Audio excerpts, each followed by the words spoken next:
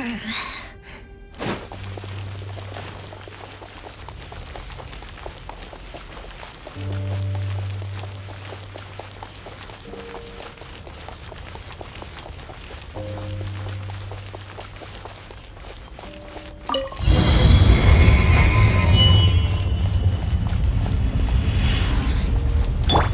bond is strong! I think we've made it to the end.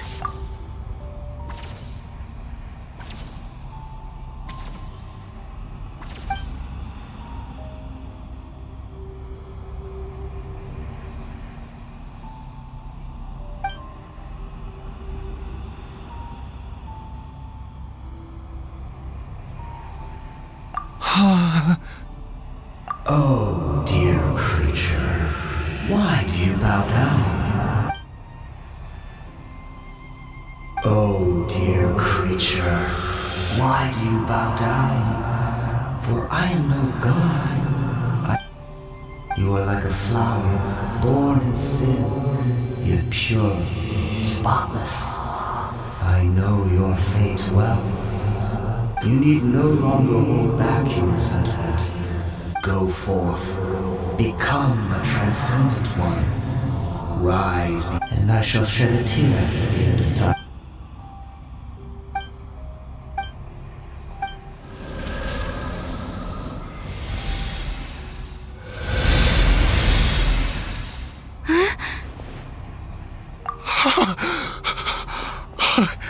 What? When I saw that thing, my heart was...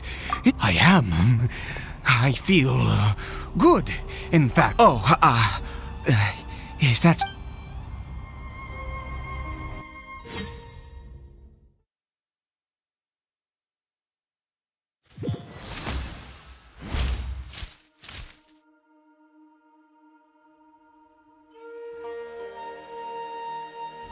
Caribert! Oh, thank goodness! He's still okay!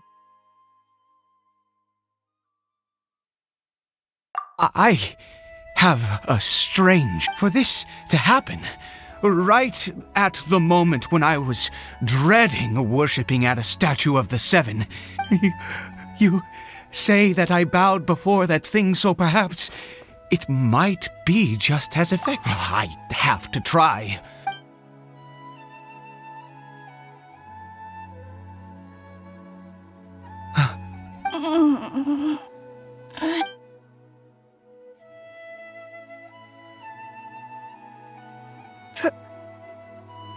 Papa? Caribert! Oh, my goodness, it worked! It's a miracle! Oh, Caribert, my dear son! You see, it... Mama is... Caribert, look at me. Do you know who I am? Of course. Your Papa. Yeah. How do you feel, Caribert? Yes. It feels like I just woke up from a long, long sleep. I dreamed that I was hiding in a little room. I didn't dare go out the whole time, and I didn't want to either. Wait. My body! What happened to me? Is this me? Papa? Don't panic, son. It's just... While you were sleeping, we went into a fairy tale world. There's no more Conry here. No more home. But... Do you know what that means? No more red sky. No more end of the world. In this world, you have to be a little... Am I... No, of course not. Look, Caribert, you still have Mama's scarf on your arm. That means she's watching over you, protecting you. So how could you be dead? Yes, really. You've only just woken up, and this... Oh, and never take off your mask. Understand? Whatever happens, you mustn't take it off. Okay, Papa. I won't. I promise. Not since that day have I been so I knew that placing my hope in the Seven was once a murderer, always a murderer. I was naive to think that the gods who conspired against... But the god we saw in that cave, that wondrous power, it was... Now then, after one piety is hardly my area of expertise. But surely a sinner... Oh, don't be absurd. You and I have both witnessed his divine power. No matter. I am going to pay my respects with or without you.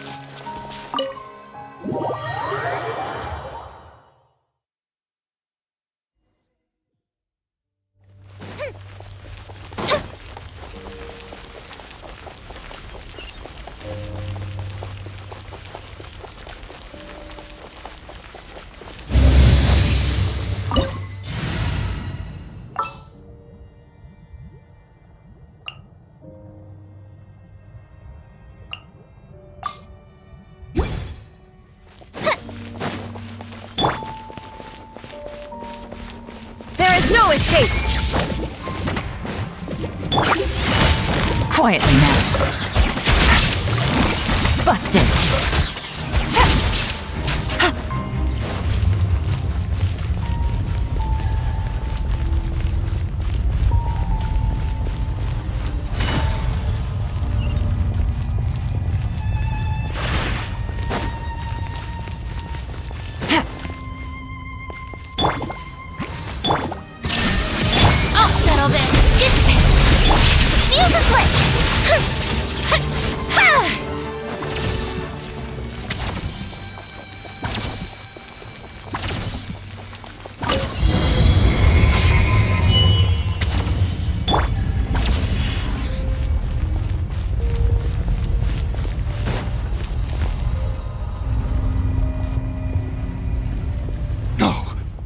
Impossible!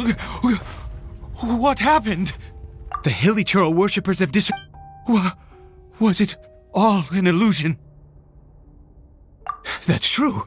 Yes, it was neither a... Let's go, traveler. There is surely a reason for its disappearance, and I do believe that someday in the future we shall see it again. Could he really...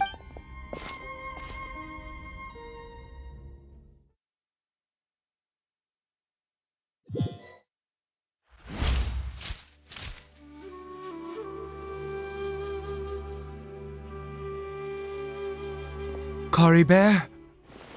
Where has he gone? Oh, no. Maybe someone else came by and found... No, it can't have been that. There's no sign of a break-in and no sign of anyone having been... This does not bode well. What if he's... Wait a minute. This isn't how we left it. Oh no. Did he?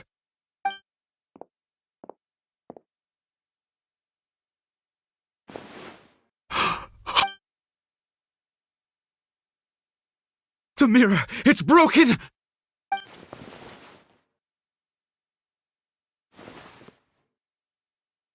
He must have taken his mask off and seen. If he'd just done as he was told! We have to find him.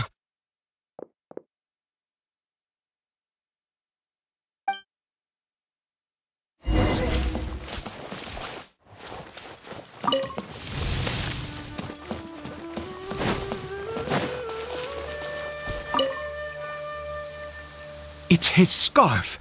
He dropped it. Looks like we're going the right way. Come on.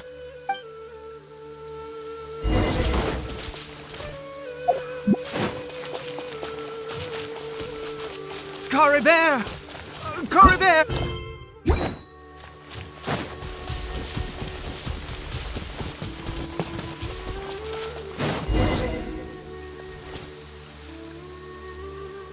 Curses! Forest rangers. Hey! Who are you? We haven't seen you around here before. What's your business here? Have you seen a hilly churl? A hilly churl should. I asked you first. I said, have you seen? Hey, whoa! There are hilly churls everywhere. What? Exactly. Matter of fact, we just took out a few of them back there. You forest ranger scum! You spawn of the. You're raving mad! You've got some gall coming here to our nation insulting the Curse you all, forest rangers!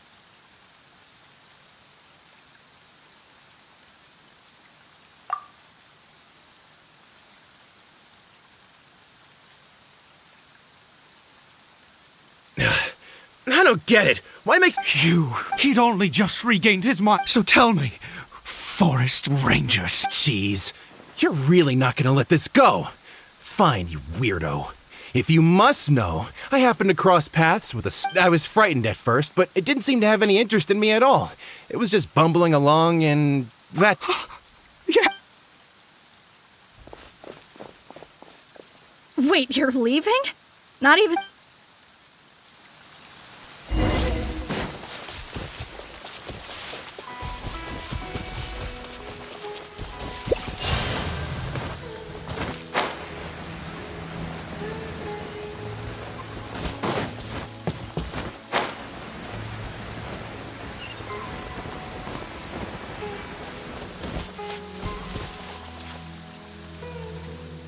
Caribert!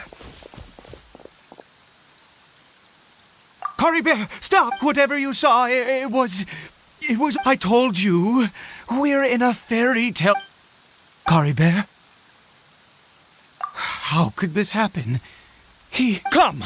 Caribert, we have to go home now. Papa's here to take you home, all right?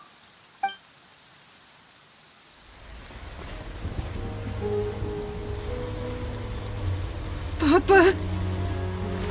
Caribert, Papa, I can't take it. please, Caribert. It's my fault.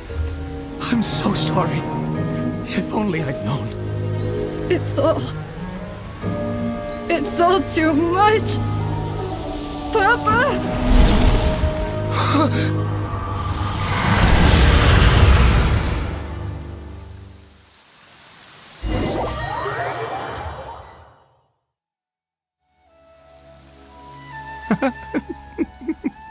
Finally, it all.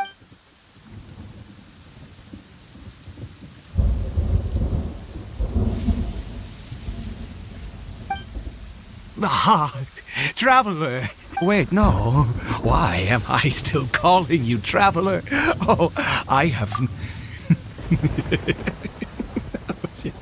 I suspected it was you. Oh, of course you haven't. With your status, you can hardly be expected to know all of us. In any case, I've been using a fake name this entire time. Ida is the name of a servant I once had. My real name is Clotar. Clotar Alberich.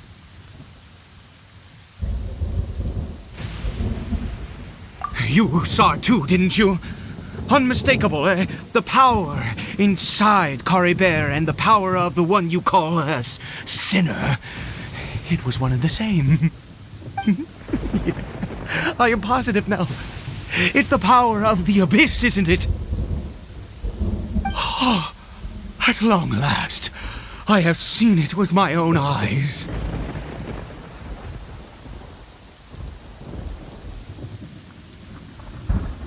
That is no business of yours. A sinner. Yet Caribert did not deserve his fate, but now... It's wonderful. Born into abject sorrow, he shall now become the loom of fate.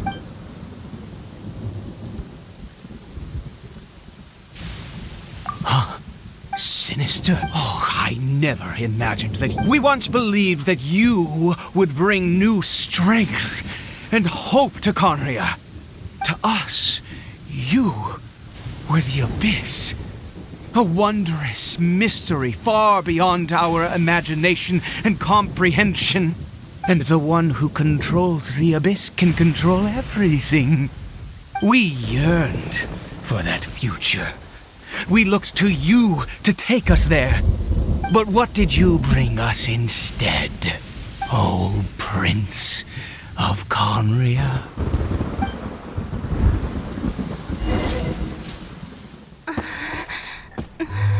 What did he just call me?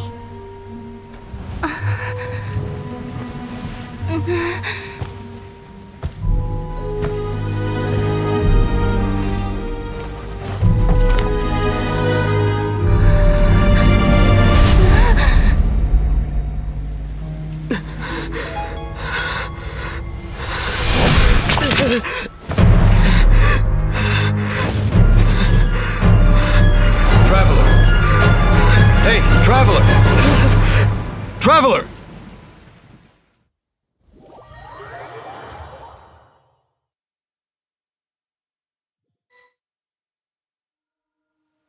You're awake! Oh, thank goodness you're awake! Paimon was worried sick! Traveler? Traveler? What happened while you were unconscious? I checked the ley lines nearby. It appears that the Abyss tampered with them, and they've been in turmoil ever since. Information and memories flow within the ley lines. What did you witness?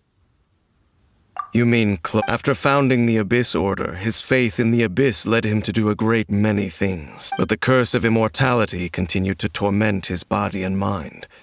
And in the end, neither his faith nor the Abyss he worshipped could save him. After 100 years, he lost his mind completely and was never seen again. Yet his dark legacy lived on. The defiled statue that we encountered previously was just one perverse product of his youth. You could say that. He wouldn't be the Abyss Order's prince otherwise. Are you alright? You have a trouble... So you saw his memories from centuries ago, through your own eyes. It all but defies belief. Still, as I'd suspected, the notion of the loom of fate did indeed, and it seems closely connected to Clotar Alberich's son, Caribert, and what happened, and yet your brother never breathed a word of this incident to me. I wonder, was that the moment that he decided to go down this path?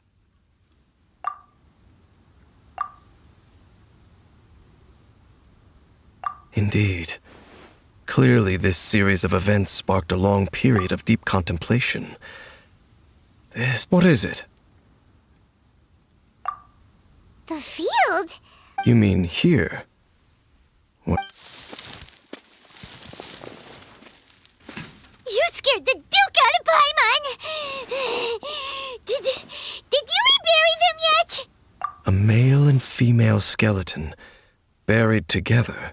Interestingly, the male skeleton appears to have been interred much later, and it's holding a silk scarf in its hand. But what does this mean? And how did you know that there were bodies buried here? What? That unless Clotar Albery finally found a way to rid himself of the curse. This all raises far too many questions. I need time to think, and to search my memories for some missing. We should part ways here. Huh? You're just gonna leave? It's better that we split up for now. I think that he might have seen you. Who's he? Yes. I have my suspicions as to his identity. If the time is right.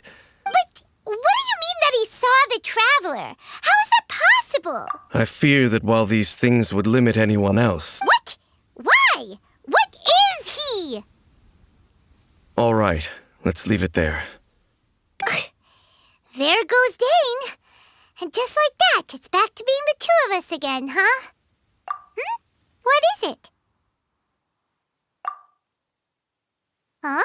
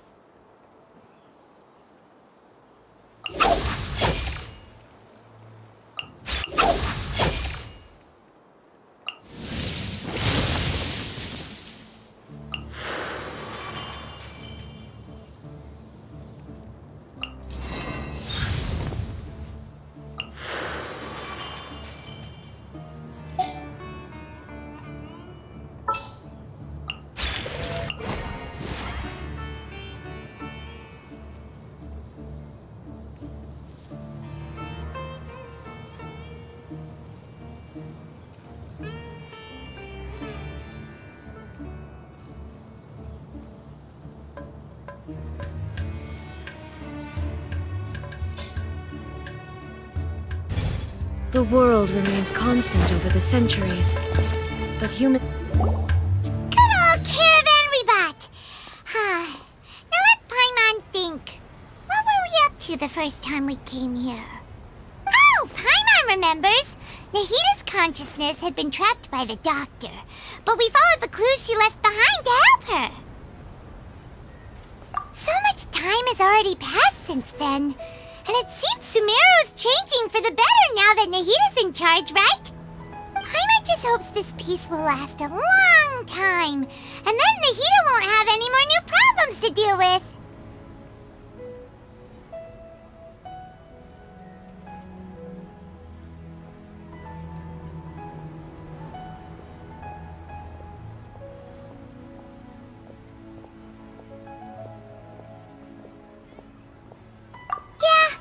You're right. We somehow always find ourselves right in the thick of it. Who knows what will happen next? Come to think of it, maybe it's all because of you. Maybe you're just a magnet for trouble.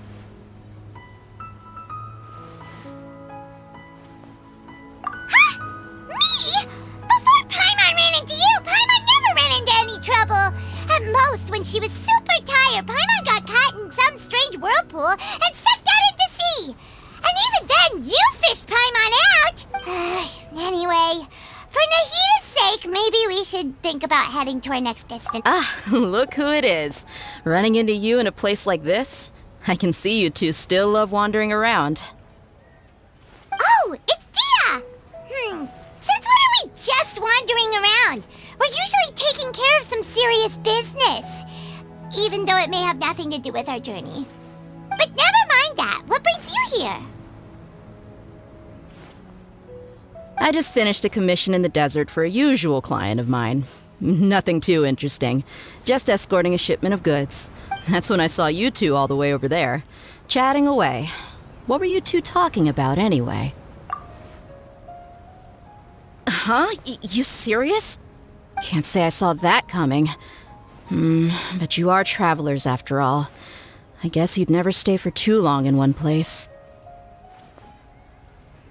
Bumping into you like this will become a rarity.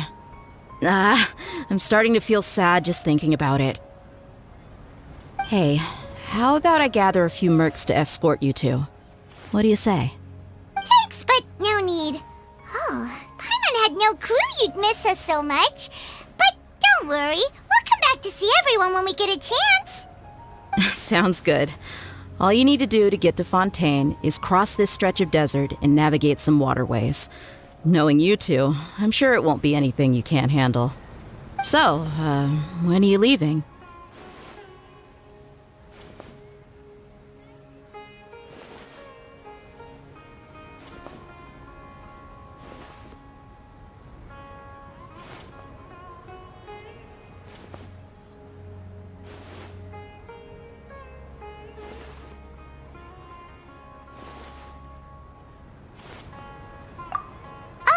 Wait a sec.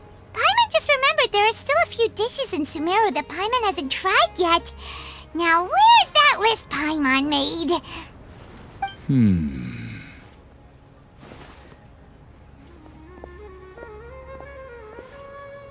I see. Guess you won't be needing a going-away party or anything. It's sad enough to see you go like this. Though, now that I think about it, Sumeru wouldn't be what it is today without you. Seems true heroes always prefer leaving quietly. By the way, should we go say bye to Nahita?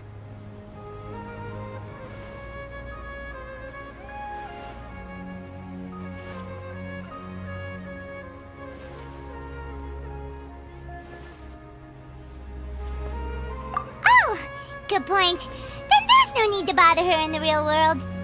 Then, I guess this is goodbye for now, Traveler in Paimon. Whether as a client or a friend, you're always welcome to come find me.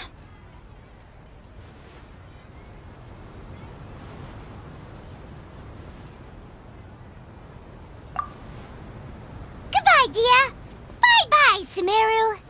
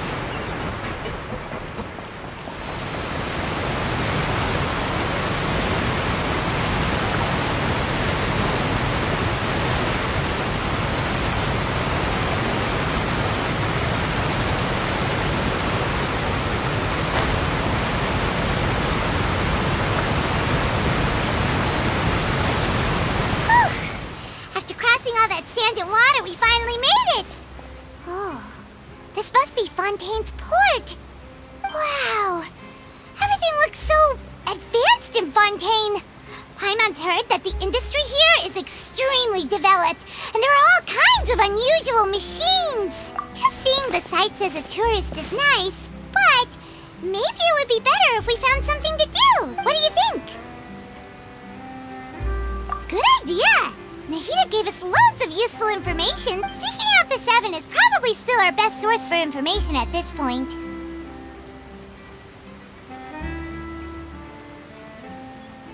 Yeah, the more we can learn, the better. So, what do you think the Hydro Archon's like?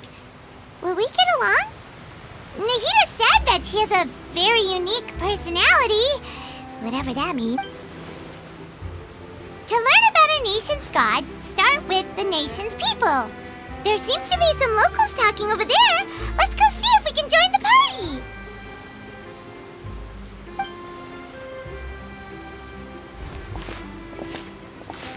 If you ask me, it's a tragedy how things ended for him. Yeah, I didn't expect that kind of ending for him. I thought he would at least fight on a little longer for his family. I was expecting a sudden plot twist, but it's a pity that it never happened. Still, his story is quite the tearjerker.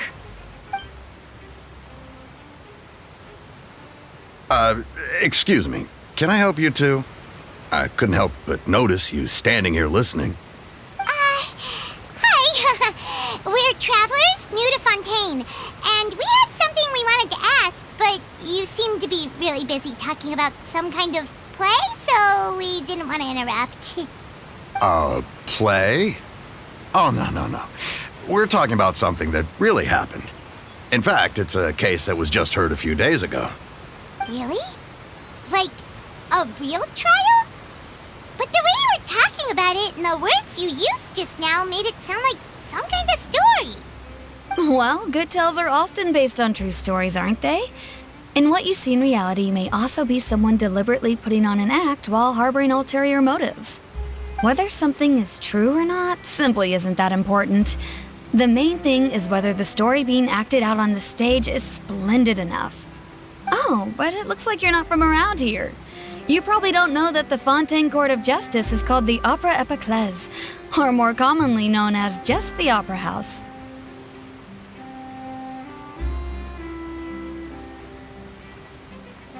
But, shouldn't court cases be treated a little more seriously than that? Not to question Fontaine's way of doing things. It's just that putting someone on trial is usually a very serious thing. No worries. Other visitors to Fontaine have wondered the same thing. You could say that we just don't want to waste the moving stories behind those cases. And as for your worries about whether the cases are treated with due reverence, we have the absolutely just and honorable Chief Justice Neuvillette, as well as the Oratrice Mécanique d'Analyse Cardinal, a machine created by the Archon. Between the machine and the Chief Justice, false charges and injustice are a thing of the past now. You're a trees? Is it some kind of machine, too? Oh, Paimon's curious. We should check it out if we get the chance. Wait, Paimon almost forgot to ask you our question. Do you know what we should do if we want to meet the Hydro Archon? Oh, that's easy. Just go to the Opera House. Lady Farina practically lives there. You could definitely say it's her biggest passion. I think what they mean is that they wish to speak with the Archon personally. In that case, I am afraid it's going to be a tad more difficult. You'll have to make an appointment well in advance, and it'll depend on whether or not she has any time slots available. Huh. Is the Hydro Archon super busy taking care of official stuff? Wait, didn't you say that she's always at the Opera House?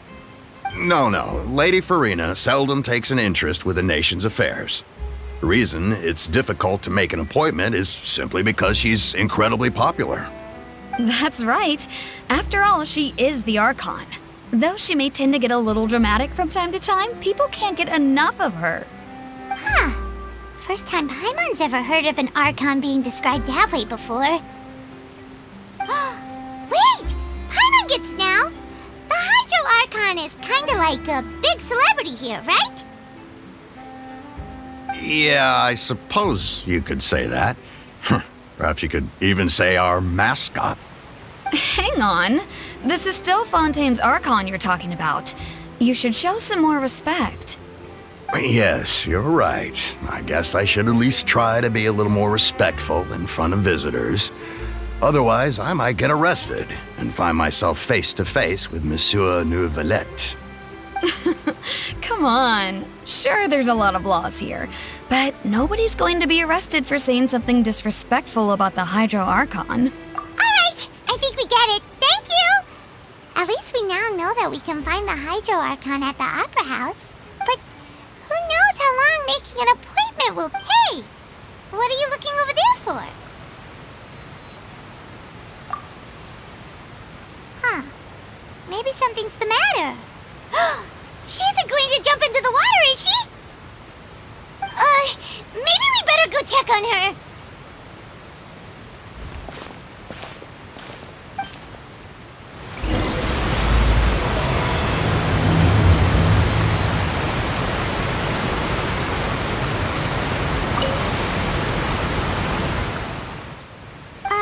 Hello there.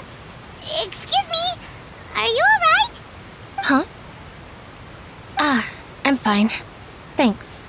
Oh, okay then. We just noticed that you seem to be worried about something. About many things, actually. But there's nothing I can do but just keep my troubles to myself. I was just reminiscing about a place my brother and I would play when we were kids. It was just atop that hill over there. See? You're pointing at the sea. Wait, are you saying that you and your brother lived in the water? Though people call the waters around Fontaine a sea, it's actually just an inland lake that's filled with fresh water. And though I can still see that hill clearly in my memories, now it's been completely submerged. He would skip and jump, tossing sand in the wind.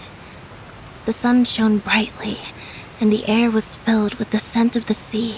But now, the water is gradually swallowing our memories. It won't be long before it swallows us.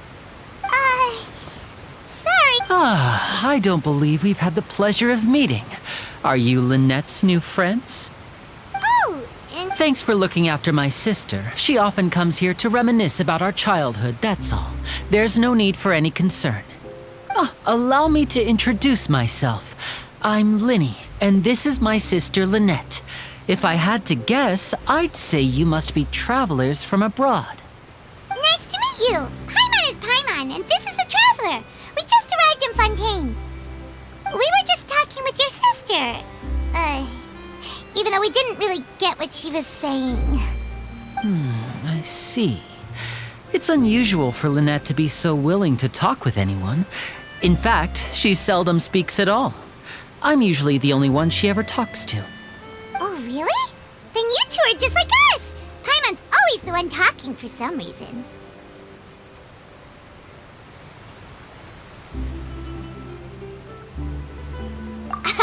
So that's how you think it is? I also think my brother can be too talkative at times. Seems you were right, Paimon. So, what did Lynette mean just now when she said that the water is engulfing your memories? And that it won't be long before it Oh, that. It's from a prophecy that's been circulating in Fontaine for some time now. Well, I suppose prophecy isn't exactly the right word, because that implies a certain amount of uncertainty. There's no doubt about what's happening in Fontaine now. Where to begin?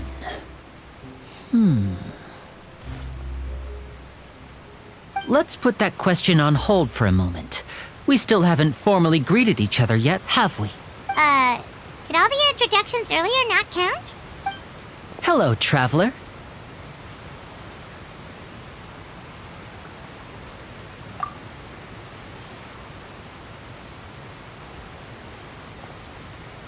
And hello, Paimon.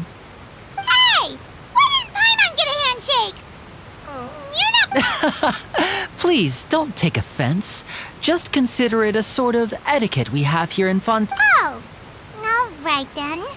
Well, Paimon's just happy to have a local friend now. By the way, we were just getting ready to go to the Opera House to meet the Hydro Archon. Would you be able to show us the way? So you're going to see Lady Farina? No problem at all. In fact, I was planning to go to the Opera House later myself. I'll gladly take you once I finish things here. Please follow me.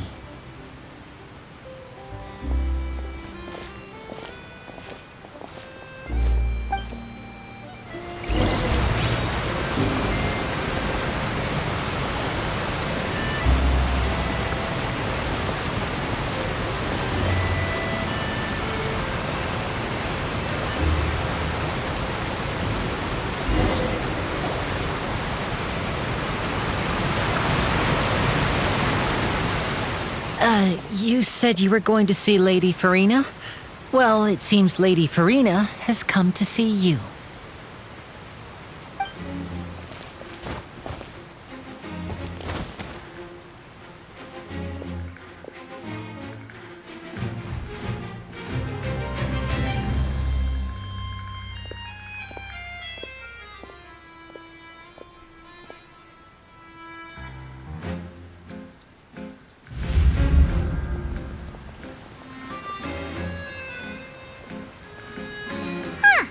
So, she's the Hydro Archon? But how did she... My dear people, rich and poor, those with cup in hand and those with nothing at all, raise your glasses in celebration! If you don't have one, then just raise your hand in lieu.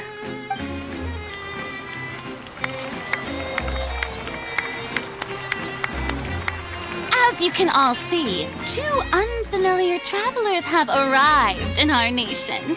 Come, let us make a toast in honor of this traveler and her companion who have journeyed here from distant lands.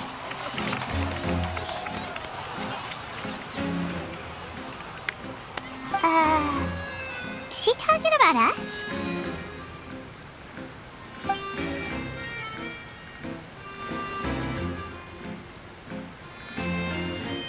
I've long heard of the turmoil and chaos you've left in your wake as you visited other nations, but I welcome you nevertheless. No, I have come to receive you personally. Fear is for insignificant cowards. I am a god, and I will never entertain the notion of such meaningless wariness. You can be rest assured, I see clearly your sincerity. Of course, seeking an audience with me is the most sensible thing to do.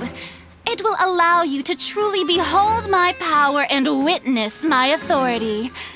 Intelligent people always gather under the correct banner. I, Focalor, hereby welcome you to the nation of Hydro and acknowledge the value and significance of your trip. Now, you may rejoice in this.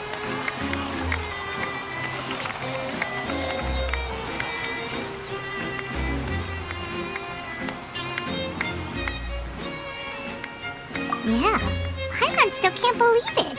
Feels like we've only been here for a few minutes.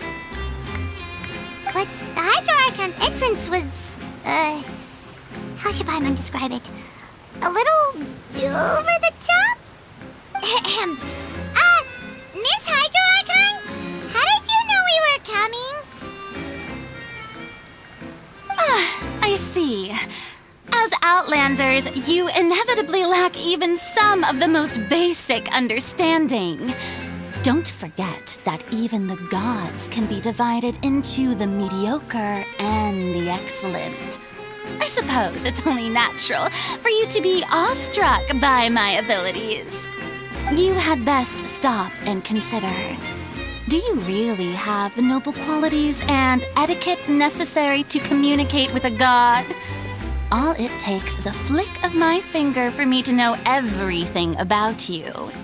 Whoa, talk about sounding high and mighty. Oh? What's with these looks? Perhaps the welcoming ceremony still isn't enough? What else should I say then? Wow, I didn't expect to see. Wait, does this mean they're the legendary blonde traveler? How did I not notice before? Hey, what's all the commotion? Oh, is that Lady Farina? Of course. That's the blonde traveler, the one all those stories are about. Lady Farina came here to personally see her. I've got to see this. Yes, but don't get too excited. You may consider this my reward to all of you. I have determined that there will be an epic duel between myself and this traveler from another land, just as you were hoping to see. Now she wants to fight? Aren't we getting a little ahead of ourselves?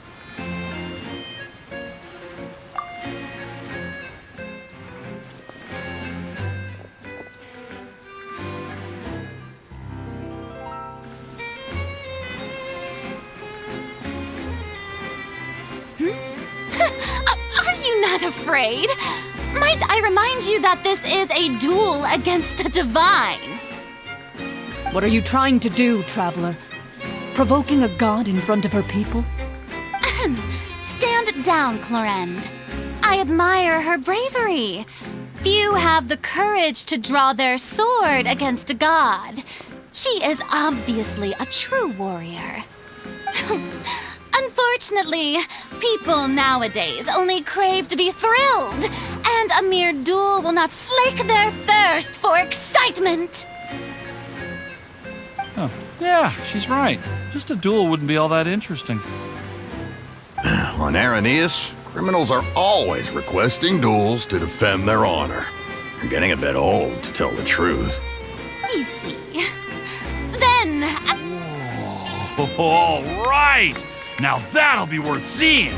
Right. This is Fontaine, after all. Why do you care so much about the crowd's reactions? Seems you've spent a little too much time in the Opera House. Besides, how exactly do you plan to have a duel in court? You mean you're going to put us on trial? Oh, we have reason. According to Fontaine law, no one is permitted to release any flying objects within Fontaine city limits during the first 3 days of each month. You are clearly guilty of violating this law, no? Oh, so that's what they've done wrong. That's our Lady Farina. No one knows the laws of Fontaine like she does. You call that obvious? What kind of law is that? Wait, flying object? You mean Paimon? Precisely! Now, if you two have no objection... My apologies, Lady Farina. I don't mean to spoil the fun. But if you would allow me to interject, I don't think that Paimon here meets the definition of a flying object. You tell her, Linny! Finally someone who's not crazy.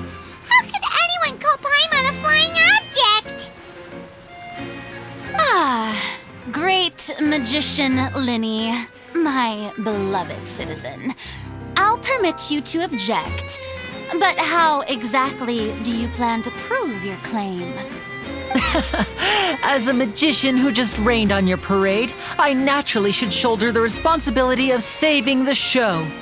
So, with such an audience gathered here, allow me to perform a trick for everyone.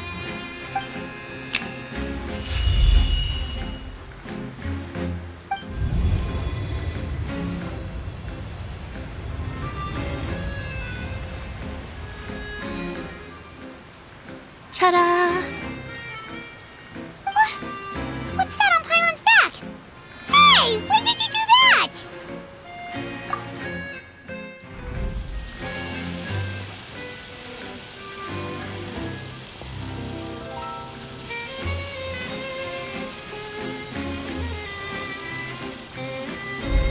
There.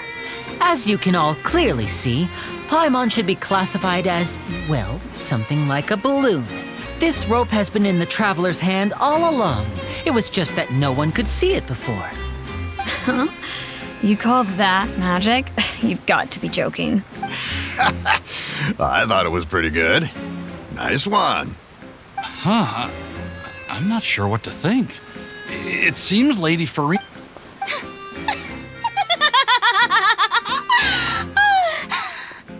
Amusing. Very amusing, Linny. Just the sort of unexpected twist that I enjoy. With you here, today's performance can finally be called complete. Performance? You see all this as a performance? In which case, consider the matter of your trial resolved.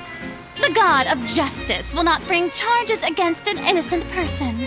But when there are valid grounds, I will not only judge travelers from abroad, but even the gods of other lands. I look forward to seeing your upcoming performance at the Opera House, Mr. Linny, and...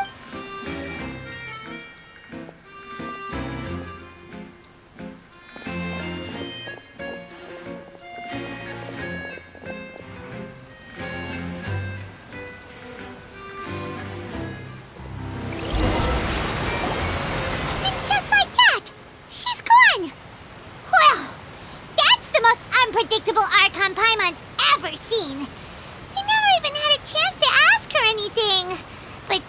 a problem for future Paimon. That whole scene just now was... Don't mention it. I just happened to remember that there was such a law, so I did a little preparation, just in case. I didn't think it would actually come in handy.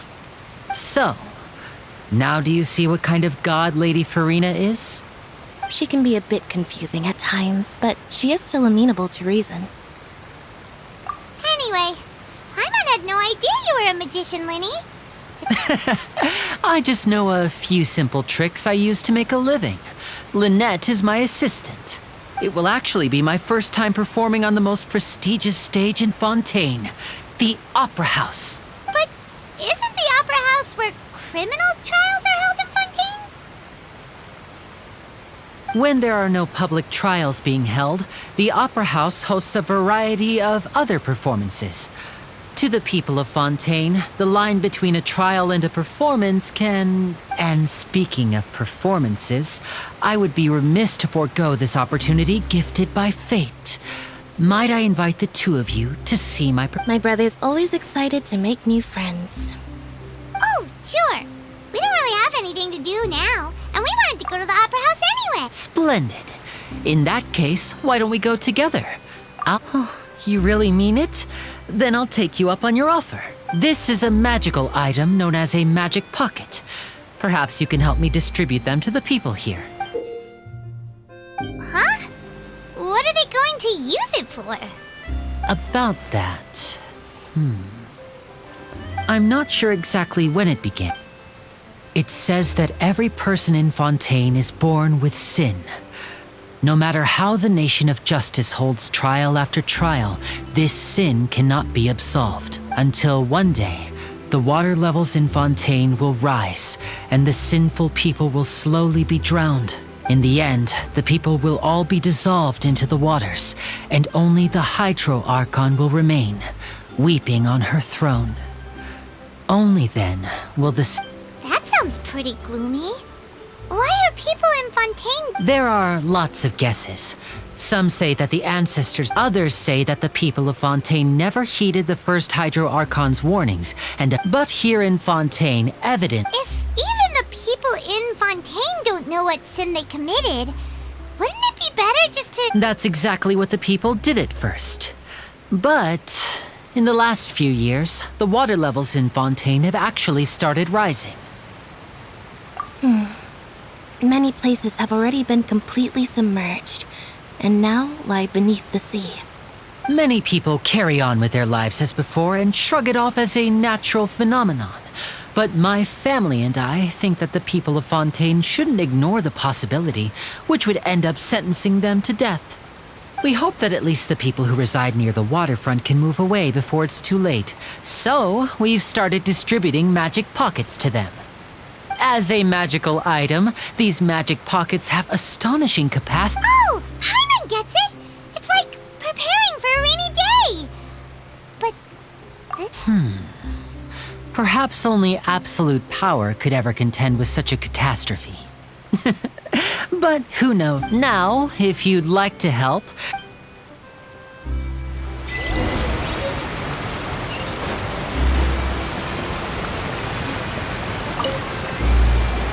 What's this? So you also believe in the prophecy? What? You mean you don't believe in the prophecy? No, I believe in the prophecy. But I also believe in another story. The story says that people once lived in the ocean.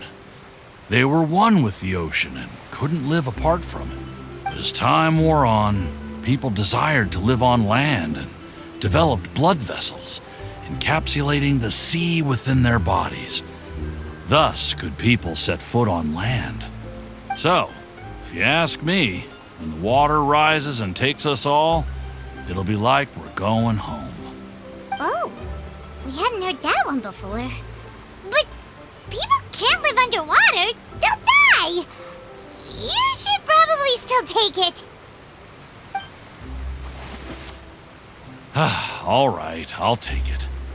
I guess I just feel that being dissolved into the water doesn't necessarily mean death.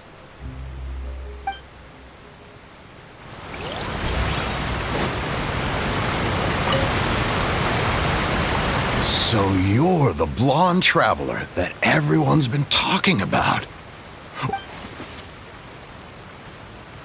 Oh, a magic pocket?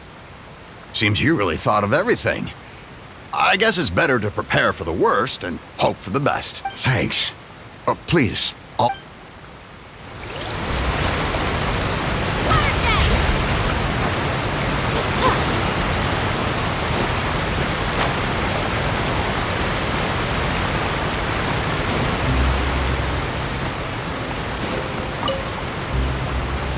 Huh? I don't want that thing. The way I see it, if the prophecy's true, it's still gonna be a long time. Life is all about living in the moment. What use is there in worrying about the future all the time? You should still take it. You never know when it'll come in handy. Oh, all right, fine. Thanks. It's just that if I start moving, that means I've already given up on the life I have now. I'd really rather not.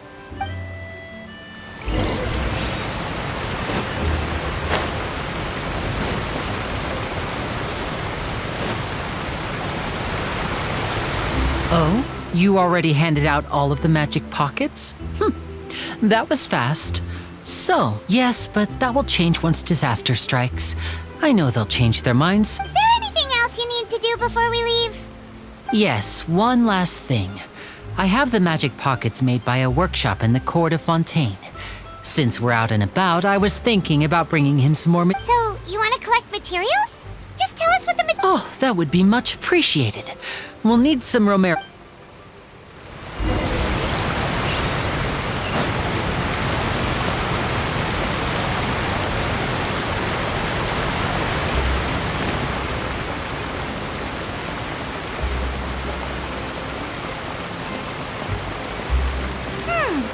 It seems we have to use Hydro to collect Romaritime flowers.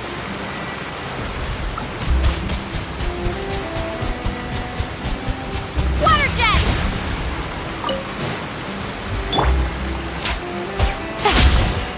Take it easy. Water jet!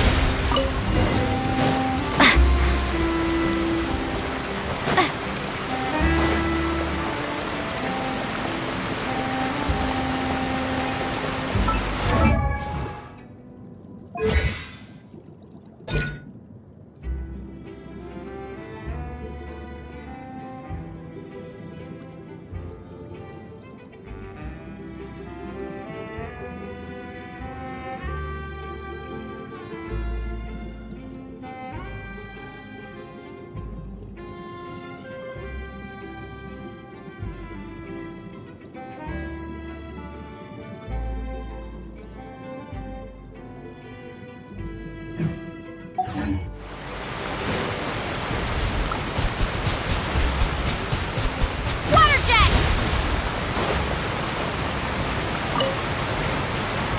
You made quick work of that. I can tell you're an experienced traveler. I've also finished collecting a few here. Maybe next time you'll... No way. I'm in power saving mode today. Otherwise, I fear I may not have any energy. Fine. Though the performance is... So, we're going to the court of Fontaine before we head to the Opera House?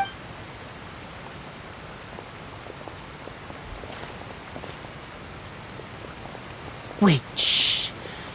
Have you noticed that person over there? The young girl. Huh? What's wrong with her? Paimon didn't notice anything. She's obviously a thief. Magicians and thieves practice similar methods. We divert attention, and a distracted audience is one that won't discover what you're really doing. Watch her movements.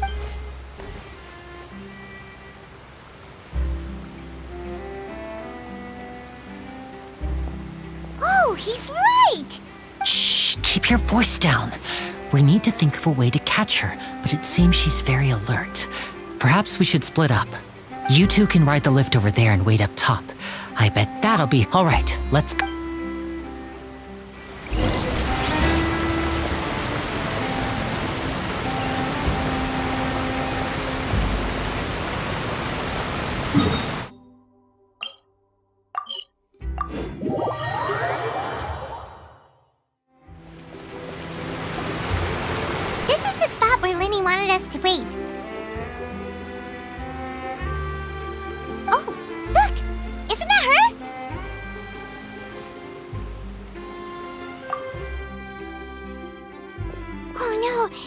she notice us? What should we do? Should we chase her?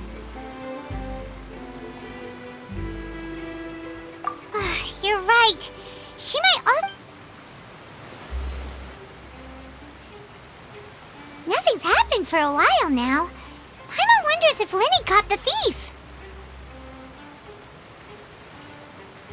Yeah, let's go.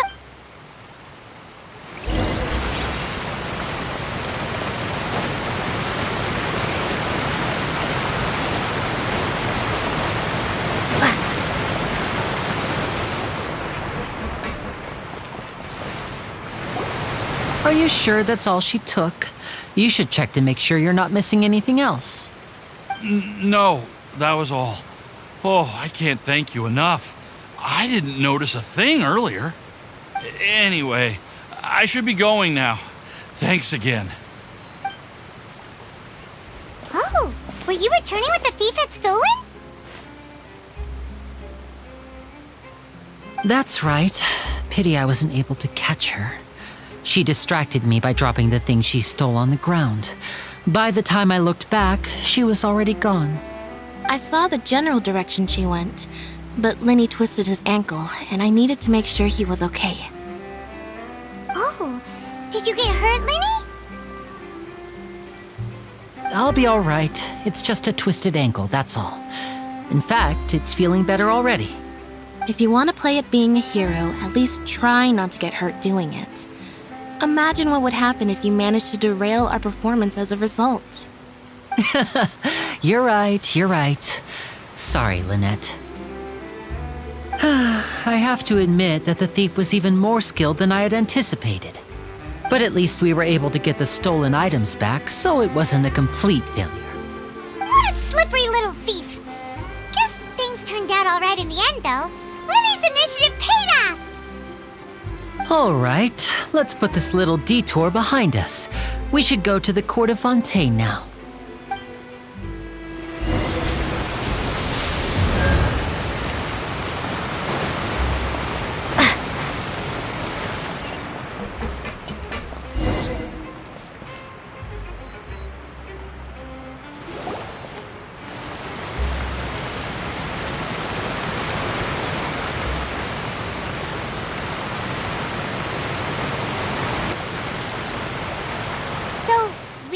This thing to go into the city? What an ingenious way to get around! People in Fontaine really know how to use water!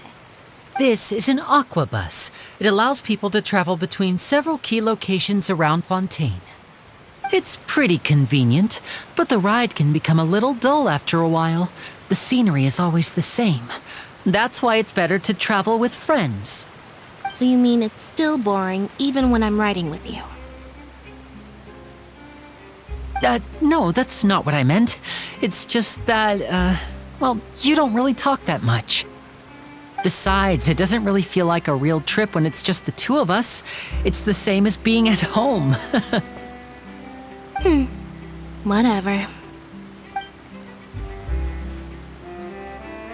Guess that's what it's like to be an older brother. It's about time for us to leave. Let's get on board.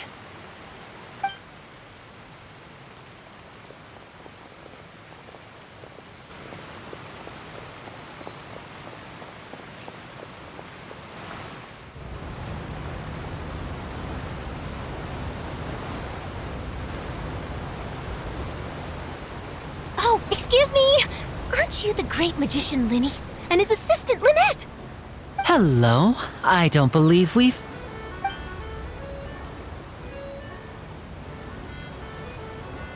I'm Charlotte, a reporter for the Steambird. Nice to meet you. From the Steambird, huh? We've often relied on your paper to promote our performances. It's an honor to meet you. Wait, could that be the legendary traveler who's been making headline after headline in their journey across Tibet?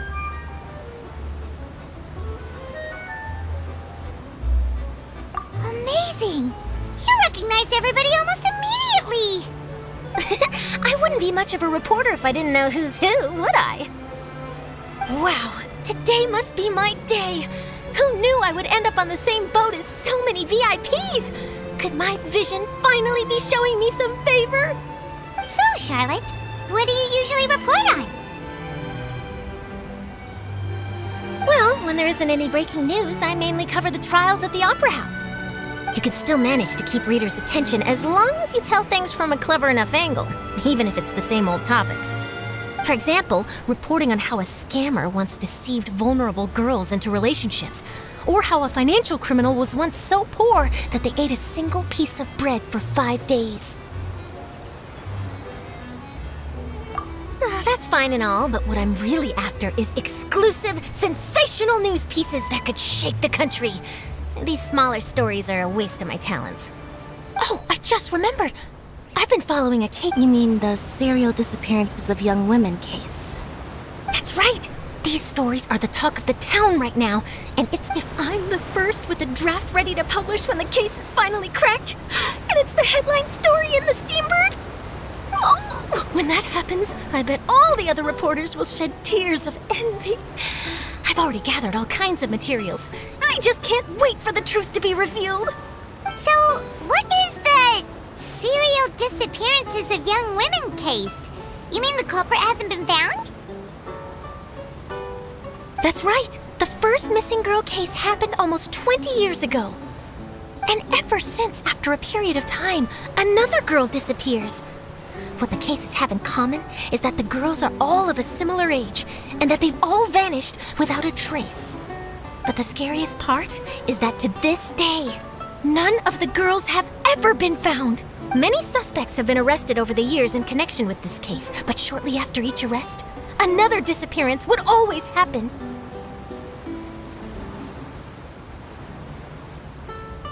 Yes, it's possible. But either way, I believe that every case has some precise truth behind it, waiting to be exposed. Yes, I agree. And at the very least, the family of those missing girls deserves some sort of explanation. I just imagined for a second what I would do if Lynette were to suddenly disappear. I'd pay any price to get her back, and then find a way to track down the culprit. Please don't imagine that, Lenny.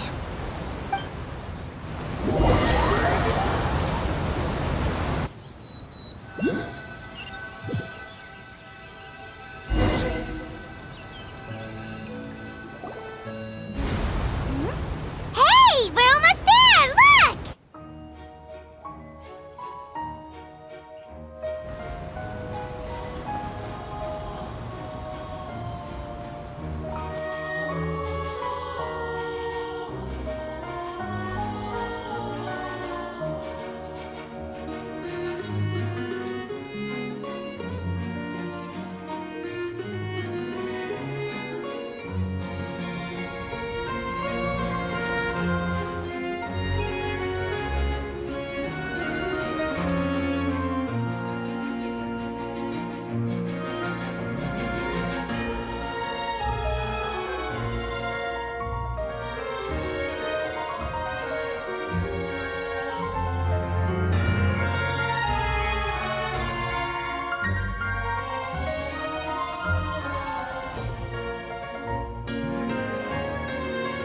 Well, I really enjoyed chatting with you. Life should be full of pleasant little surprises like this.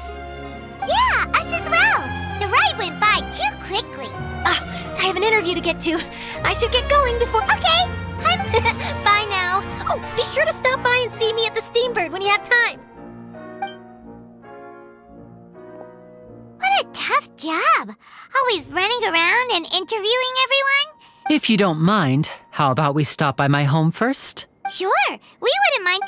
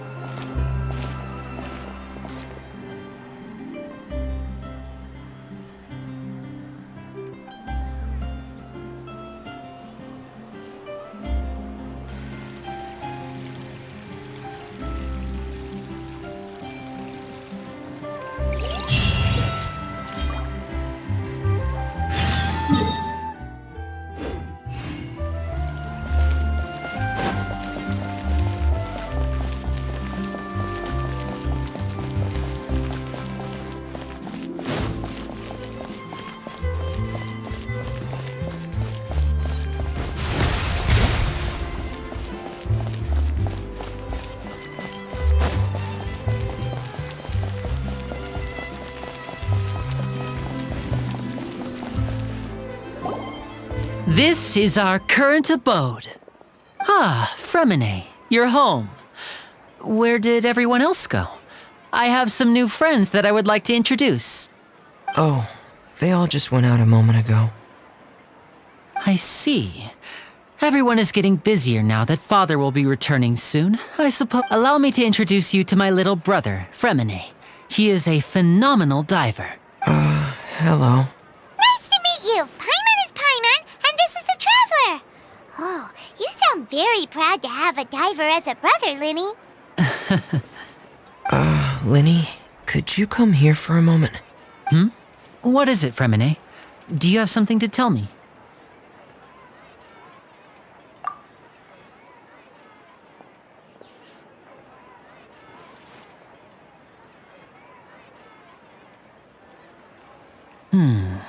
Okay, I see. Is everything all right? Oh, it's nothing. We were just discussing a little housework. Sorry for the interruption. Oh, before I forget, the Traveler and I collected more materials to make magic pockets. Yes, I went diving and gathered lots of materials. That's our Fremine, always quick with the underwater work. All right, I'll take these to the workshop.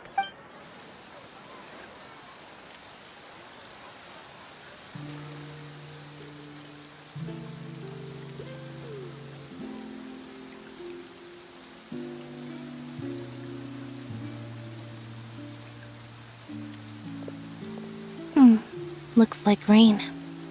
Oh, you're right. But wasn't it clear I'm afraid that's just how it is here. It often rains on days where there are trials being held in the Opera House, but don't worry, it'll clear up soon enough. What's wrong, Fremine? There's a legend about the rain that I tend to believe. It's said that a dragon of water once resided in Fontaine. Though we don't know where when I was a child, my mother told me that if I wanted to go outside and play— Hydro Dragon! Hydro Dragon! Don't cry! If it's an elemental dragon, then having the power to make it rain wouldn't be very unusual. Let Paimon try something. Hydro Dragon, don't cry!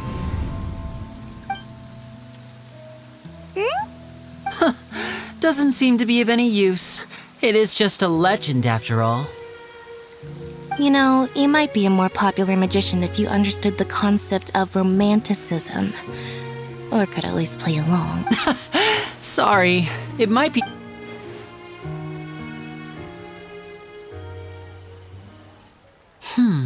It rained for longer than I said. Was there something you needed to do? Yeah, some preparations for the show at the Opera House. I need to find a way to catch the last... On the day of the performance, just ride the aquabus to the island of Araneus. I'll have Lynette meet you at the fountain in front of the Opera House. Oh, are you leaving now? What is it, Fremine? I'm in a hurry. Oh, I get it. You feel nervous delivering the materials for the magic pockets, is that it? Perhaps we could trouble the Traveler to help us take these materials to the Beaumont workshop. I'm afraid that Fremine can be quite introverted. And the... No trouble at all! Don't worry, we're on the case! Sorry for the inconvenience. I'm quite useless when it comes to... Oh, no need! This'll be a walk in the park for us!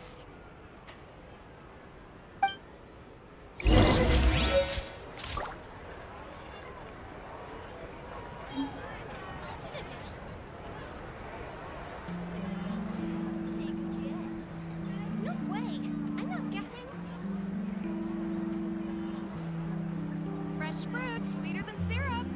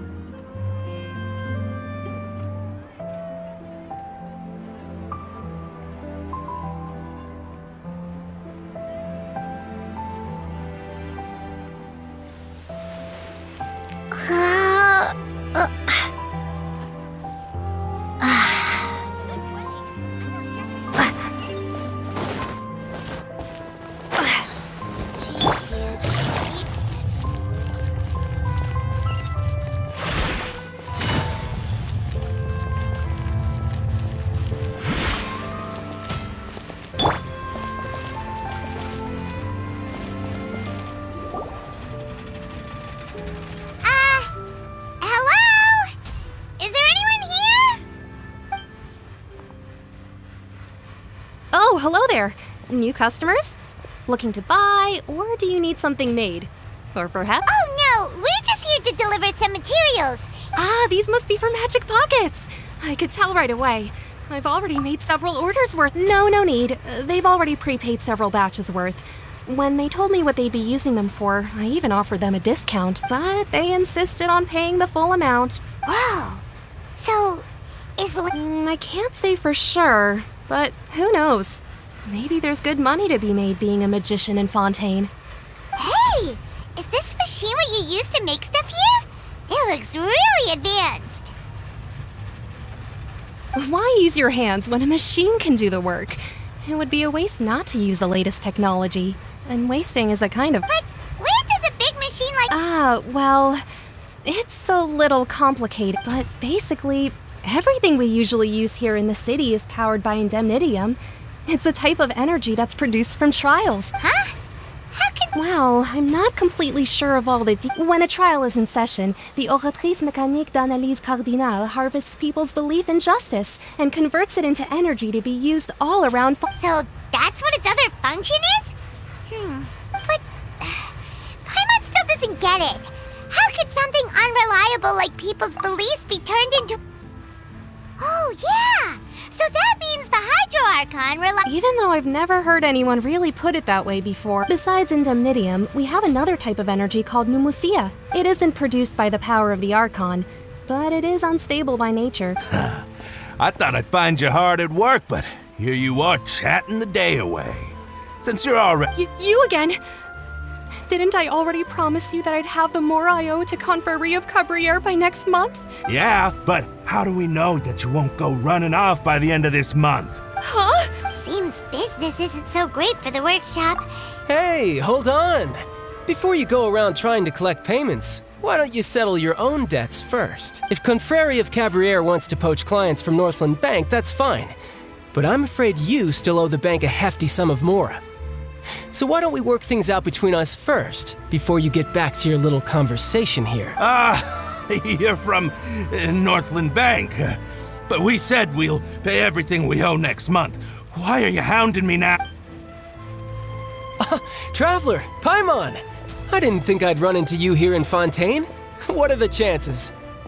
We're surprised to see you too! What are you doing here in Fontaine? You didn't want to stay in Snezhnaya?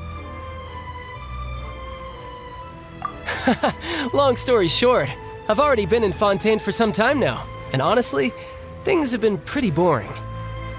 But it seems that fate brought our paths together today. Not only will I have some good friends here now, but ones who always seem to find trouble. Either way you look at it, it seems things are going to get a lot more interesting now.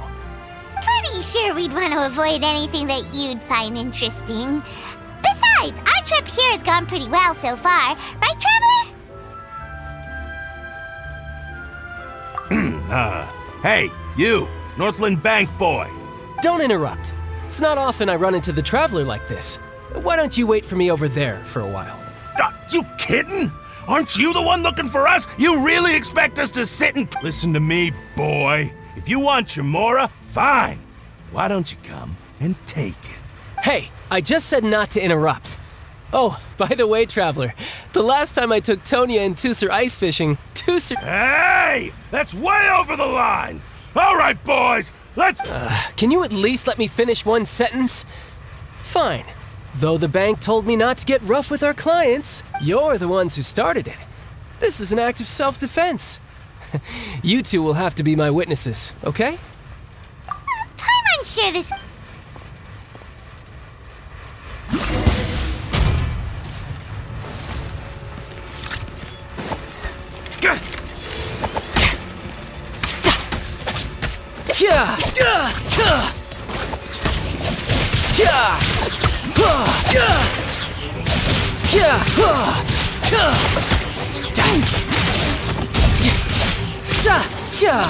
Shouldn't let your guard down.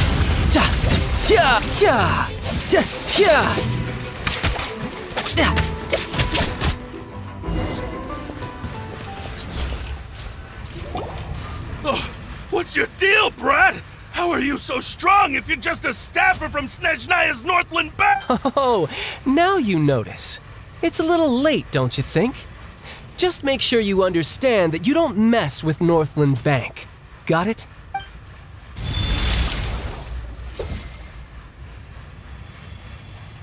Huh? Now's my chance!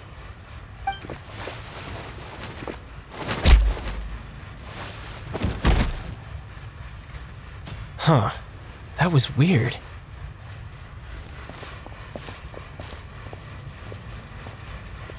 I'm not sure. It's as if I suddenly lost control of my hydro powers when I needed them. Maybe there's something wrong with my vision? Strange. How could that happen? First time Paimon's ever heard of someone losing control of their vision. Never mind. It doesn't matter. If I want to stay sharp, I shouldn't be relying too much on my vision anyway. Besides, I always have my delusion in case I need it. So what are you doing in Fontaine, child? I don't see its work for Northland Bank. Well, I guess it's because I've been in a bad mood lately. Huh? What kind of reason is that? Wait, since when do you feel down about anything? I don't know. Maybe I still have a lot to learn about myself. But recently, there seems to be some sort of restless power stirring inside of me. And I don't know why, but every now and then I feel like I'm in a terrible mood. Maybe you losing control of your vision just now is connected with that power you're feeling inside. That is a possibility.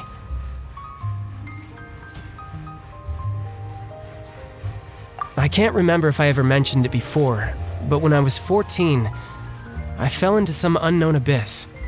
It was during that time I learned nearly all of my abilities. The one who took me under her wing and taught me was named Skirk. She was always quiet and very mysterious. Nobody knew where she came from or what she had been through, and she was always very strict when teaching me combat techniques. One time, I asked her why she was willing to take me on as an apprentice. From what I could make of her answer, it was because I had awakened it, and traces of it remained on me. She said that all my combat training would be useful in the future. But what is it? What did you awaken? She never explained that, but my guess is that it's related to a dream I saw when I had just fallen into that abyss. In my dream, I was in the deepest depths of the sea, and the boundless seabed was all around me. But in front of me appeared a whale that was so massive, I felt like I couldn't breathe. A whale? Oh, that sounds familiar! When we fought against you before, you summoned a huge whale that seemed to leap at us. Is that the one? That's just an abstract form of a whale that I create using my elemental powers. It takes that shape because the scene I dreamt of the whale has always been stuck in my mind. I'll never forget it. So you used the whale as inspiration for one of your moves? Huh. Seems a little twisted to Paimon. So why don't you just go ask your master? Maybe she knows the answer. You make it sound so easy. Ever since the incident I experienced there, I've never stopped searching for Master Skirk and that unknown abyss. But it's been years now, and I've still found nothing. There isn't even a trace of the place where I remember falling into the abyss. Oh, it sounds like some kind of ghost story. Yeah, I'm out of leads at this point, but there's nothing more I can do. It seems that strange encounters in this world tend to be elusive like that. Oh, seems the time really flies when I'm talking with you. I just remembered I have somewhere else I need to be, so I should get going. What? More work for the Northland Bank? No, it's more of a personal appointment. Lately, I've been sparring with some of Fontaine's official champion duelists whenever I'm feeling bored. Official champion duelists? You mean it's their job to duel? Yep, in Fontaine, before a criminal goes to court, they're given one chance to defend their honor by requesting a duel with an official champion duelist. The champion duelists are all-powerful fighters selected from among the nation's best, and the duel itself is a no-holds-barred fight with no specified stopping point. So engaging in such a duel is regarded as a symbol of defending your honor, If a criminal manages to win the duel, they'll be acquitted. But if they lose, they'll have no choice but to stand trial. And the worst case scenario is that you're simply killed in the duel. Though it's rumored that Fontaine has a death penalty, from what I can tell, no one has ever been officially sentenced to death. So really, the only people who opt to duel are those who have suffered a grave injustice in being accused, or those who greatly value their honor. Otherwise, why gamble with your life? So, do many people actually get out of their trials by winning the duel? Apparently, it's exceedingly rare for anyone to actually win. Fontaine probably enacted this system as a way to show that the nation respects the honor of its citizens. Besides, none of the champion duelists are to be trifled with, which is exactly why I was itching to face them as soon as I got to Fontaine. Apparently, the one I'm meeting today, Clorinde, is the strongest of the champion duelists. I had been asking her for some time before she finally agreed to face me today. Well, that's child for ya. Paimon feels like we heard that name somewhere before. Oh, before I forget, I want you to have this. Huh? Your vision? You're seriously just giving it away? I'm just worried that it could become uncontrollable again. I'd be pretty upset if it got in the way of my duel, so I think I'll be better off without it for now. Besides, I just need you to hold on to it for a short while. I'll come retrieve it when I have some time later. Paimon knows what you're up to. You just want an excuse to come talk to us again, don't you? Whatever gave you that idea? I'll be in touch later.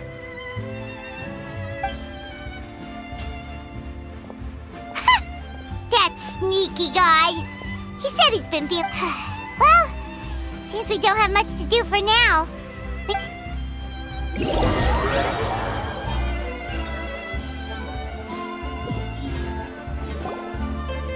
Wow! Who could have seen that coming? The reporter who was barely around for most of the story was the murderer all along! Sorry. Paimon was just surprised, that's all. Whew. Paimon never saw that twist coming. The murder mystery novels here are amazing!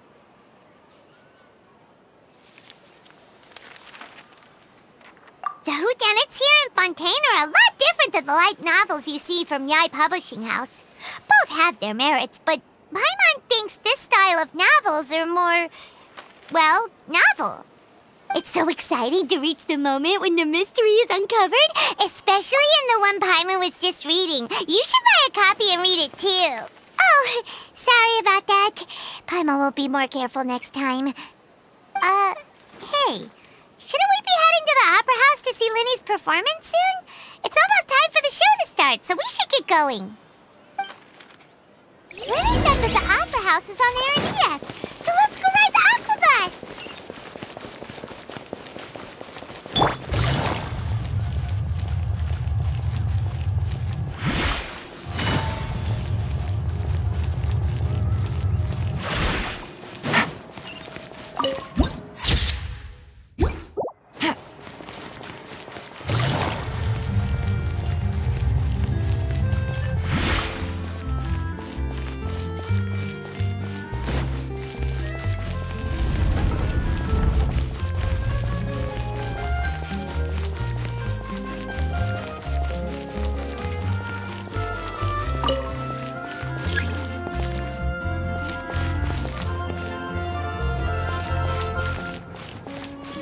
Take it easy.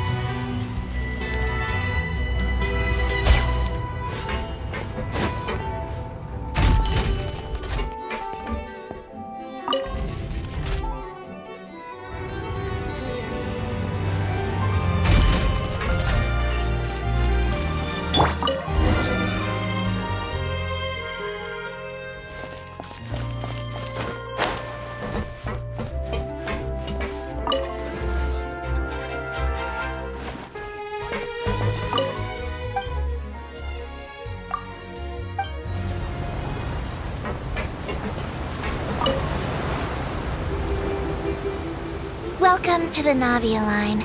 I am Elfan. The boat will be departing imminently. Please do not stick your head, hands, or other body parts outside the boat. The Aquabus operator is not responsible for any accidents or injuries resulting from doing so.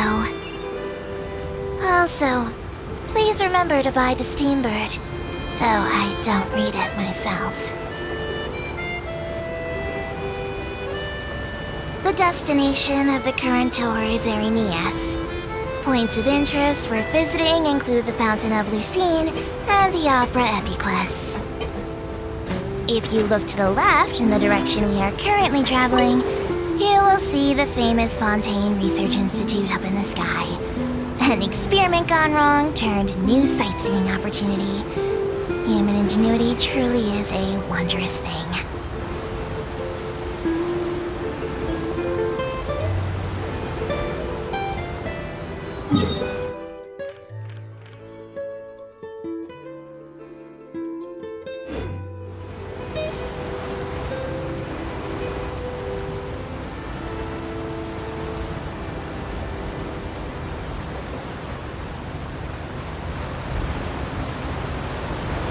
We are now approaching our final destination. Please be sure to bring all your personal belongings with you as you disembark.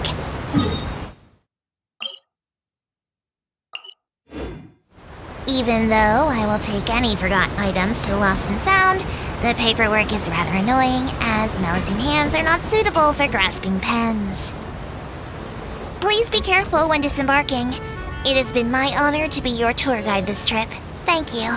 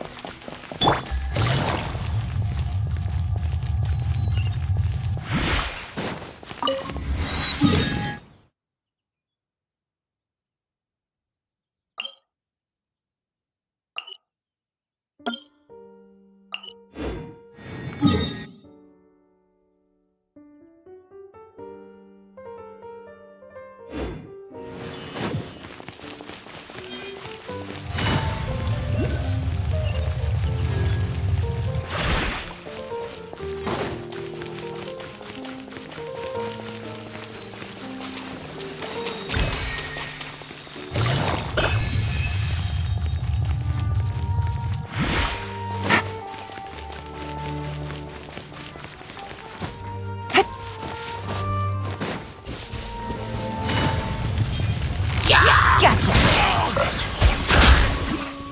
Shine down!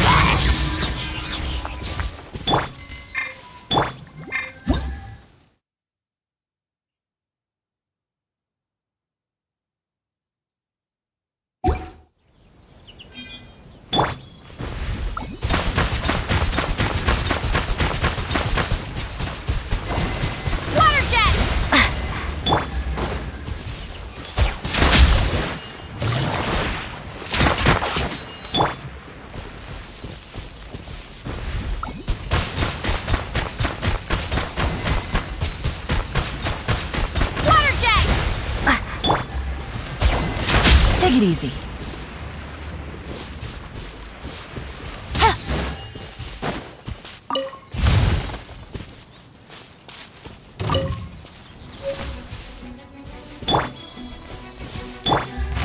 Busted.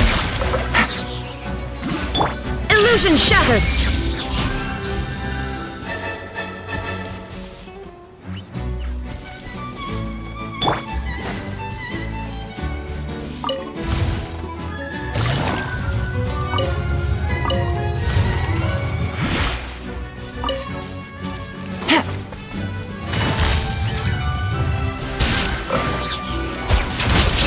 There is no escape!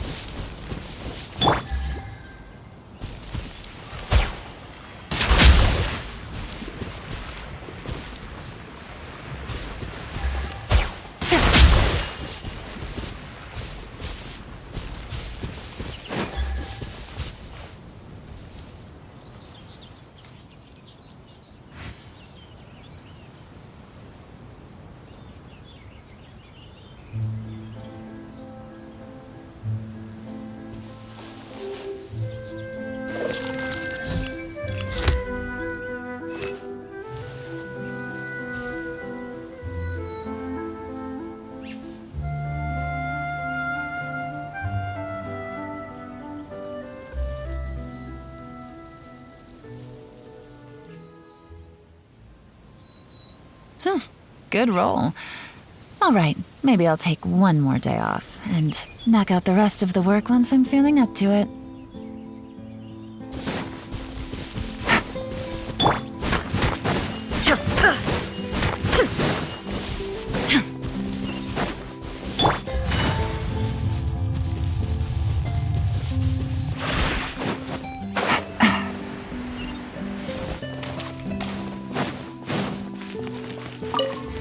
Take it easy.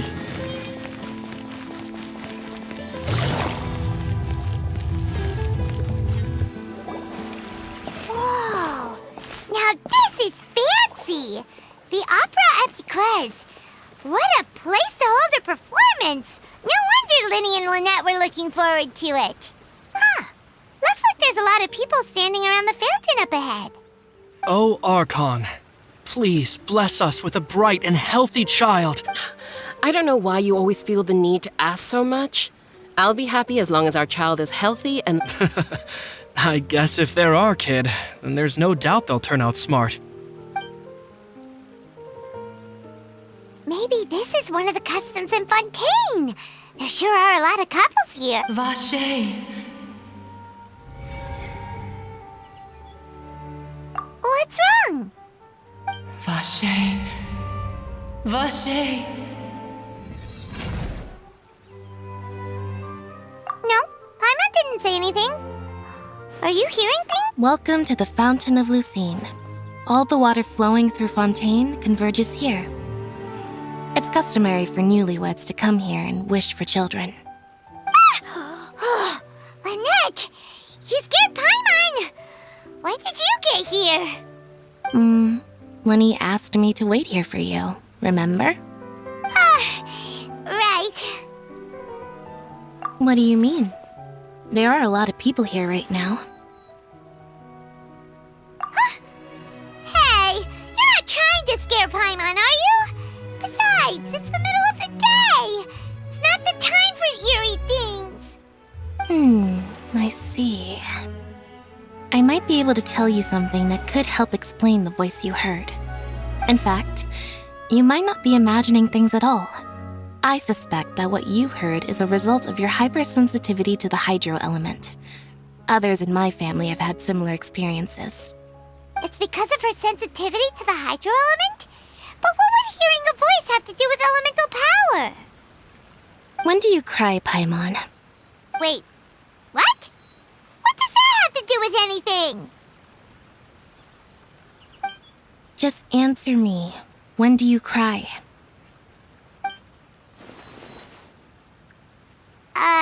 When Paimon's really sad? Oh, and when Paimon's super happy. Oh, and also when Paimon's really, really scared. Then you should understand that tears contain your most intense emotions. Like I just mentioned, the Fountain of Lucine is where all the flowing water in Fontaine converges. Even the tears that fall to the ground will eventually gather here. So maybe what you heard was the intense emotion coming from someone's tears. So, what did the voice say? If you were hearing their emotions, then Paimon wonders what happened to them. Rather than worrying about them, we should worry about my brother first. Don't let that calm look of his fool you. He tends to get pretty nervous just before a performance. So chatting with Linny might help him relax a little before he goes on stage. Oh, right. That makes...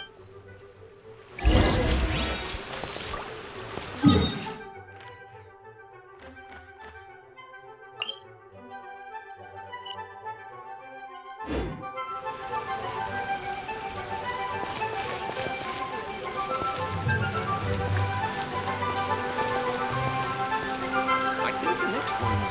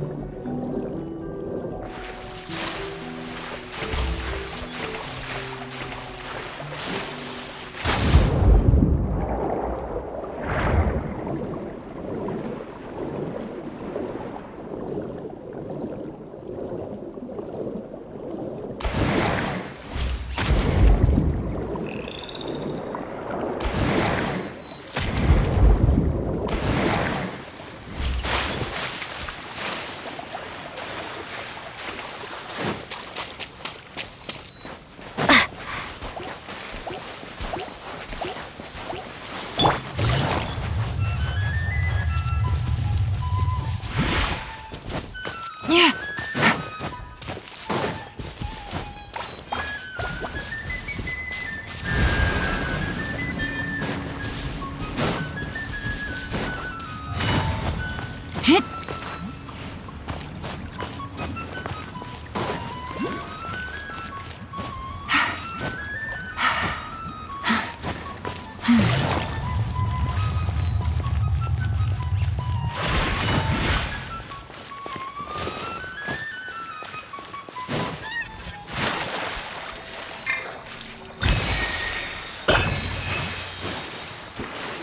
Take it easy.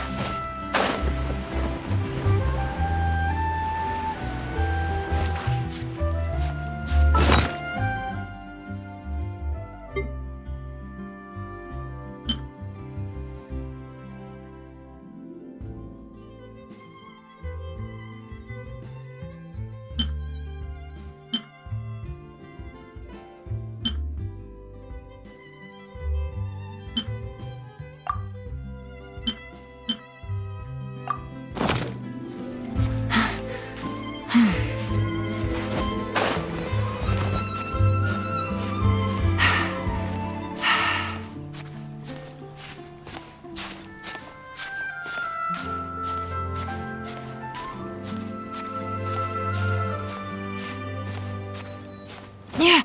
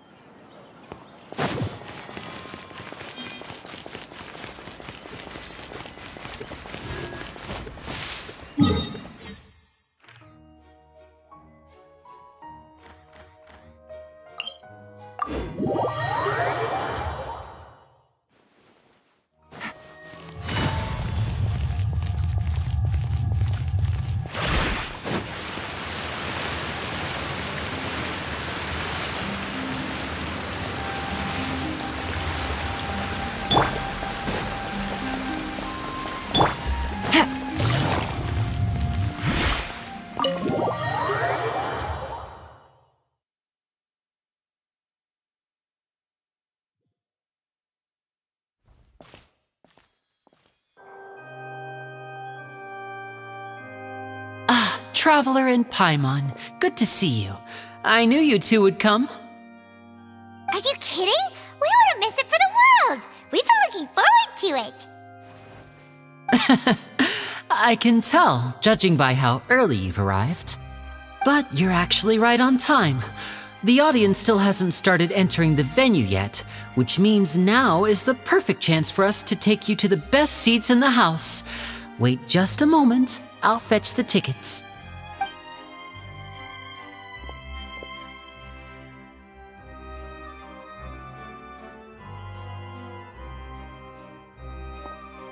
The Opera House has assigned seating, so you always have to make reservations. I've already reserved your seats, and here are your tickets. Ooh, front row seats! Thanks, Linny! Don't mention it. There's no need to keep thanking me. Hey, Lenny! Could you come over here and take a look at this? Oh, I'll be right there. Seems there's an issue with the stage props over there. That's Cal, my assistant, calling me. Yeah, we'll just go to our seats. You go ahead, Linny.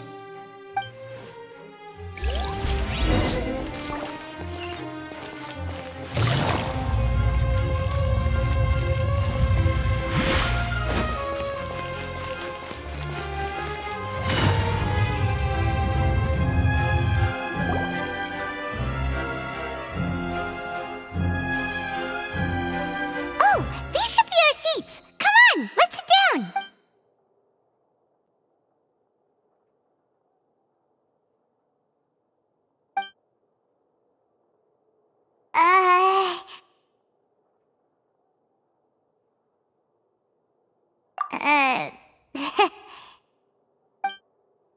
Hey, Traveler. Maybe we should strike up a conversation with the person next to us. Since we're sitting together and the rest of the place is practically empty still. Ah, you little... Of course you put this on purpose. Excuse me, I did not realize you felt awkward. I am terribly sorry. I would be perfectly happy to chat with you if that is what you would like. Oh, so you heard all of that, did ya? Boy, you sure have good ears. Paimon thought she was keeping her voice down. Wait, that's not it, Paimon's. Sorry. Paimon's the one who was being rude, talking under her breath like that. So, let's talk, but, what should we talk about? Oh, Paimon's got it. You're also here early and sitting in the front. Are you a friend of Linny's too? A friend, you say?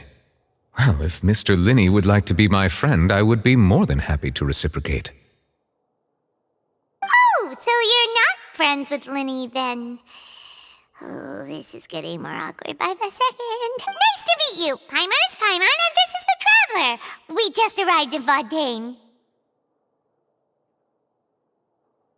It is an honor to meet you two. I have heard of your deeds across Tevat. And as required by proper etiquette, I will also introduce myself. I am... Oh, Monsieur Nervillet. What an honor it is to have you here to see my show. Ah, Mr. Linney. I should say it is in fact an honor for me to see your performance in person. Wait, Nervillet? Could he be... I saw you all chatting just now, but it seems you still don't know who Monsieur Nervillet is. Allow me to introduce you to Fontaine's Chief Justice. That seat is always reserved for him. It wouldn't be too much to say that he's the symbol of justice and honesty here in Fontaine. Whoa! Sorry for being so rude just now. Paimon had no idea you were such an important person. No offense taken. Being Chief Justice is merely what I do for work. Nearly every person has their usual reserved seat, so I'm not so special, really. And by the way, I should probably let you know, even though I would prefer not to. There's someone sitting up there in the VIP seats that has been striking a pose for quite a while now. I believe she is trying to give you a most elegant and impressive first impression. So I think you should take notice of her sooner rather than later, otherwise she may become flustered.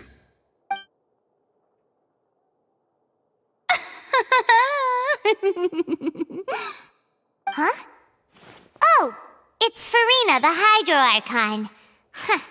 She sure has a smug and satisfied look on her face. Guess she has no idea that you saw right through her act. Very good. That is for the best. No need to pay her any more attention. We may now enjoy the show. Huh? So is this what things are like between the Chief Justice and the Hydro Archon? All right, please wait just a moment longer. I've pretty much finished my preparations, and the performance will start as soon as the audience has made their way to their seats. Yay! The show's finally about to start! Paimon can hardly wait! Paimon's never seen a real live magic show before!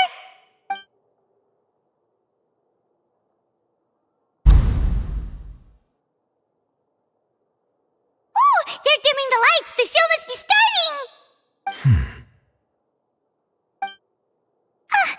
Sorry. Paimon will try to stay quiet. Welcome, one and all, to the Opera Epiclese. I am the star of today's show, Linny. And over here is my sister, Lynette, who will be working as my wonderful assistant. Please, let's give her a warm welcome. Hello, everyone. I know she may seem to be a little sleepy right now, but that's just a sign that she's nervous. Whatever.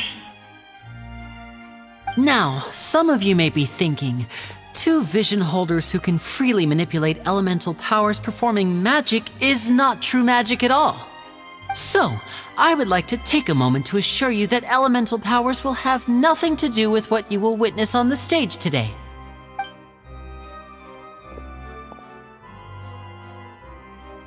Both Lynette and myself have removed our visions for the show. That way, even the gods won't be able to help us. Oh, good point. That's what makes the show real magic. Now, without further ado, let the show begin. Lynette will now exit the stage to make some preparations. I know you might miss her, but don't worry. She'll be coming right back on stage momentarily. Perhaps in an unexpected way. I'm sure she'll be stealing the spotlight soon enough. Oh, and before I forget, there's one more thing I should say. You never know what can happen in the blink of an eye. A magician's greatest skill is making things disappear or appear. The possibilities are endless.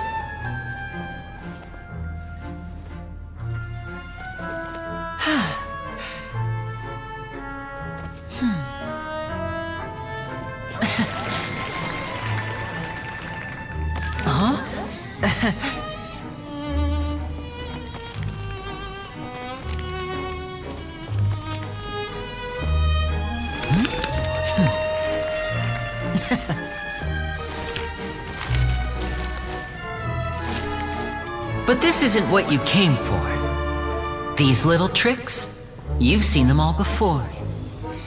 So it's time for something truly extraordinary, don't you think? This one's a little tricky.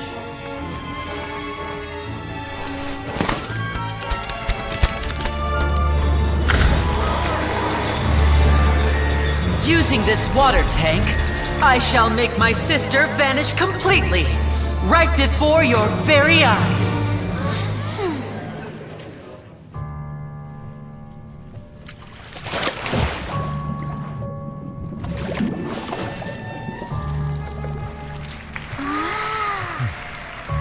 It's actually quite simple. She'll just turn into air bubbles and float right out of the top.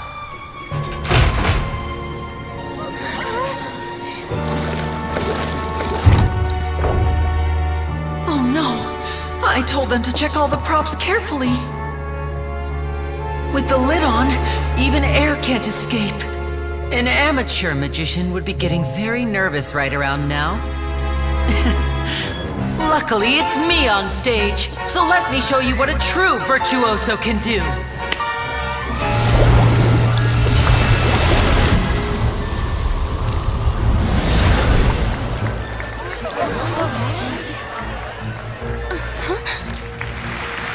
Lynette, are you still there? Don't go too far. We don't want to use up all our magic. Hi, I'm back. Uh-huh.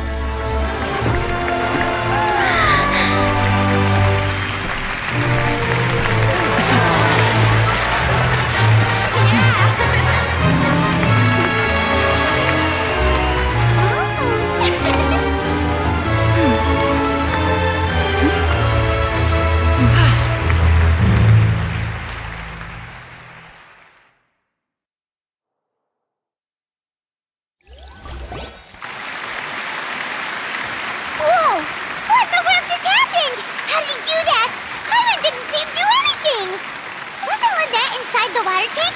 How did she disappear and then reappear out of nowhere? If we could see easily through his tricks, then that would mean that his skills are still lacking. To appreciate magic, you should focus on the show happening on stage, rather than getting caught up in trying to see that which has been intentionally hidden. Guess you're right. Paimon couldn't believe her eyes when Lynette reappeared. Amazing! Thank you everyone. I'm glad you enjoyed that performance. But our magical journey has only just begun. I've prepared even more astonishing surprises for everyone here. The magic of transformation and disappearance can go far beyond what you've just seen. I'm sure many of you are thinking that escaping the water tank was impressive enough, but Lynette is still my assistant after all. In which case, I have ample time to make all necessary preparations. So, for my next trick, I will require the participation of one lucky audience member. Please, if my assistants could bring out the magical boxes now. There are 2 boxes and only 2 boxes. One is here and one is there in the aisle among the audience. I'm sure many of our clever audience members have already guessed our next magic trick. A swap! Our lucky audience member and I will each enter a magic box. After 1 minute, we will each emerge from the opposite box. Now please, everyone pay very close attention to the box you see here. Don't give me any chance to make a move. Wow! How's he gonna do this? Hey, do you think this is all magic tricks, or does Lenny have actual superpowers? The lucky audience member will be generated by this random number selector. It selects numbers entirely at random. Even I don't know who will be chosen to participate. Now then, let's begin. Let me see. Oh, row 7, seat 3. Congratulations! You now have the chance to experience magic firsthand for an entire minute. Please, come forward. My assistant will take you beside the magic box. I'm sorry, it might be a little cramped inside, but no need to feel nervous. We've carefully arranged everything for you to be as comfortable as possible. You don't need to do anything, but no matter what strange things may happen, don't come out of the box. If the magic is interrupted, who knows where you might end up? You might even find yourself in the Fortress of Meropide. Oh, okay. All right. Before I enter the magic box, there is one more thing I need to ask the audience to do. Could you all, like this, 60, 59, 58. Just keep counting down. You can go a little faster or slower if you like. I won't be able to see anything in the pitch black box, so I'll be relying on your voices to know when time is up. Oh, and no tricks now. If you quickly count from 60 in just 30 seconds, then I'll be in a tough spot.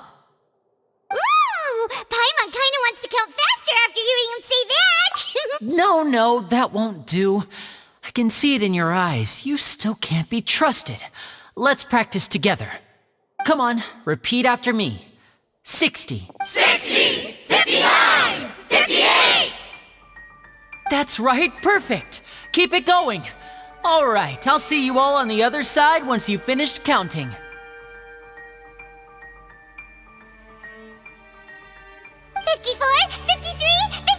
Why aren't you counting, Nervalette? I am counting in my head. I think things are exciting enough in here as it is. Merely a consequence of my identity and personality. Do not worry about me. Just enjoy the show. Oh, all right. You looked so serious that Paimon thought you might be feeling uncomfortable or something.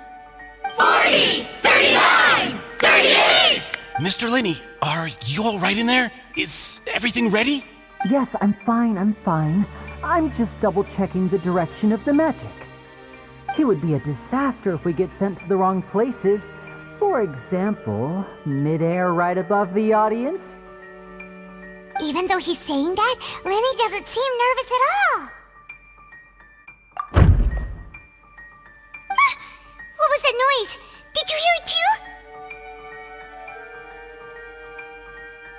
not sure. Anyway, it doesn't seem like anyone's worried about it. 25! What's wrong, Mr. Linney? I can still hear you moving in there. I seem to have accidentally knocked over a decoration. I'm trying to fix it, but it's pitch black in here. I can't tell left from right. Never mind the decorations. There's no time for that. The show is what's important. No, that's unacceptable. I want my show to be perfect. Don't worry, we still have 20 seconds. Hear them counting? 19! 18! 17! It seems things aren't quite going as planned. I apologize, everyone. It feels like you're all starting to count faster, but that's all right. I know it can be tiring to do such a long countdown. 10 seconds and change is still plenty of time. 10! Almost there now. Whew. Swapping two people is harder work than you might think. Even a master magician like me can't guarantee I'll get it right the first time. Hey, wait! Is this the back one? I can't tell. They both look the same inside. Huh? No, that's not it. I'll try again. 7! Hey, slow down! Honestly! 5! 4! 3! Whoops! That doesn't count! 0!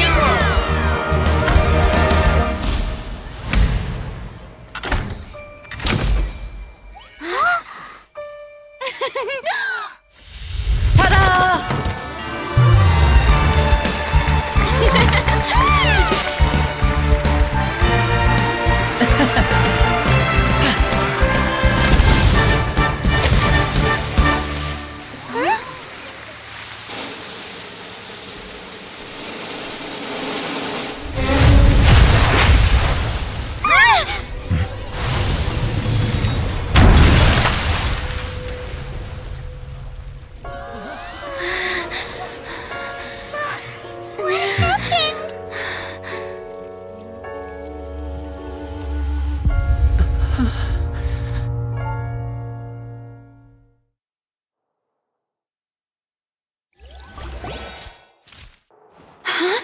Is this part of the Mr. Linney, you're going to... What happened? Oh no. Maybe this isn't part of the show. The girl with... This performance is over. Medical staff with me. Guards, secure the scene and detain all the performers. Seal the exits. No one is allowed in or out at this time. Yes, that's right. If this was just an accident, then we must investigate the cause. But if this was all part of some scheme, then those accountable will not escape the judgment of the God of Justice. No need to be alarmed, you two. We'll get to the bottom of this soon enough.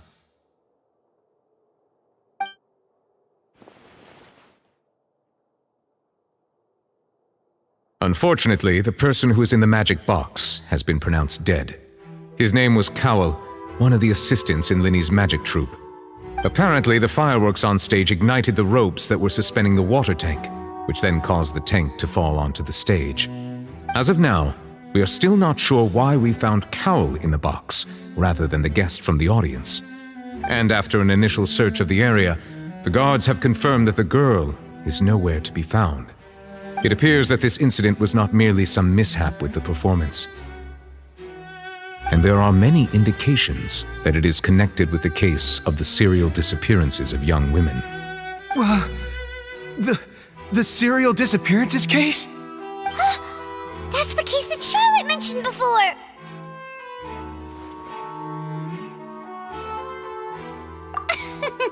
I know the truth. I can see through the whole thing. Really, using such a shallow and obvious mystery as his finale. Did he really underestimate us that badly? I say that our powerful magician, Mr. Linney, is now the prime suspect for the serial disappearances case. Huh? Why me? This whole thing was an accident. No, this all occurred during your magic show, did it not? The missing girl disappeared after being chosen, did she not? The deceased is one of your assistants, is he not? Now that I think about it, That whole speech about magicians making things disappear was nothing more than a provocation, a bald-faced challenge. That can't be right! How can Lenny do this? He was in the box on the stage the entire time! We can even hear his voice! Besides, before the show, he told us that he would like to catch the criminal behind the disappearances! He couldn't possibly mean catching himself! Save discussion for a later time, please. Lady Farina, may I assume that your comments just now constitute an accusation against Mr. Linney and his associates, and that you are pressing charges? Huh? I just think that I think it might be a little early to talk about formally pressing charges.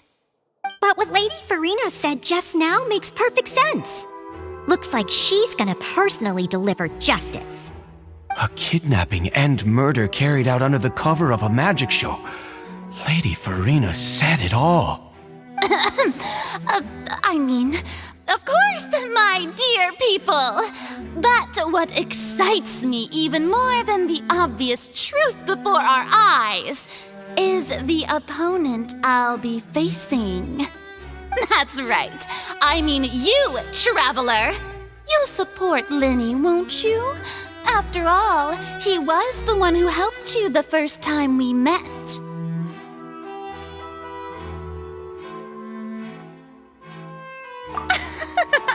Then there's no problem at all. You know, the Traveler and I already had a duel the first time we met. But with Lenny's help, our little duel ended in a draw. But draws really are the most boring possible outcome. So, no more draws. Between the two of us, there must be a clear winner and loser. And what better place to hold such a riveting showdown and decide the true victor than here, on the grandest of stages, the Opera Epiclese! It wasn't a draw. She obviously lost last time. I understand. Charges have now been pressed, and as such, a trial is in order. Well, Traveler, seems Lady Farina has set you in her sights. But putting her dramatic rhetoric aside for a moment, I would like to ask you, are you willing to act as Mr. Linney's attorney and defend him in this case? Very well. The trial will be held a day from now in the Opera House. Both sides may investigate the scene to build their cases and search for the truth.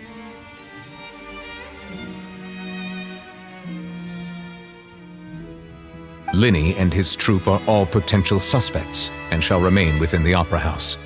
The audience may begin to leave in an orderly fashion once they have been cleared by the guards. A day isn't that long. Let's see what kind of case this big-shot outlander can build in such a short amount of time. I'm really quite looking forward to hearing it.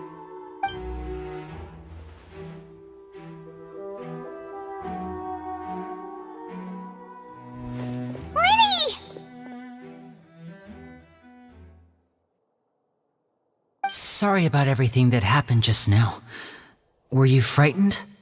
Of course! Who wouldn't be scared after witnessing an accident like that? Yeah, I'm a little shaken up myself. How could this happen? And poor Cal. I know you already claimed that you would defend me, but now it's just us talking. Tell me, do you think I could possibly be the murderer? Good to hear. Thank you so much for trusting me. I'm sure everyone sees me as the biggest suspect at this point. But if you ask me, the whole thing is mysteries layered upon mysteries, such that all that's left is confusion. I don't know whether what happened there on the stage was purely an accident or not, and I don't know why poor Cal was in the box. As for how that girl chosen from the audience could suddenly disappear, I'm afraid I don't have any answers either. If someone tampered with my performance, then we need to figure out what they did. Even a skilled and knowledgeable magician like myself couldn't pull all that off in just 1 minute.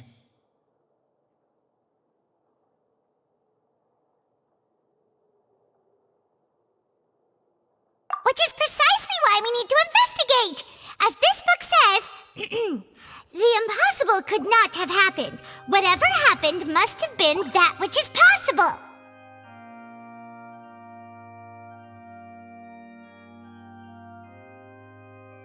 Paimon bought them when we were reading at the bookshop in the city earlier. Pretty cool, huh? Don't worry, Paimon used her own savings to buy them. It wasn't from our travel funds. I think they look cute on you, Paimon. You have good taste, Lynette. That's the right attitude. Feeling depressed isn't going to help me now. I need to get back to my normal self. But with the guards watching our every move, it's going to be especially difficult for Lynette and I to prove our own innocence. Good thing you agreed to be our attorneys. Thanks for that. We'll be counting on you. Yes, thank you so much.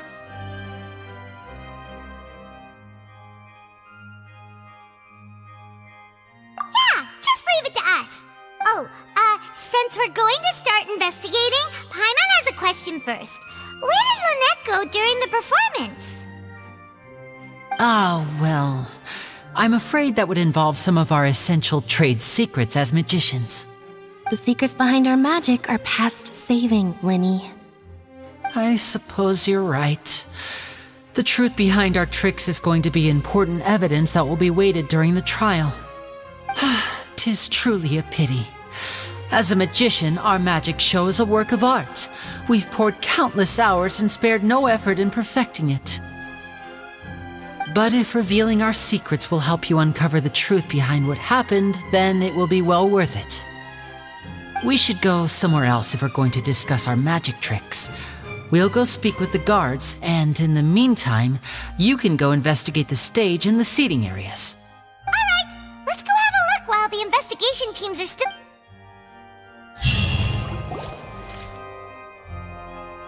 Hello, officer. How's the investigation going? Ah, I see. You must be the traveler that Lady Farina mentioned. Listen, I'll be perfectly honest with you. I'd avoid getting mixed up in this whirlpool of a mess if I were you. Huh? What do you mean? Come with me and you'll see. The deceased is one of Linny's assistants named Cal. Even though he hadn't joined the troupe long, he was hardworking and everyone generally liked him. The assistants are usually in charge of setting up and inspecting the props, as well as assisting with the show and keeping the crowd engaged.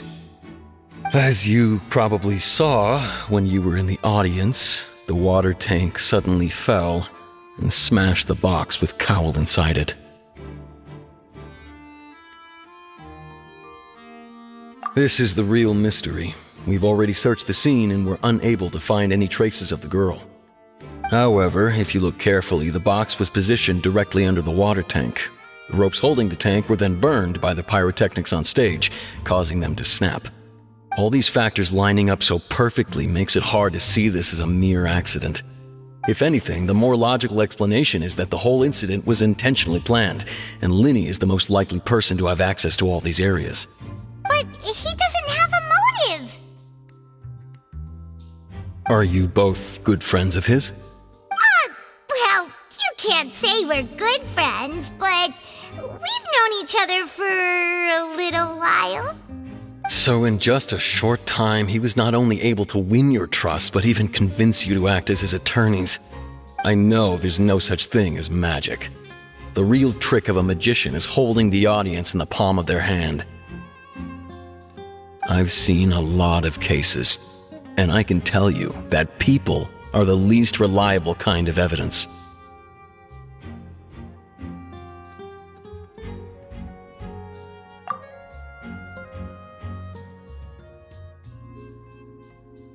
Sorry, I tend to be pretty straightforward. Just know that I'm warning you for your own good. Anyway, you may investigate the scene of the crime yourselves if you're curious. Who knows, maybe you'll be able to come up with some new evidence.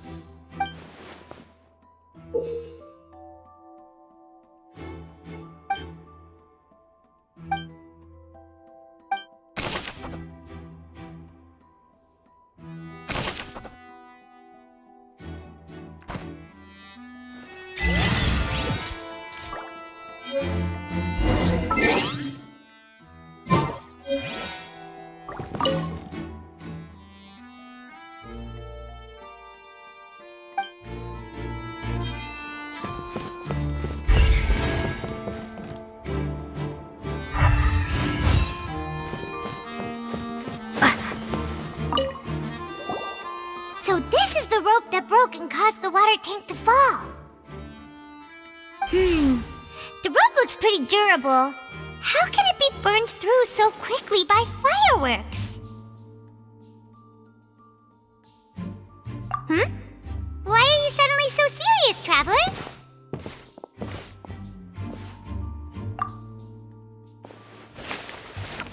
Whoa. Look! This bit is made from different material!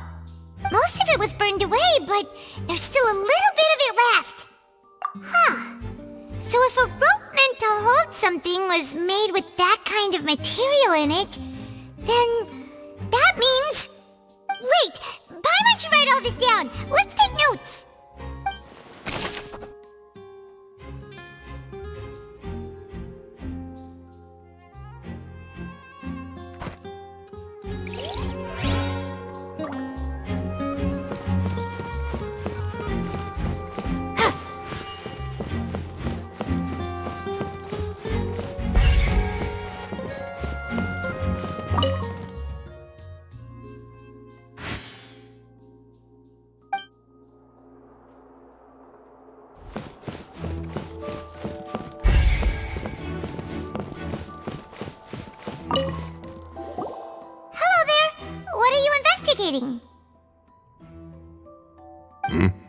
Oh, this location has also been cordoned off because the Magic Troop members are currently considered prime suspects.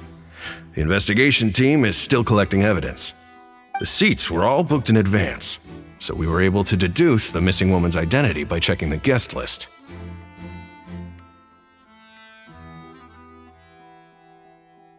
Sure, it's not like this is confidential information. We will publish it later anyway when we petition the public to help us find the missing person.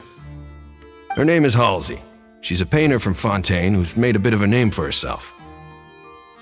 Apparently, she wasn't a regular at the Opera House, but she'd been feeling some pressure with her work lately, which made her decide to come see the magic show. The Magic Troop members all claim not to know her. We have looked into her social connections. It seems that she has no personal grievances or conflicts of interest with the suspects. Simply put, she wasn't related to the Magic Troop at all, which matches the features of the previous serial disappearance. Were the victims of previous cases also chosen at random? That's how it seems to us, in any case. Apart from the fact that they were all young women of around the same age range, there really weren't any other connections between them. Okay then. No need to be so formal. If you do happen to see the missing girl, please be sure to contact us. It is of utmost importance that we...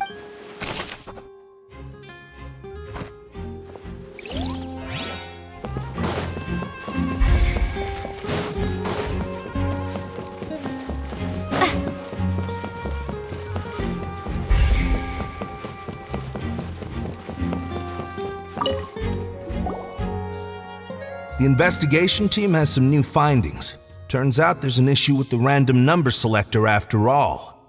See, I told you. What if the machine picked some big guy's seat? You think the murderer would have still made his move then? Sorry to interrupt, but we're helping Linny and Lynette with their side of the investigation. What were you saying about the number selector? There's something wrong with it? You're trying to help them? That'll be a tall order.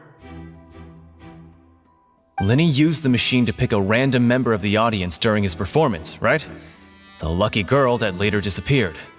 Well, we thought there might be a serious problem with the machine, so we had it taken away for further inspection. It turns out that the seat number it picked wasn't random at all. The machine picks that same number every time. I'm sure you already know that you have to make a reservation in advance to get a seat, regardless of whether it's a trial or some performance. In other words, Linny knew who would be sitting where from the very beginning. That much checks out. Linny reserved our seats for us too. Bet you see why I was saying it'd be tough to make a case for Linny.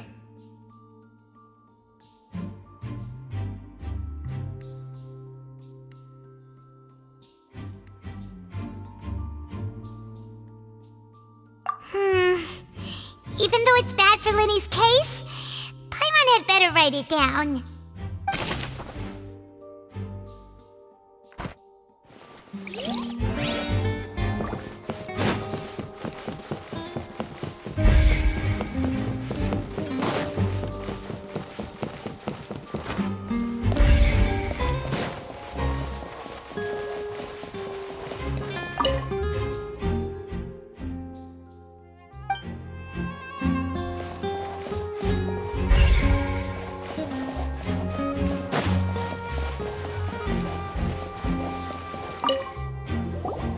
I see that you're investigating the area.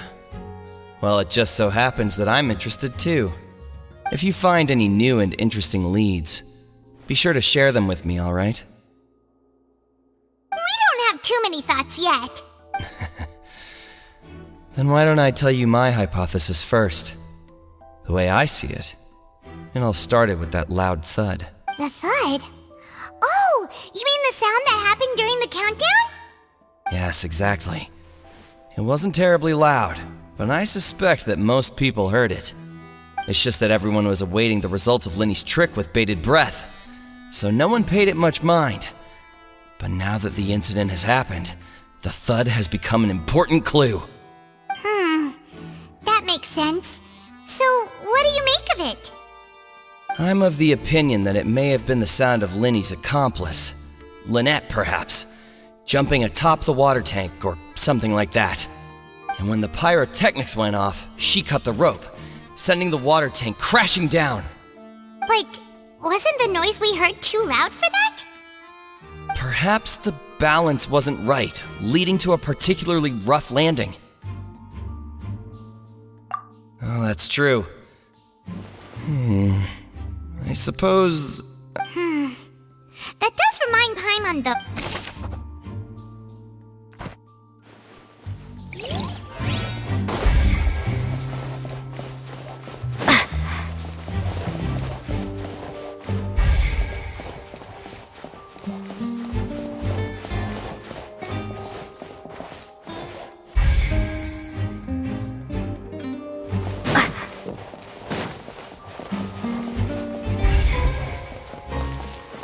Linny's still talking to the guards.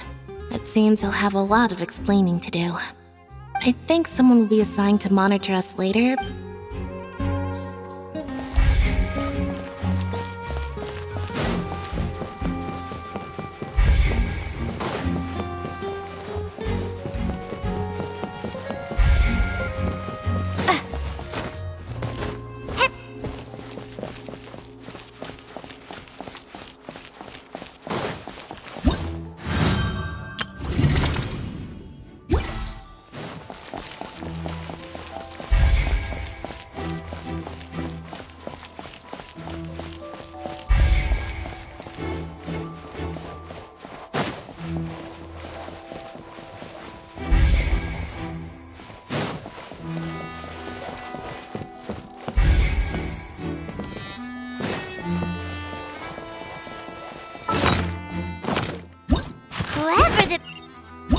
Whoever the murderer was, they must have made preparations well beforehand.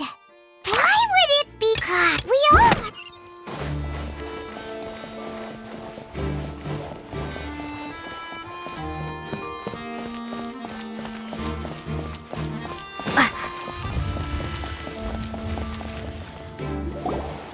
Hey, you! Yes, both of you! Over here! I've been keeping an eye on you for a while now. Huh? You mean us? That's right. If I'm not mistaken, you're also among those who wish to cut down the thorns and pursue the truth. No? And by the looks of it, you're not from Fontaine. Well, you're right on the more about that one, but who are you?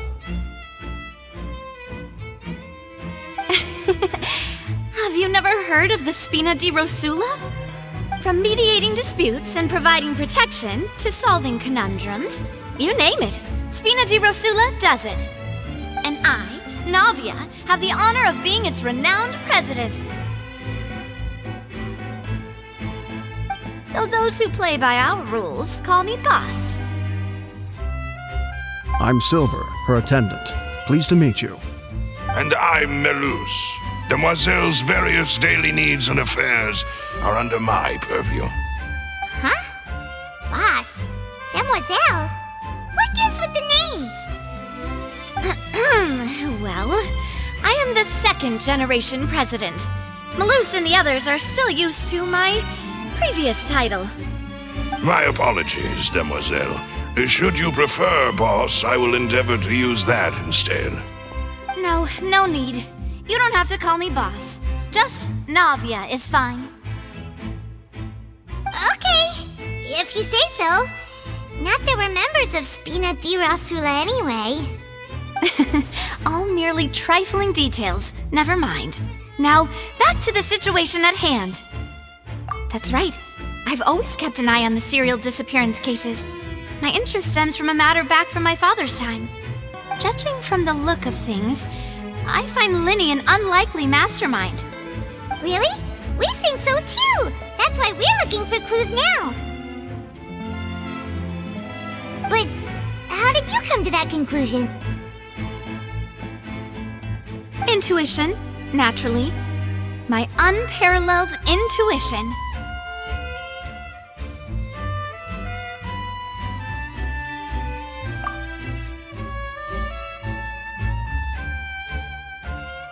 Farina sure was quick to point the finger at Linny without any decisive evidence whatsoever, wasn't she?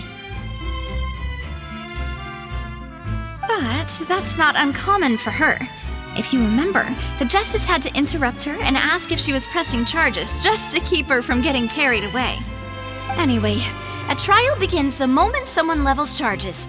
And, of course, there was no way Farina was going to back down in that situation. Sounds more like you just don't trust the Hydro Archon. Well, what's your opinion? I must admit that she can be interesting at times, but liking her doesn't mean that I'll blindly agree with her. All right, I've answered your question. Now, it's time you answer mine. Wait a minute! Did that answer count? Well, I say it does. But don't worry, you won't hear any pointless questions from me. In your opinion, do you think it's right to treat a trial like it's an opera? Well? And why would that be?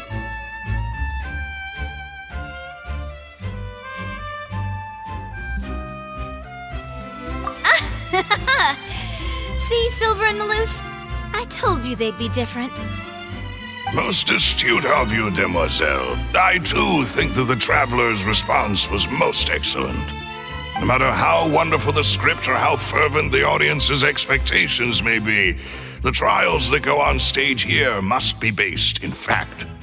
And if that can be done, boss, then... All right, that's quite enough, Maloose. Anyway, I like your answer. You passed with flying colors. Now, I need to make some preparations, following which our joint investigation shall commence. You two shall be my assistants. Wait! Since when did we become assistants? Well, I can be the assistant, sure. Or your companion, if you like. I'm really not that fussy. That's more like it.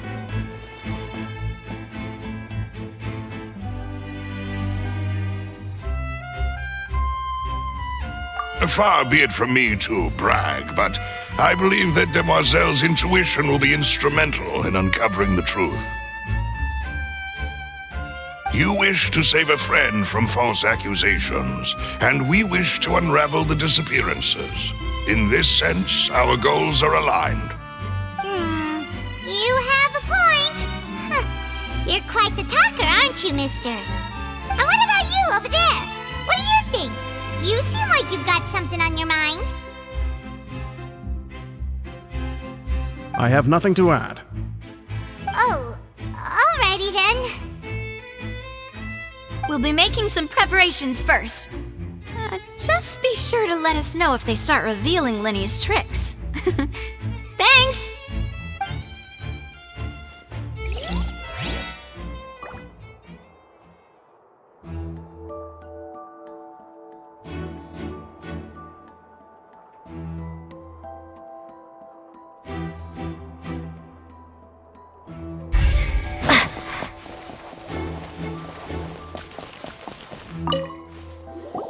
Sorry, but no one can freely enter or exit the Opera House at the moment. If you wish to leave, you must register your identity with us first. No, we're not leaving. We're representing Linny and Lynette as attorneys, so we're investigating the case. Were you always guarding this entrance? Yes! After the Chief Justice gave the order, everyone coming in or out must undergo a strict inspection. So, the missing girl couldn't have left from here. At least, not from that point on.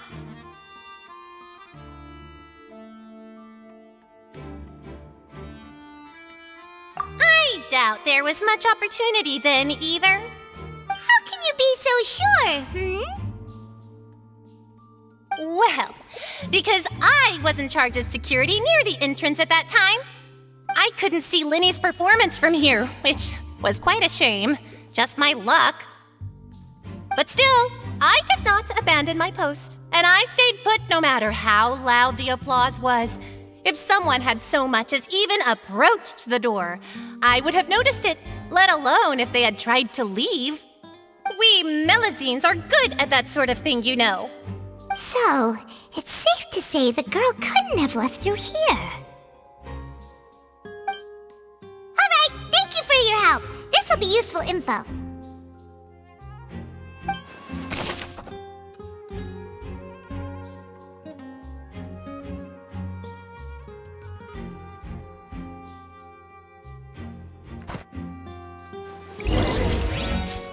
We've checked everything of note here at the performance venue. Paimon wonders how Linny's discussion with the guards is going. Let's go see, shall we? Ooh, things are getting interesting, huh? We're about to see how magic is made. Understood. Then I will be going with you. Just so you're aware, I will be monitoring your actions and making notes as necessary. Very good. Thanks for being so agreeable. I'd pull a rose out of my hat as a gift for you if I could. You may spare the pleasantries. I'm just doing my job. You've arrived. Who's this? Me? I'm Spina di Rosula's guardian angel.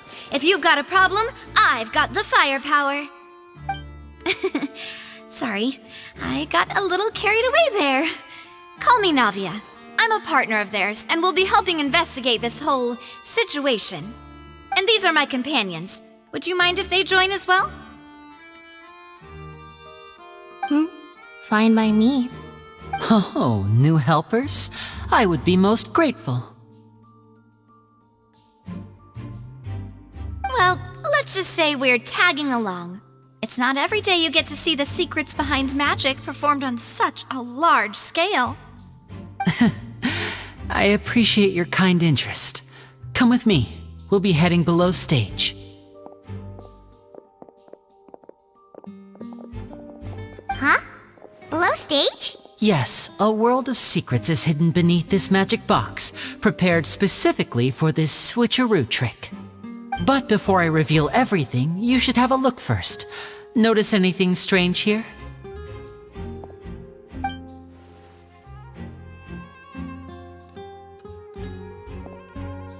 I'm not trying to be dramatic. Remembering the details of a trick will help you understand the methods used to perform it more easily. Huh. Weren't there balloons and other decorations here? Where did all that go? Ah, good eye. That said, you're still far from discovering the answer.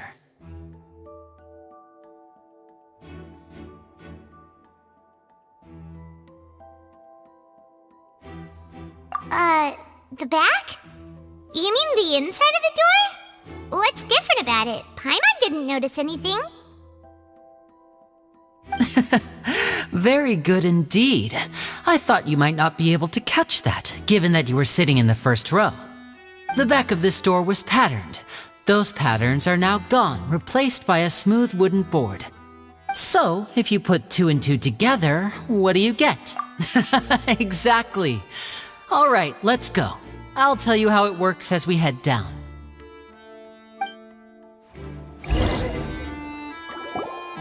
Oh, so there was a passageway under the magic box!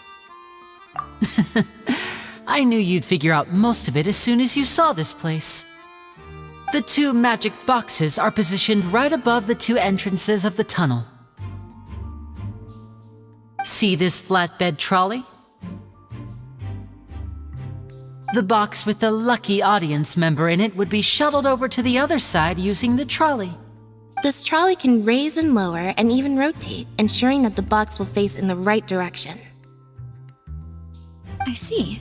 So that's the purpose of the box inside another box. Precisely. The inner box would descend after the audience member was put inside and be moved along the trolley, all while the outer box would remain on stage as if nothing had ever changed. So that's how you did it! Once the box was lowered, the trolley would store some energy through this device here, with which it would complete the rest of the steps. The audience member would only be able to feel some slight movements in the dark, and by the time she walked out, she would already be back on stage.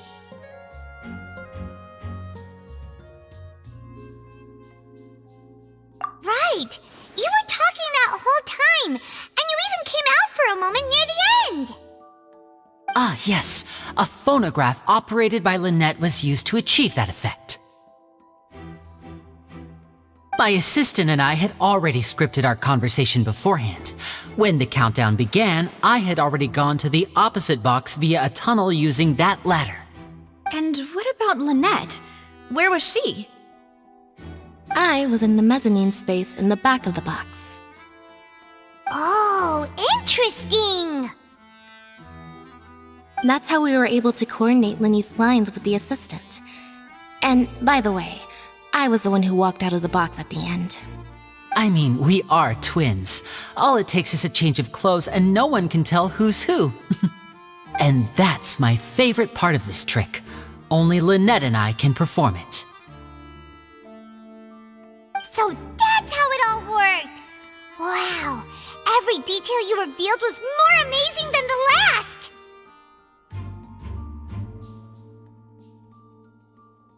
Lynette would briefly walk out of the box and then go back in, jumping into the tunnel and escaping before the box on the trolley could finish ascending.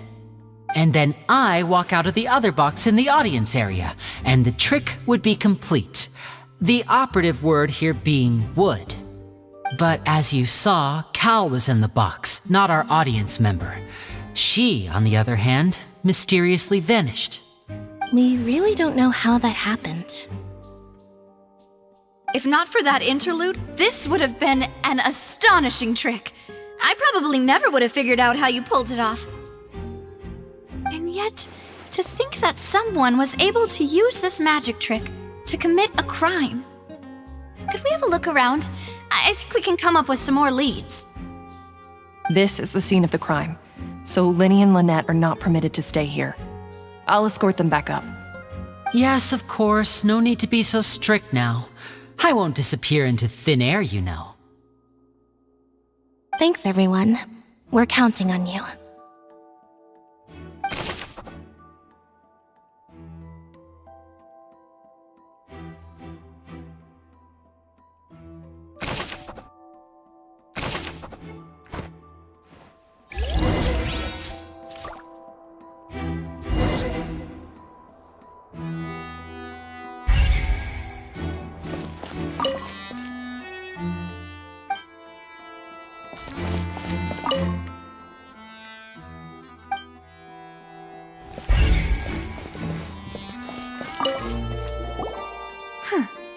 What's this?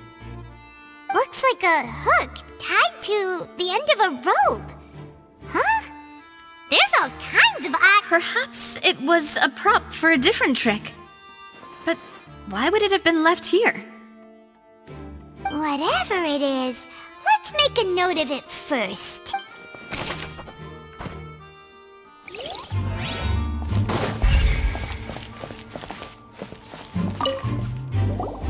The floor is wet. Please be careful not to slip. Speaking of which, why would there be water here? Oh! Paimon knows! It's one of those tricks where you pour water into a jug and then flip the jug over only for the water to disappear? And here's a broken vase! Huh. Did the trolley knock it down while moving? That can't be. The trolley moves along tracks from start to finish. It couldn't have hit the vase at this distance. Let's note this down too and...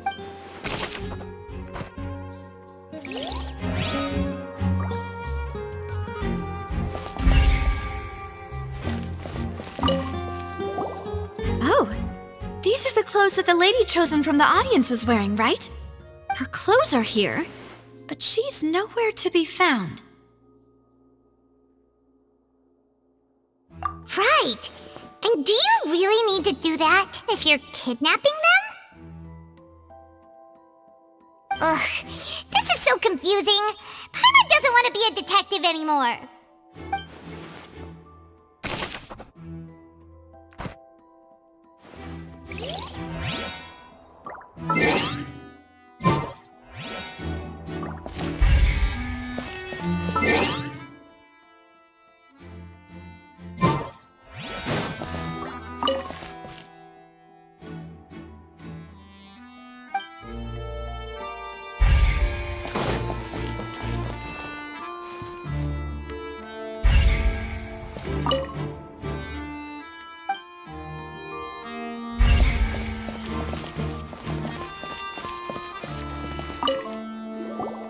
What is this place? It seems someone could fit through here. Huh. Could this have been the suspect's escape route? Alone, perhaps. But if they had to pull another person with them, the space would be too narrow. But there are no other ways in or out of here. Oh, you're right! Let Paimon write that down.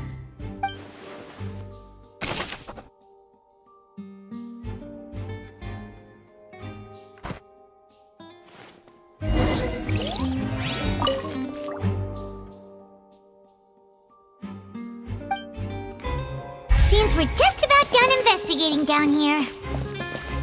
Yes, let's head back up.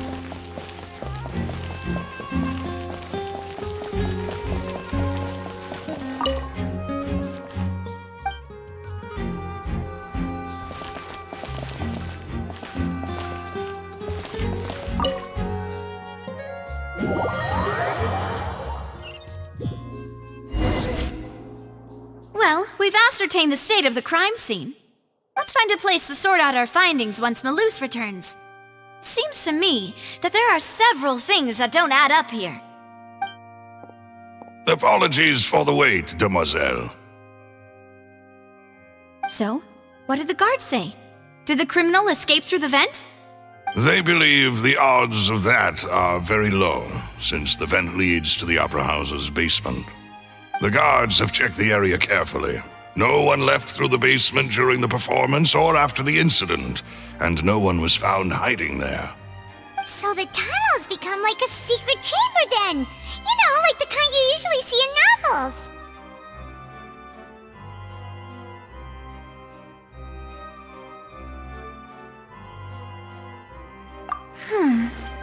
The plot thickens. Halsey's disappearance and Cowell's death are both quite inexplicable. No wonder Farina was so confident in her accusation. All the current evidence points toward Linny and Lynette. In other words, the charges are very likely to be upheld unless we make some considerable progress. Charges and then trial. So if the charges are upheld, they'll announce a sentence? That's right. This is how a trial goes in the Opera House. During the proceedings, the Chief Justice and the Oratrice will hear statements from both sides. That's right. This is how indemnitium is produced. The statements from both sides, the defenses from attorneys, witness testimonies, and even the audience's emotions will all be projected on the Oratrice. To put it simply, it's as if the Oratrice has its own will and is a judge in its own right. This also precludes any kind of favoritism on the part of the Chief Justice. And not that this has ever happened anyway. Once both sides have finished speaking, the Chief Justice will make his final decision. This, too, will be used by the Oratrice as a reference. Then, finally, the Oratrice will be consulted by officials. The result it returns is the will of justice itself. Huh? So that machine is the one that actually decides? Paimon thought Neuvillette called the shots. In practice, there is very little difference. Both have always come to the same judgment, which is why people have great faith in the Chief Justice. Ah, yes, the guards also asked me to convey that none of us will be allowed to leave this place before the trial. Huh? Why? Because we've chosen to act as the twins' proxies. That makes us persons related to the case. They're concerned that we might be colluding with outside parties, or that we might find outside help to disrupt the case. And even if that were not so, it could prove problematic if we happen to spread key information about the case ahead of time. I'm ready to break out at any time. Whoa! There's no need for that! Paimon thinks they have a point. That said, are they providing food? Of course. I just hope you don't mind the lack of options. I'm afraid that catering to all tastes is not in the cards, nor is any guarantee of balanced... In that case, let's just sort out our findings together here. Pity. I was hoping to take you to try some of Fontaine's famous desserts, too. I mean, what better way to properly think through our findings than over some tea and sweets? Huh. Breaking out suddenly doesn't seem like such a bad idea after all.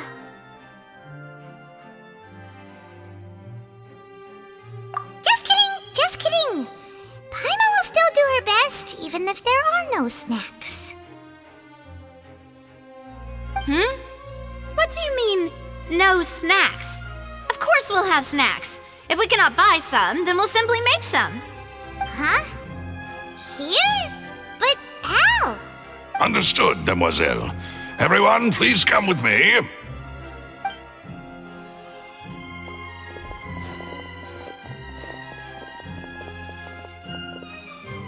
Wait, you're carrying a portable stove with you? Yes, I must be prepared to... I have eggs, sugar, and almonds at the ready.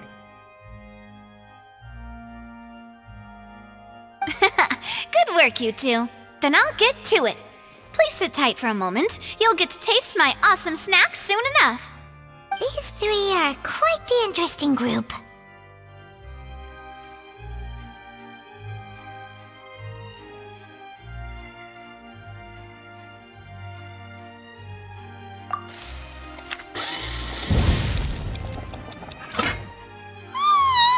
And Paimon thought it smelled good while it was still in the oven!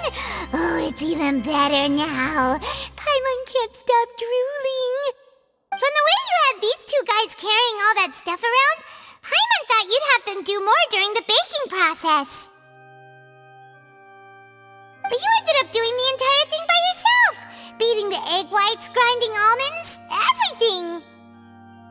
I was applauding. And I was giving encouraging smiles. Paimon was just thinking, aren't you worried about getting your fancy dress dirty beating egg whites and baking like this? Well, I don't think it's carved in stone anywhere that fancy ladies can only read books, sip tea, ride horses, and play the piano. I just really enjoy making snacks. Don't underestimate beating egg whites, by the way. It's a real arm workout. You also need to beat them to just the right consistency, or your macarons will crack. Anyway, give these a try, fresh out of the oven. There's 3 for each of us. Only 3? Well, eating too many sweet treats might send all that sugar to your head. You wouldn't be able to think clearly about the case on a sugar rush, would you? Tea is ready to be served as well. This is Demoiselle's favorite, strong black tea with a floral fragrance that clears the mind and lifts the spirit. No need for concern. I'm merely doing as I should.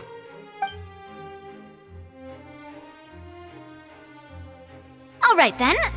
Down to business. As Paimon mentioned previously, the tunnel seems to be something of a secret chamber. However, we can assume that Linny and Lynette were not alone within it. Some criminal also occupied its sealed confines. The magician twins could have committed the crimes, of course, but they lack any logical motive. Exactly! Why would they do such a thing right when everyone was watching? The flower vase and the thud we heard during the performance could indicate some altercation between Halsey and the criminal in the tunnel, resulting in the shattering of the vase, the discarding of her clothes, and her abduction. Perhaps the criminal thought that since she was chosen from the crowd, she would be too easy to identify if she was still wearing the same clothes. Paimon thinks that makes sense, but the real trouble is... True. None of the clues we found thus far support the existence of this third person. But the only people left to consider are both technically victims, whether it's the missing girl, Halsey, or poor Cowl. Huh. Could Halsey have secretly made modifications to the magic props in order to murder Cowl before making her escape?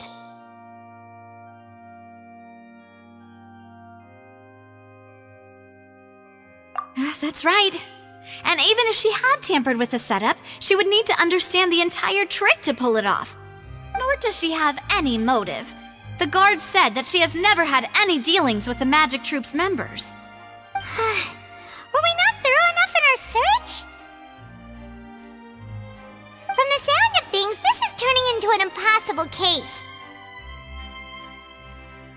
Your macarons are amazing though, Navia.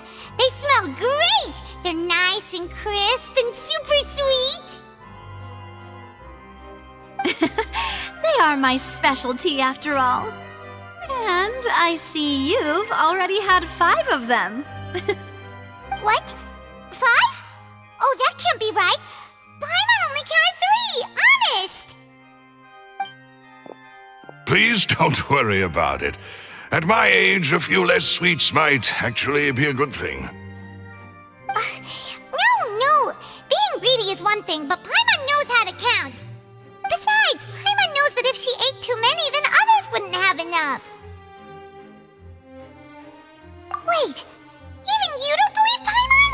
If Paimon ate those 2 extra macarons, then may they turn into stone in her... All right, we get it. Well, I suppose one of us might have gotten too engrossed in our chat and eaten them by mistake. No big deal. Malus, set up the stove again if you would. Huh? What are you doing? Making sure everyone gets 3 macarons, of course.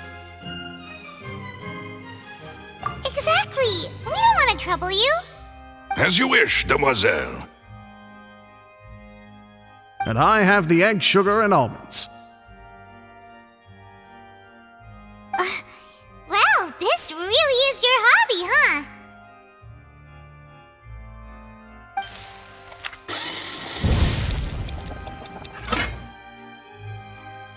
Well, that's it for snack time. I'm going to have another look around the area. I don't know what we're looking for yet, but we've still got some time. As attorneys, I suggest the 2 of you think the case over again. It would be awkward if you got all tongue-tied on stage during the trial. All right, thanks for your help, and for the snacks. It was nothing. A small task for the Spina di Rosula. Silver, Malus, it's time to go. I'll be back if I find anything new.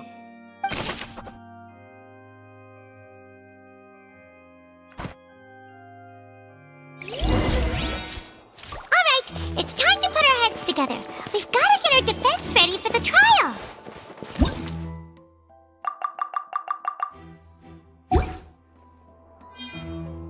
Oh, it's probably gonna be a long and difficult case.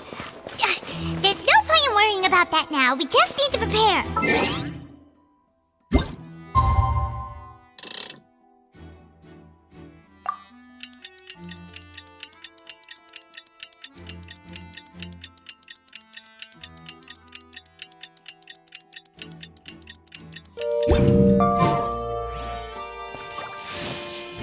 Here, take Paimon's notes. They should help you review the situation.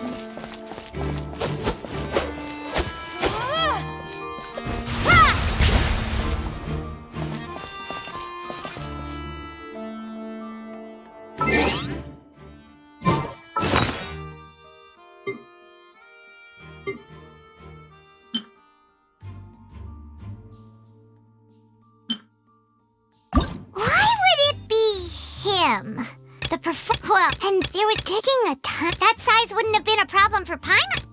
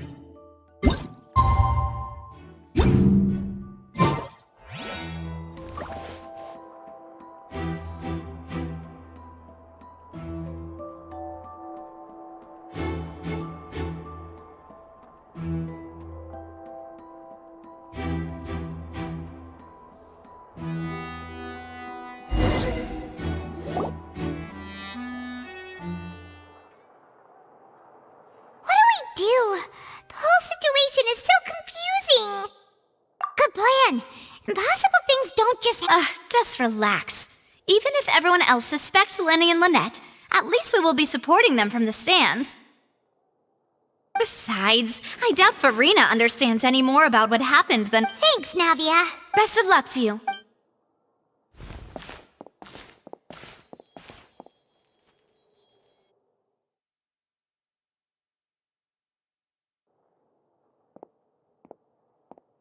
Ah, finally, you're back.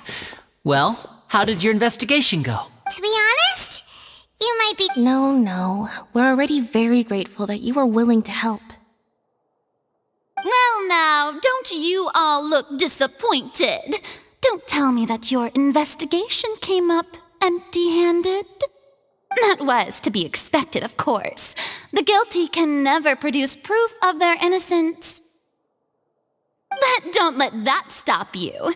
I shall be terribly disappointed should you, my most anticipated foe, concede so easily.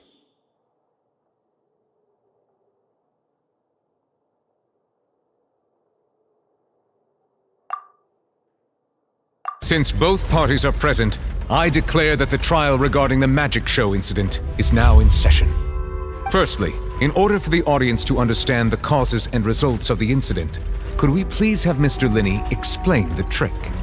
Yes, of course. I will explain while Lynette demonstrates on stage. All the necessary items have been prepared.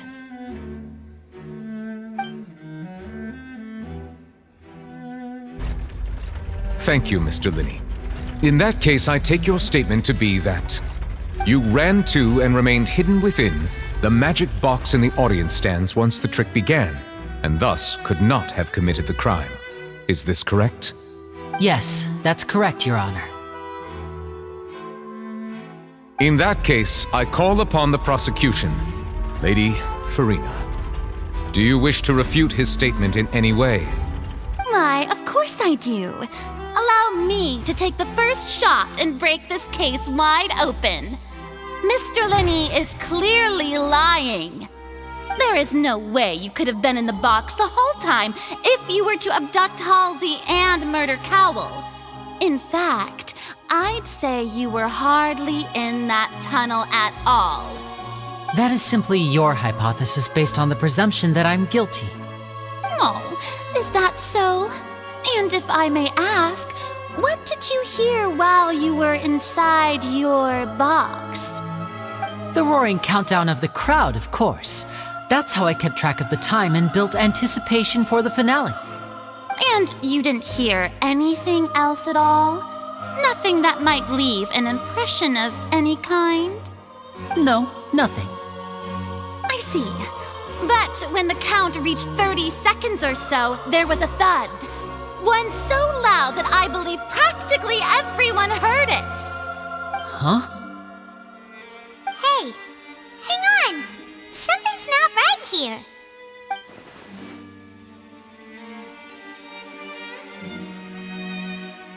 Yeah, I'm sure he could have heard a noise that loud from inside the box. I was right by the box and I definitely heard the thud. Look at those scales. Could those mean...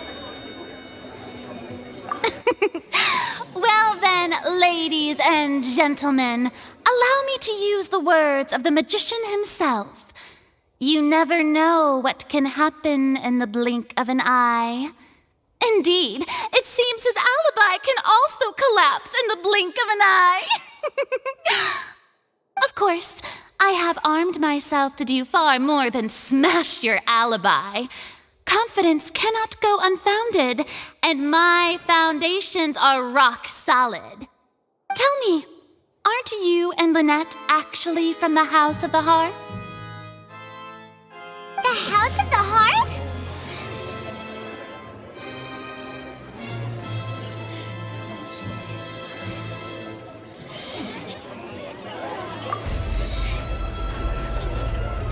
No wonder they did something like this.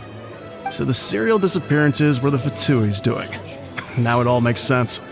I've got a feeling that what happened on stage probably wasn't just an accident. That's irrelevant. Our identities have nothing to do with what happened. Indeed. Then perhaps you could tell us everything that happened during that 1 minute. Your first priority is to prove yourself innocent after all. I'm sure there is little that needs to be kept secret now. Unless your script already has holes in it. The Outlander is speechless. My, oh my, don't they look flabbergasted? Now comes the infighting and discord, I suppose. This was almost too easy. Oh, good thing I made all those preparations. Seems the all-nighter I pulled last night is really paying off. Hey, Linny! Why didn't you tell us this before? Order! Order! Mr. Linney, allow me to re-establish the facts. Lady Farina has raised 2 points. First, when the thud was heard in the Opera House, you were neither in the box nor the tunnel. Second, you and Ms. Lynette are both members of the House of the Hearth. Are these claims true?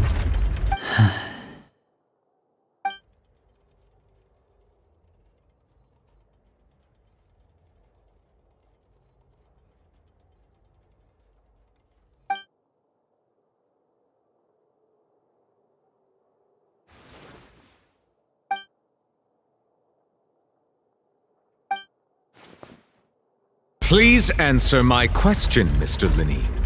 I'm sorry. Yes, they're true, Your Honor.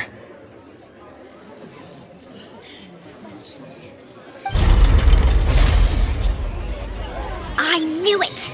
Well, that's it. We might as well move on to this. What should we do now? Granted. In that case, what is your request? Is that really necessary? They're already as good as guilty. The defendant deceived their own attorneys. What is there left to discuss? Order! Order, I say! Your request is reasonable, and we shall adjourn. This trial will reconvene in 1 hour. So you would stick to Mr. Linney's defense even after knowing what you do now? You certainly have more professionalism than I thought. In that case, my dear audience, let's allow the joy of victory to steep for a little while longer.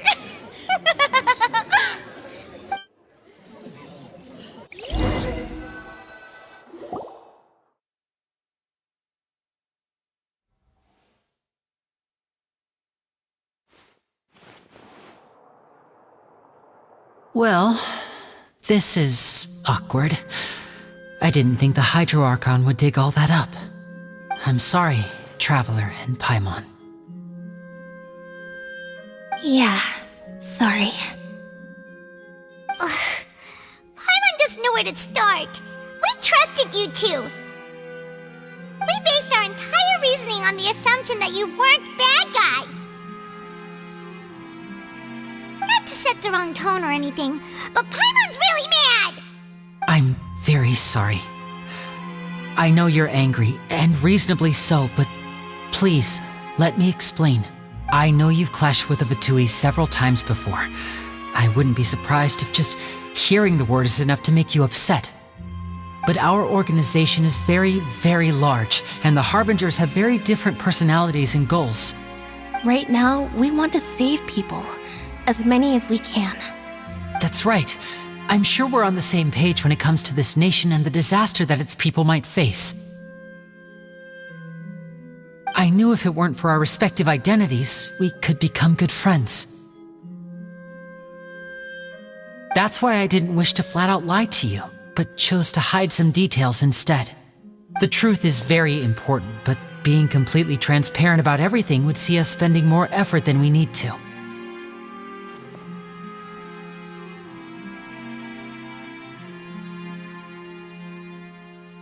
Right. So, you be the judge. Heck, if I were you, I fear that I'd even struggle to trust me at this point. You met a Fatus who works as a magician, a trickster by trade. All by coincidence, too.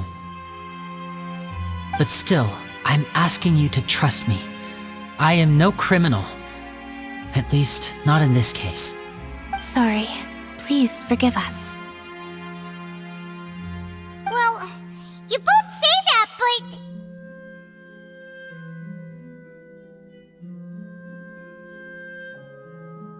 Right, let's hear your answer first, and no lies now! Of course. I'll answer any question you ask. We've been trying to find out how the Oratrice operates. We want to know why it has a consciousness. Why can it deliver sentences accurately?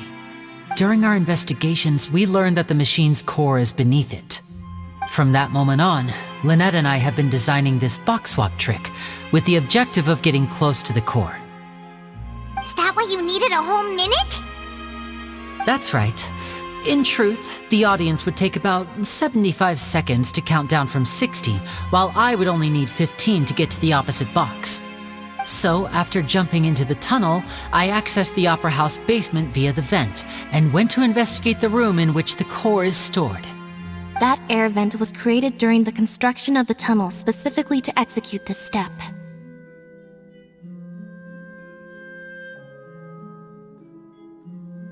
Well, nothing. As soon as I reached that room and was about to investigate, I heard someone's voice. Which should have been impossible, of course. I was quite certain that I was the only one in the room. That voice seemed to recognize me and tried to speak to me. I chose to err on the side of caution and retreated the way I came. On the way back, I saw the broken vase and the clothes on the ground, but the countdown was almost finished, so there wasn't time to give it any thought. After that, the homicide occurred just as you saw.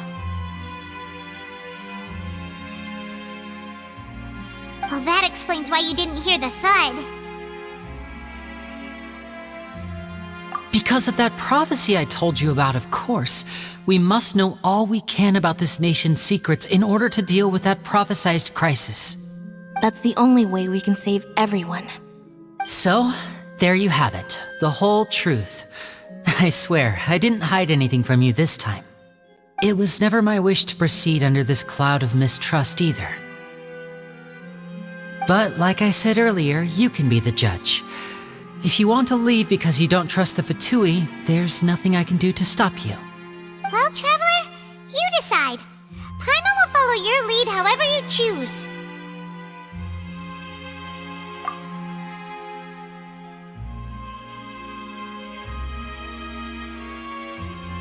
Okay, thank you. Thanks for giving us a chance. The current problem is that the scales are tipped pretty badly against you two. If we want to refute the Hydro Archon's accusations, we're gonna need a seriously watertight defense. Huh?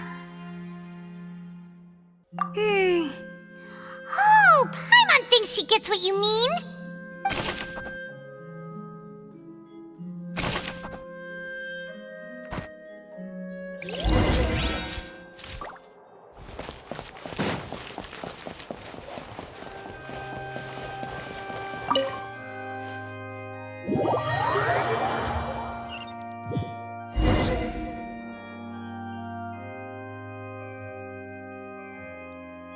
Both parties have returned to their positions. Let us continue the trial. When last we left off, Mr. Linney acknowledged the new evidence presented by Lady Farina as fact. Therefore, Lady Farina may continue stating her reconstruction of the events. That took long enough. Now then, if everyone would lend me their attention. At this stage, let's revisit that scene from Linney's perspective.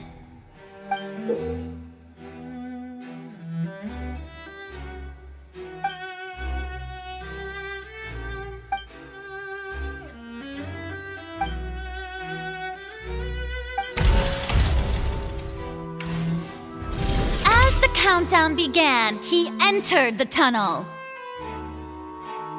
When the flatbed trolley passed, he opened the box and got into an altercation with Halsey, which caused the loud thud. He did not realize that this sound could be heard by everyone in the opera house, which is why he claimed earlier that he could not hear the sound. Finally, he used the vase to knock her out, before making her change clothes to prevent others from recognizing her. At this time, Cowell arrived in the tunnel, having heard that strange noise, and caught Linney red-handed.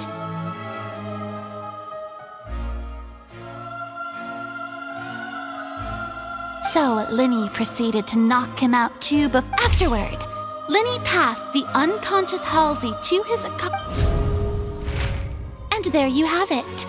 Does the defendant's side have any objections to Lady Farina's description of the events? The key to refuting Lady Farina is the order of events.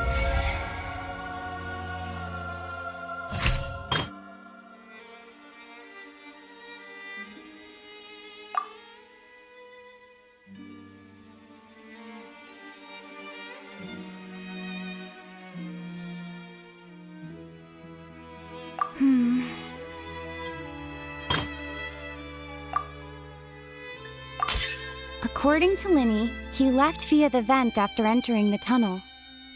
He couldn't have had that altercation with Halsey.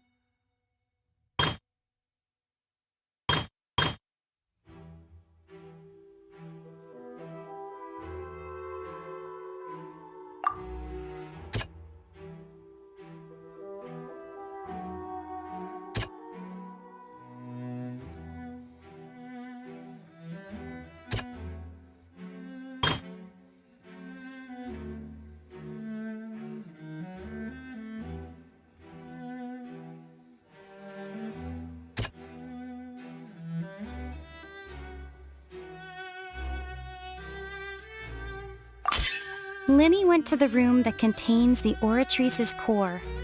This is the actual truth.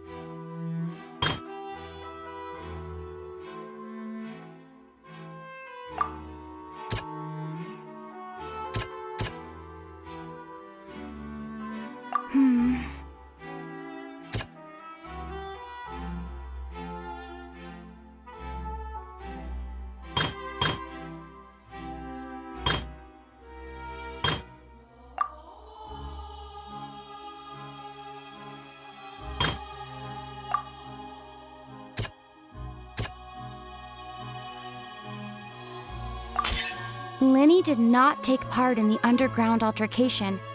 He only witnessed traces of the aftermath. Attention! Ace Detective Paimon has something to say! When the countdown started, Linney did indeed go into the tunnel. But he immediately used a vent to access the Opera House basement, which is where the underground core of the Oratrice is stored. Once he reached that area, he heard a voice in what should have been an empty room. Since he felt something was amiss, he returned immediately.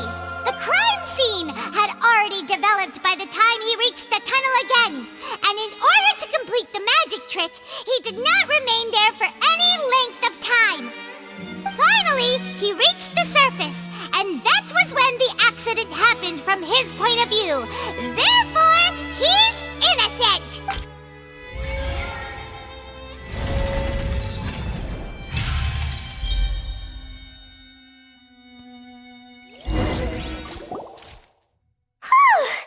Paimon did it! Paimon... In other words, you believe that he knew nothing of the incident? That's right! My reasoning?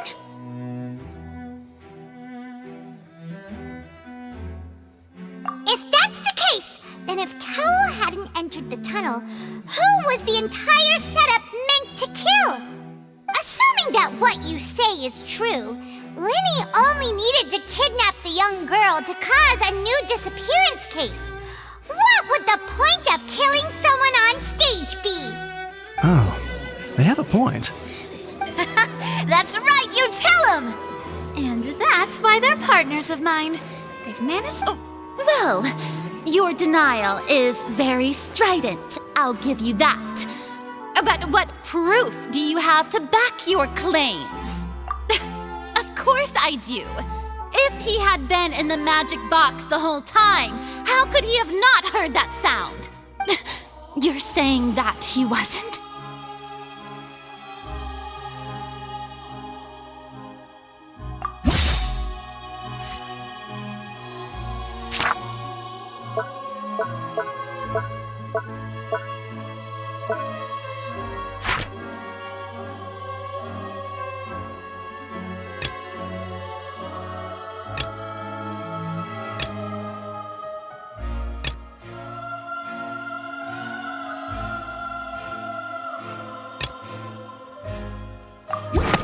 That's right! Linny wasn't in the box or in the tunnel. That's why he didn't hear anything strange during the performance. This means that when the crime happened, Linny had already entered the basement via the vent. The same clue you used to disprove his alibi has now become the best proof! Ha ha! Well played. To think you'd use such logic. Well then, if it wasn't Linny who committed the crimes, then who was it?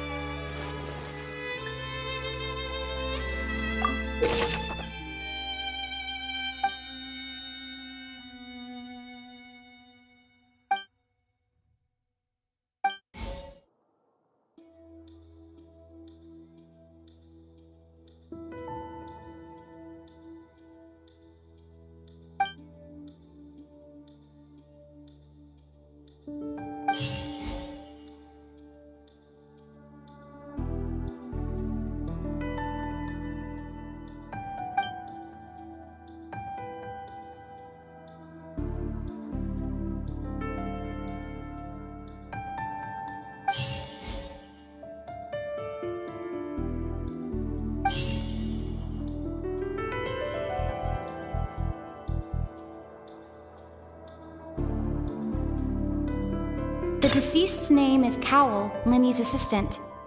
He would have been able to tamper with the equipment. Could there have been a third person involved? Halsey is the missing person and an ordinary audience member. The deceased's name is Cowell.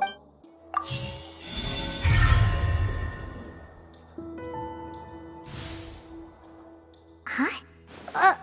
That can't be right. Are you serious? The killer was, in fact, Cowell, the deceased! Oh, is that so? What I must do next is recreate the truth. What Cowell did, and how he went from would-be perpetrator to victim.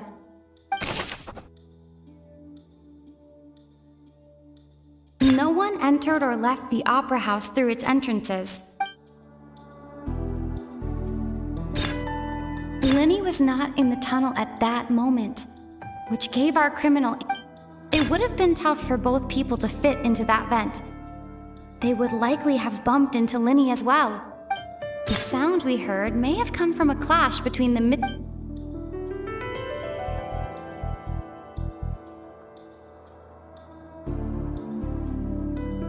It would have been tough for both people to fit. No one entered or left the opera house through its entrances. So, where would the criminal The deceased's name is Cowell, Linny's assistant.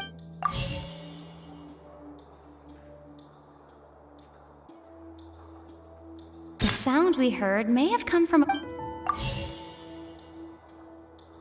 The deceased's name is Cowell.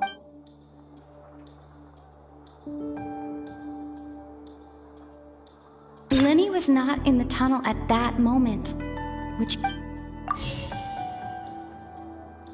no one entered or left the opera.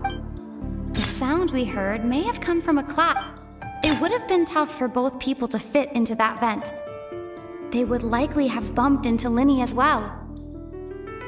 Halsey's clothing was in the tunnel, so there must have been some fear that she would attract attention. No one entered or left. It would have been tough for both people to.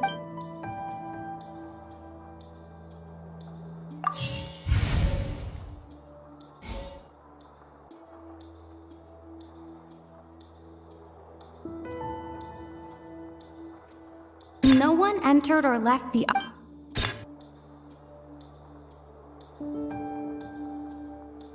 Linny was not in the tunnel at that.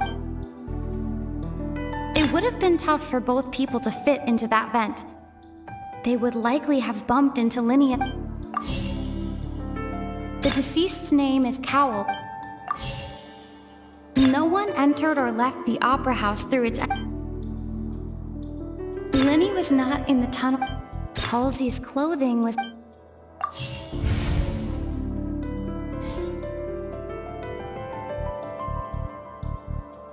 Linny was not in the tunnel at that moment, which gave our. No one entered or left.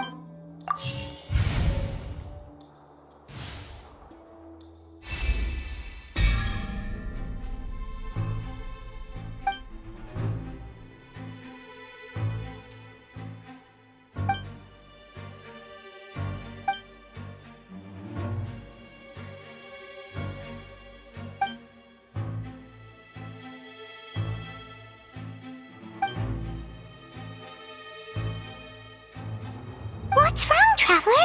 Are you still having trouble figuring things out? I see how it is. Look, since we're at a dead end, why, just like the trick as it transpired, the end result must have been utterly different from the magician's initial design. If only we knew how Halsey disappeared. Well, that would be nice, but the tunnel only has 3 exits, and none of them seem very likely. And it's not like this is a magic trick where you can just make a real live person disappear. You know, like you did from that water tank, Lynette. Excuse my interruption, dear opponents.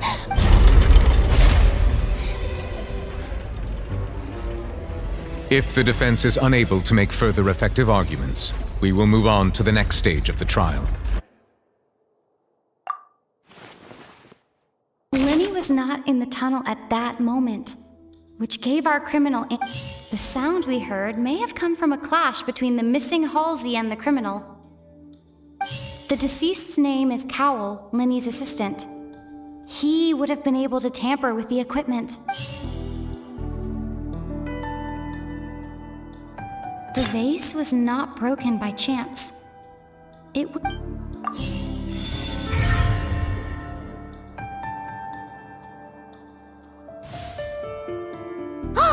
Paimon gets it!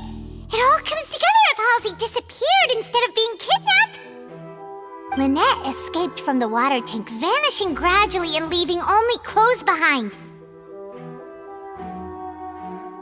If there's a similar method where a person could be transformed into water...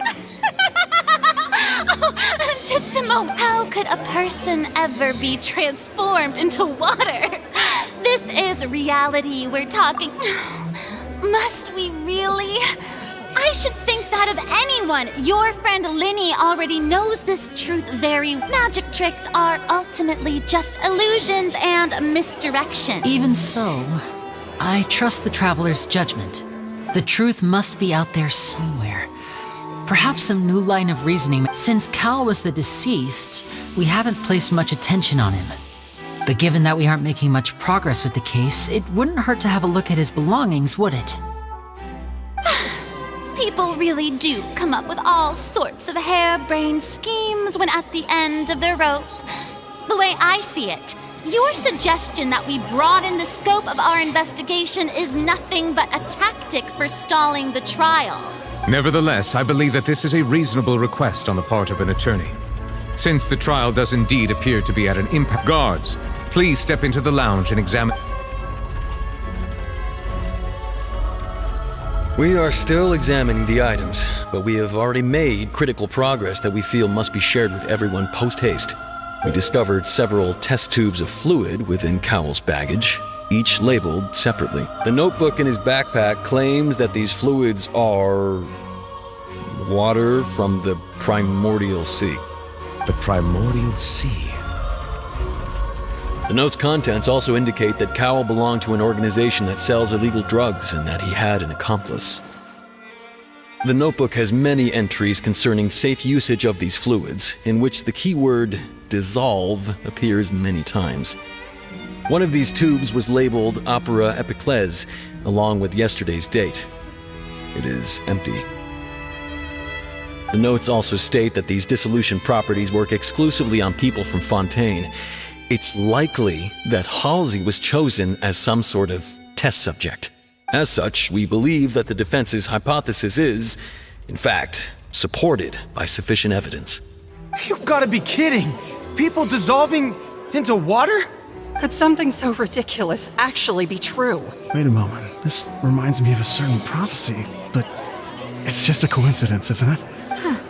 If people can become water, does that mean that the water tank's real use was as a means to hide water stains? And if Cowell was targeting that girl... Wait just a minute. Could that mean... You two, with me, quick! Demoiselle, wait! What about your partner? Let's go. Just... Order! Order! It is undeniable that further examination of the deceased's personal effects has yielded some surprising results. But we cannot yet verify the veracity of these clues. Still, let us assume that these clues are indeed authentic, albeit with the understanding that Ms. Halsey has yet to be found.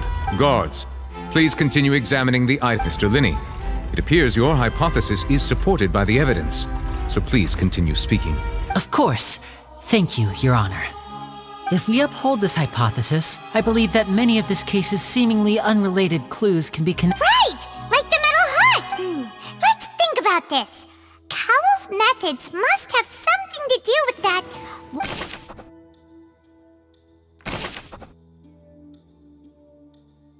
The deceased's name is Cowell.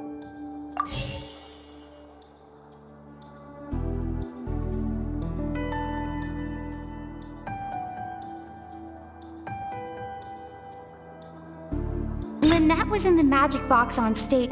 I remember there was something else within the inner layer of that box. The rope that strung the water tank up was lit by the fireworks and cut. As such, the focus here is on the water and not the tank. The water from the primordial sea. Now it seems like the hook rope was not meant for another. The rope that strung the water. The rope that strung the...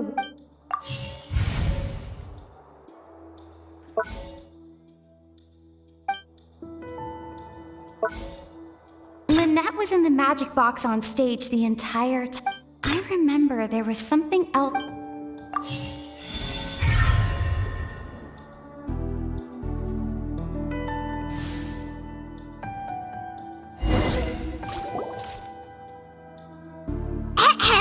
It's Ace Detective Paimon's time to shine again! In the original plan, would tamper with the water tank rope, and the number selector securing his target.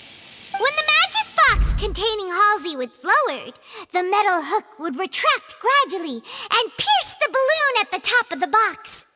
When the balloon attached to the box popped, the water from the primordial seed inside it would pour down and dissolve Halsey. Afterward, Cowl would enter the tunnel and break the flower vase to conceal the water inside the tunnel, with the remaining evidence being covered up by the water tank on stage. But he encountered something unexpected in the tunnel and wound up being fatally hit by the same water tank he meant to use to cover. That actually links together a lot of the more confusing pieces of evidence.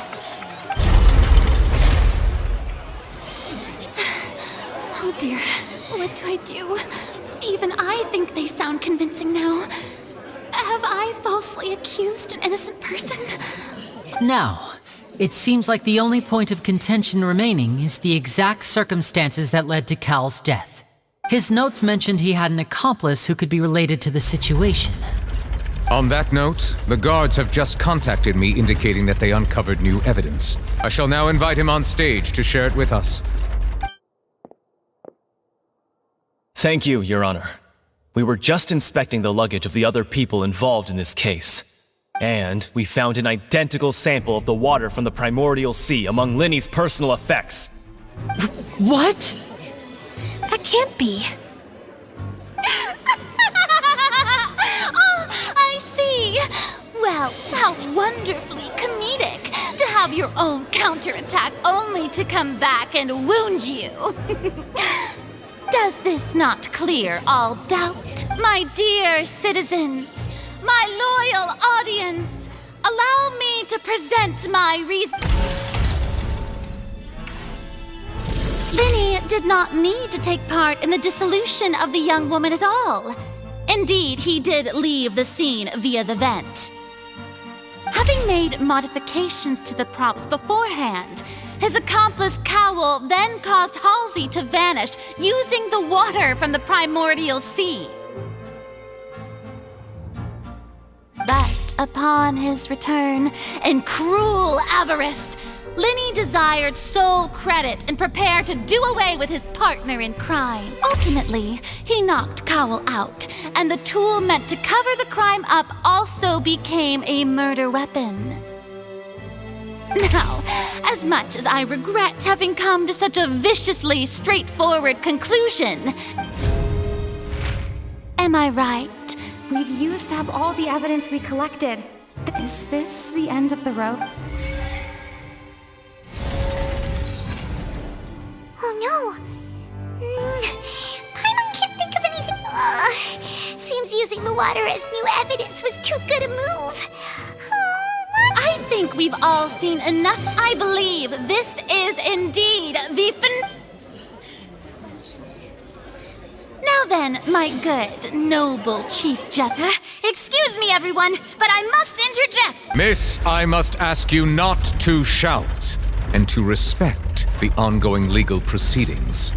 Oh, come on. Don't be hasty. I have a good reason for interrupting, you know. Now, would anyone here like to take a little break from all this debate and see a little magic? I'll show you an amazing trick. One that can bring a young woman who has disappeared back in the flesh, right before your very eyes. Please, do the honors, Mr. Linny. If you... What in the world is she saying? No offense, miss, but miracles like that are beyond my scope as a magician. Come on now, don't be silly. Magic is all about misdirection, isn't it? It often conceals the truth while presenting a fascinating illusion. But once everyone believes the illusion, can't magic reveal the truth to them once again? And wouldn't such a trick be the most marvelous finale to today's performance? Come on, Linny and Lynette, give it another go. Don't worry, Spina di Rosula has made the necessary arrangements on your behalf. But as the magic makers and stars of the show, I think I should leave the final performance to you. I understand.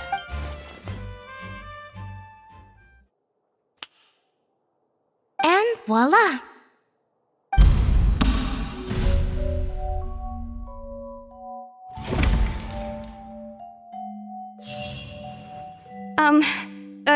Sorry for the interruption. Wait, isn't that Halsey?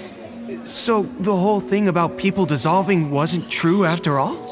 To be clear, I'm only here because this person told me that if I testified, the merit of doing so would lessen my sentence. I was hiding outside this room listening to the proceedings because I was afraid that I would be the one put on trial. I was just feeling happy that no one had noticed me. And then, before I knew it, she caught me. That'll teach you to underestimate. Where should I begin? I'm sorry. I'm the one who killed Cowell. I admit it. But what? Why? Firstly, my name isn't Halsey. It's Lillian, and I'm originally from Mondstadt. I heard that Linny's show was gonna be a real thriller, but I missed the chance to buy a ticket, so I stole one. That's how I make a living. I steal stuff here and there. And I'd never been caught before. But I was noticed at the harbor a few days ago, and I barely got away. Linny was the one who caught me in the act. Hey, no wonder you look familiar. So you were the thief! Liddy even mentioned that you were pretty skilled. Well, and I thought that would have been the end of it, but then the number selector chose me. He even mentioned the Fortress of Meripede. That's a prison, isn't it? So you can imagine how shocked I was. I thought he was on to me for sure. So I played along with the show while looking for an opening to flee. But then I got water poured on me for no reason, and then someone jumped into the tunnel to nab me. I wasn't going to take that lying down, so I knocked him out and stuffed him into the box. There was nowhere to run from there, though, so I had to change my clothes and hide in a box containing performance costumes. I slipped out after the first guard arrived at the scene and continued hiding inside the opera house. Can a person even hide in there?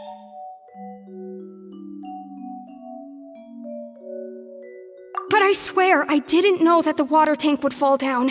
Really, I swear it. Had I known that, I wouldn't have put him in the magic box. I may be a thief, but I'm no killer.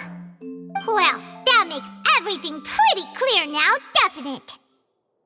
This time, we need to tell the entire story from Lillian's perspective.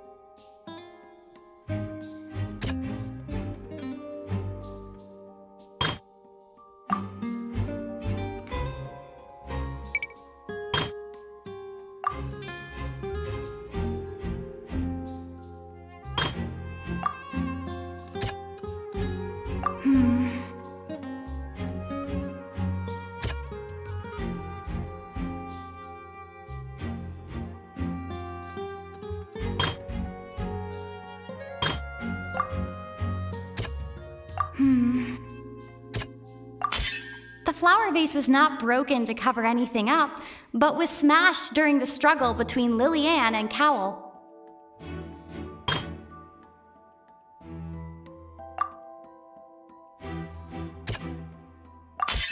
Lillian was afraid that she would be recognized if she left, so she changed clothes and hid, biding her time. Just what one might expect of an experienced thief.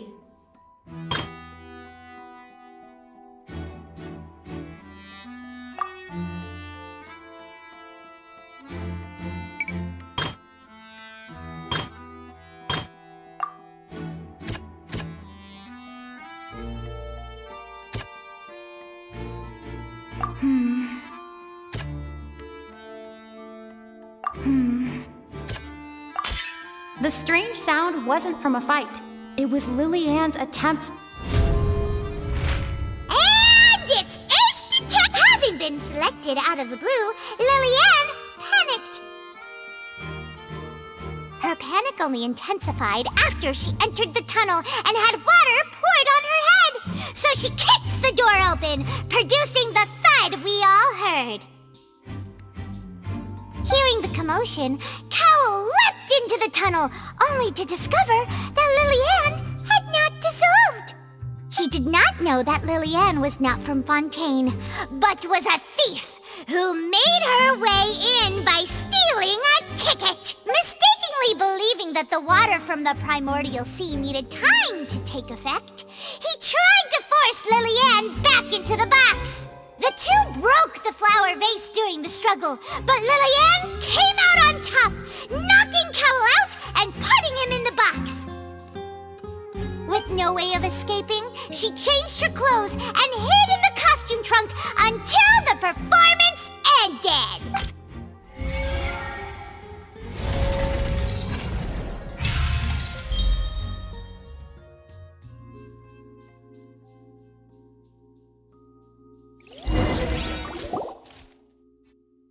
She knew that she would have to go through guard inspection if she tried to leave afterward, so she has been trapped in the Opera House these last 2 days. She had already become desperately hungry by the time we were chatting over macarons. So, she swiped 2 of them right under our noses. Talk about a sneaky thief. At this point, all the events that happened in the tunnel have now come to light. Ah, so that's the whole story. Bravo! Bravo! Now then, Lady Farina, do you wish to speak against the defense's statements? Please answer the question, Lady Farina. Also, if I may add, the trial has not yet ended. As such, I request that the prosecution not leave the room before the proceedings have concluded. What? Are you reading my mind now? No, I have no further arguments. I admit defeat. But really, could you at least have left me with some dignity? Wow, look at that! She's like a deflated balloon now. If there are no objections, then as the Chief Justice of Fontaine, I shall once again repeat the full sequence of events. The actual perpetrator of the serial disappearances, Cowl, selected his next victim from the audience reservation list. With some modifications to the selector, he could ensure that the pre-selected young woman would be chosen. To cover up any evidence while committing the deed, Cowl thought of allowing the water tank to fall, which would conceal the water left behind after the young woman was dissolved. He also tampered with the rope suspending the water tank, using the fireworks at the end of the performance to cause the tank to drop and hide the watermarks. He poured the water from the primordial sea into a balloon during the preparation of the magic box and stuck it to the box's lid. Finally, he passed the prepared hook on a rope through the gap in the magic box's door when bringing the young woman to said box. When the magic trick officially began, the box containing the woman was lowered into the tunnel, tightening the hook rope and bursting the balloon containing the water. If all had gone to plan, the young woman would be dissolved at this time. However, Lily-Ann was not from Fontaine and thus fled the box with a loud noise. Realizing that there was trouble, Cowl entered the tunnel and met Lily-Ann. Thinking that the waters had not yet taken effect, he decided to proceed. However, his opponent was more capable than he thought, and he was overcome, knocked unconscious, and placed into the magic box, and thus became his own final victim. Lily-Ann, according to her own statements, then changed clothes and hid until the performance ended, before hiding in other parts of the opera house. As for Linny, he was in the underground structures within the opera house, and was thus ignorant of these happenings. From this reconstruction of events, we can conclude that Linny, the accused, is in fact innocent. Hooray, Linny and Lynette! Amazing! While there is much in Linny and Lilianne's conduct that should still be investigated separately, this case, at least, can be handed over to the Oratrice to make the final decision.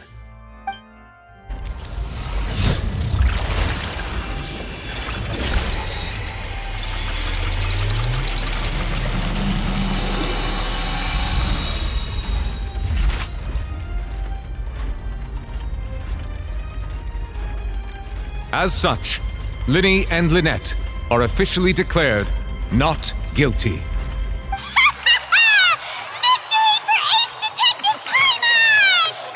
Great work, partners. Thank you all. Thank you so much. Next, I think we deserve an explanation, Guard Vaughn.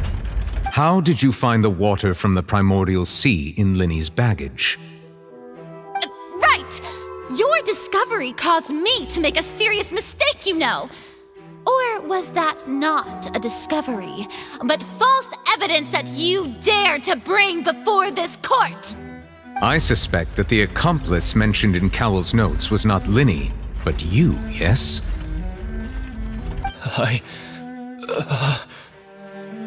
I'm sure you know what you must do to lessen your sentence. Speak quickly! Unless you want to earn yourself a one-way ticket to Coupon Town. I was just following orders. We were supposed to place blame for the serial disappearances onto Linny, and thus cause suspicion to fall on the Fatui. The higher-ups said this was the best opportunity to do so. And now that your plan has fallen through, and the secrets of the water have been revealed, you have become a liability to said higher-ups, yes? Therefore, you would be wise to tell everything you know, and seek the protection of the guards. Yes, I'll tell you everything I know. Our boss discovered that the water can cause people to dissolve. It can also be made into a potion, which when extremely diluted, can cause people to experience unforgettable exhilaration. We've been in this business for a while now, and have made decent more off it. The disappearances were also the boss's idea.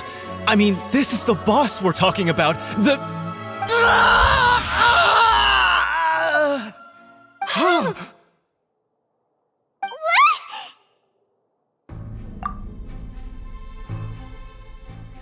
And now he can no longer talk.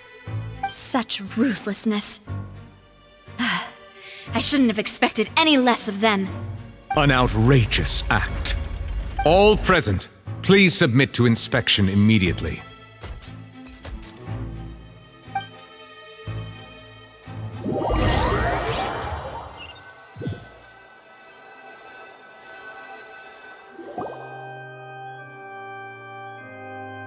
So, we're just going back now? That's... Traveler, Paimon! Please wait. Linny... I know you may not want to speak to me right now. Maybe you don't even want to look at me. But still, let me thank you again for defending me to the end. Even after you learned that I'm a member of the Fatui, I guess. But regardless, I'd like the opportunity to set things straight. I didn't approach you with any ulterior motives or ill intent. I've spoken to you as myself, just plain Linny this entire time. As for why I'm a Fatus, it's because the goals of the House of the Hearth align with those of an orphan like me. That's all. That was how Father, who you might know as the Knave, approached recruiting us back then too. The Knave? The one who controls the House of the Hearth? She's your father? That's right. And since we're here, I was wondering, would you mind hearing a story? It's about my past. Back when our parents first died, Lynette and I were left wandering the streets. To survive, I took to surreptitiously observing an older street performer who did magic. It took me several days to figure out how he pulled off his amazing tricks.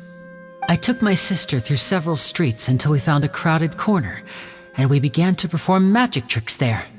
To my surprise, we proved to be pretty popular, and we could at least stop worrying about where our next meal would come from for a time.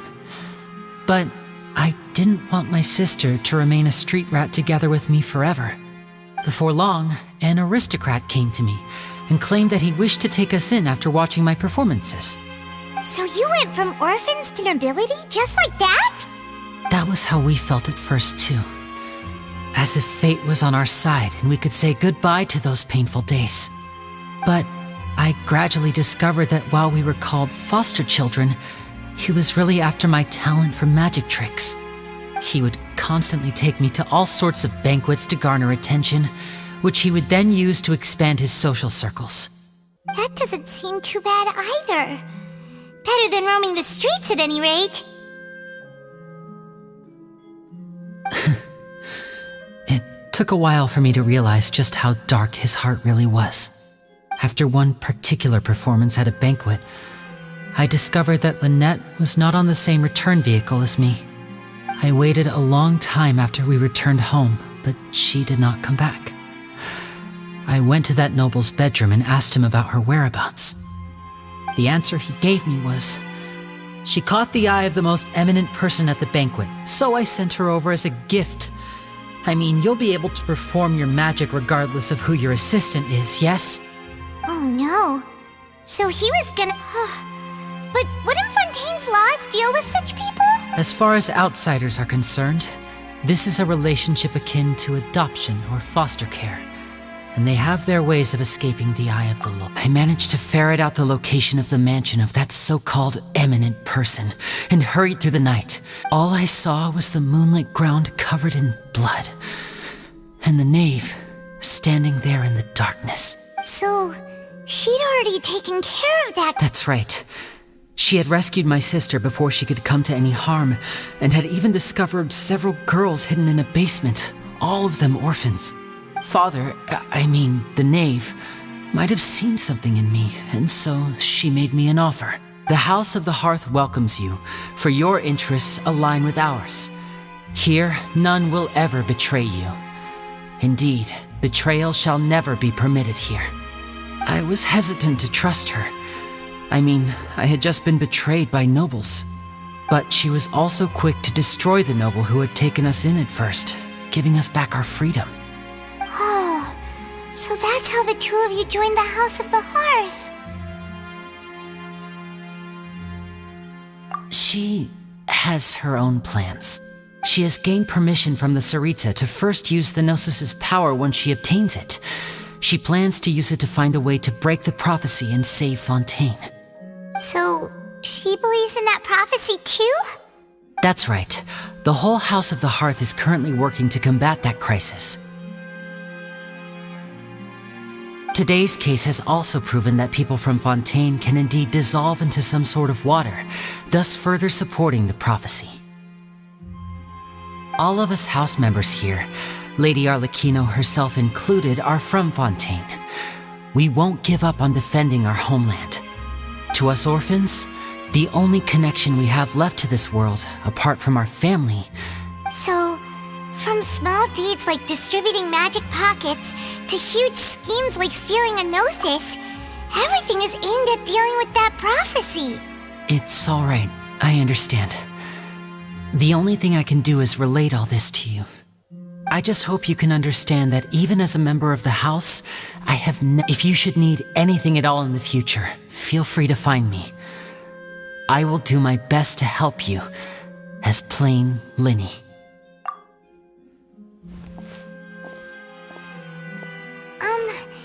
Bye, Linny!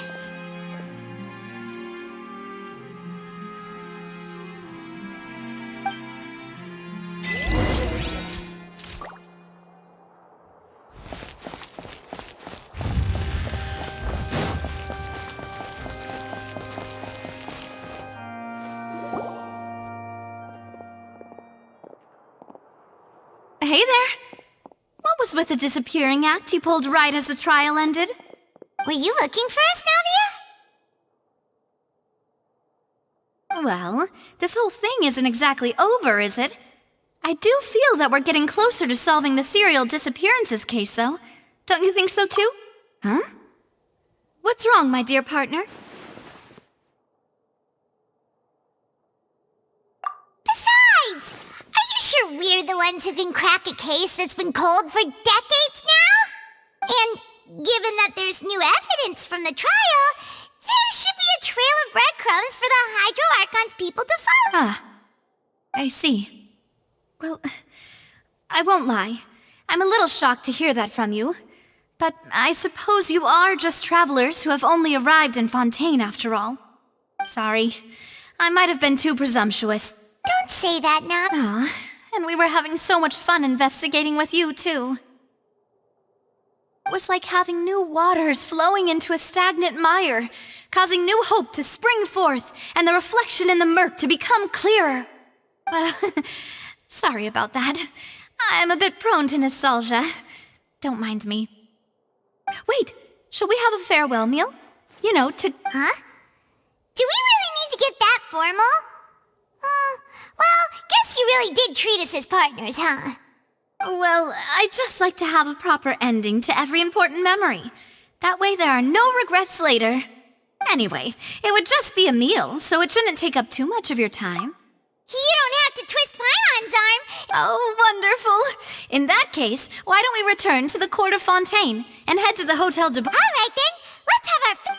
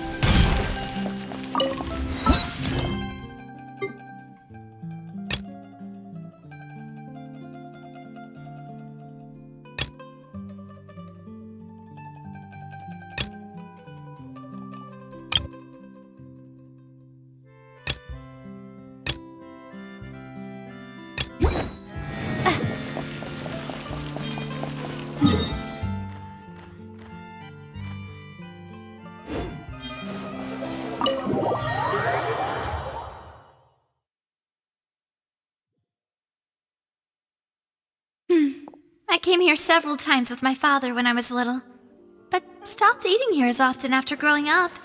Oh, don't worry! We haven't eaten at a hotel like this in a while. Paimon's getting excited already! In that case, I'll go order for us first. Please wait here a moment.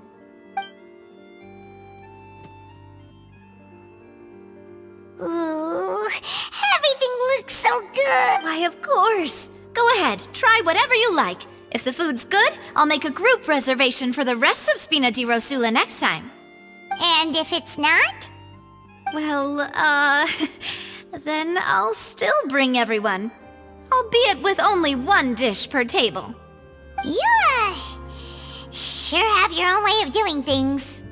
Oh, we called this a farewell meal, but we could also treat it like a victory feast, right? We did just win that case after all. Oh, true. Very true. In that case, boss, we'll have another 2 dishes. Huh? Paimon didn't mean that you had to order even more food.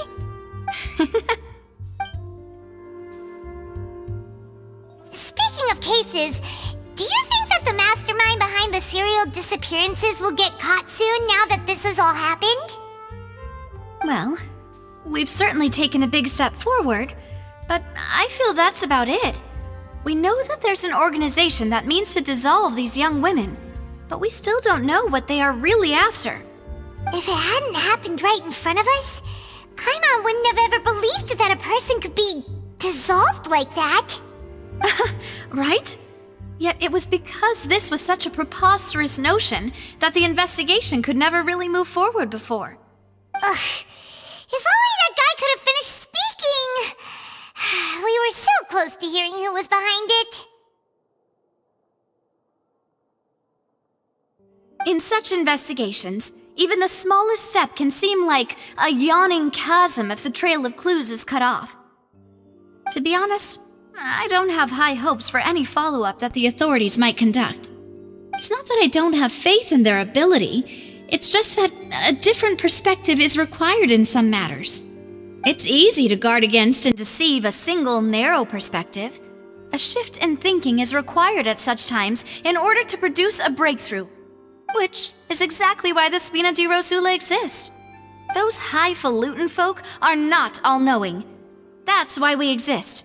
To seep into the cracks where filth falls through, where their watch fails them. That's the kind of problems we solve. Seems Paimon thought things were simpler than they actually are. It's all right. Well, this was supposed to be a farewell meal, so I doubt you have further interest in this business, right? Let's talk about something else. Like, what are your future plans?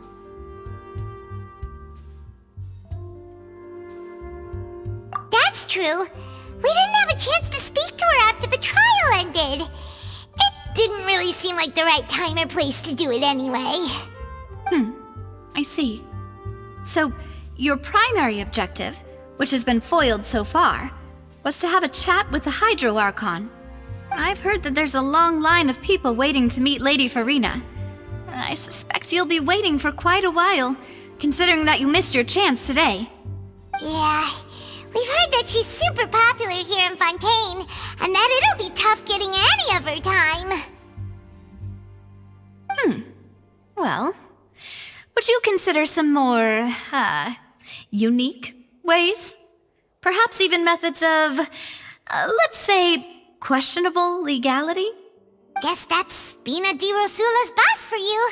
Chock full of sketchy ideas. Well, what did you have in mind? Well, one way would be to infiltrate a performance troupe at the Opera House, only to abandon your act at the play's climax and ask to speak to her after the performance. I'm sure Lady Farina would be eager to see the ending, and would agree in order to finish watching the play, don't you think? Could you suggest something a little more practical? This plan seems pretty hard to pull off. We'd have to go learn how to act, and acting's really hard. All right, here's another. Find a way to conceal yourselves under her bed, then wake her up in the dead of night and demand answers. Don't let her go back to sleep until she answers all your questions.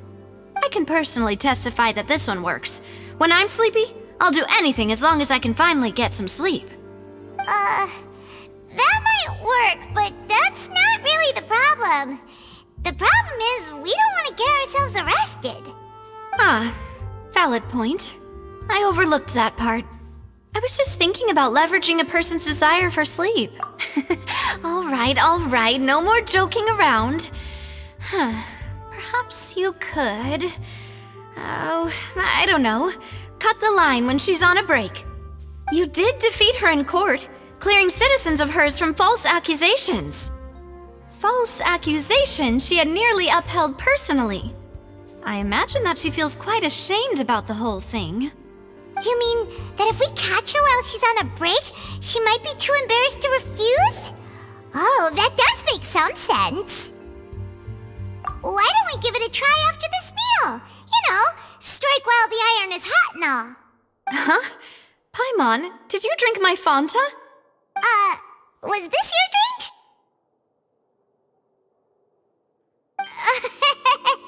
Sorry about that.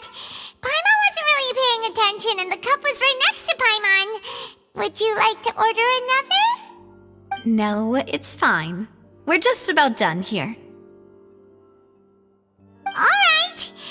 Honestly, Paimon wouldn't recommend Fanta anyway. It tastes kinda salty and icky.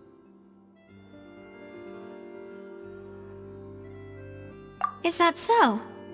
Huh. Well, in that case, we'll have to blacklist the Fanta here then. If we're all finished eating, then I'll go pay.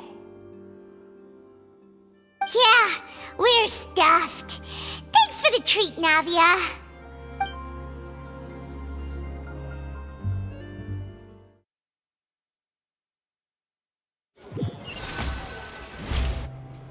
Oh, so full. Paimon can barely float anymore.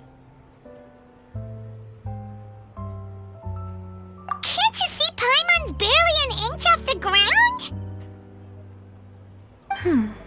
Okay. As for expenses this month, we're left with... Hey, Navia! What are you doing over there? Oh, nothing. It was just a meal, you know? Nothing the Spina di Rosula can't cover. Let's get ready to try to meet the Hydro Archon again. Bye, Navia! So this is goodbye, huh? Well, if you do encounter any other trouble in Fontaine, you're always welcome to contact the Spina di Rosula. I'll give your requests the highest priority. In any case, I wish you smooth sailing. I'll see you again, partner. See ya!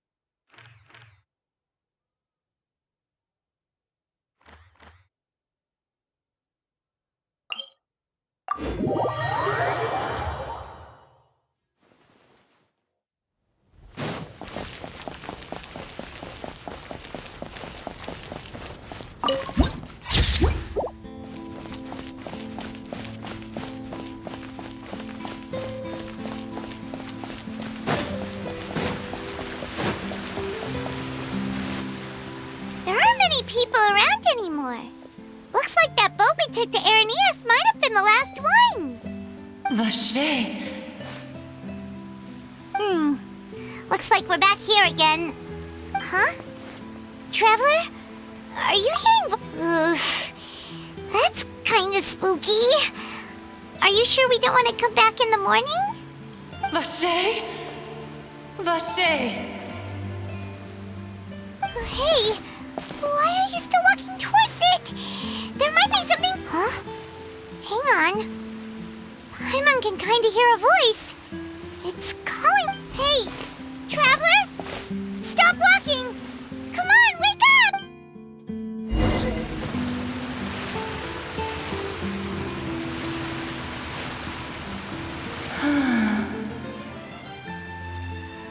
Vache, are you...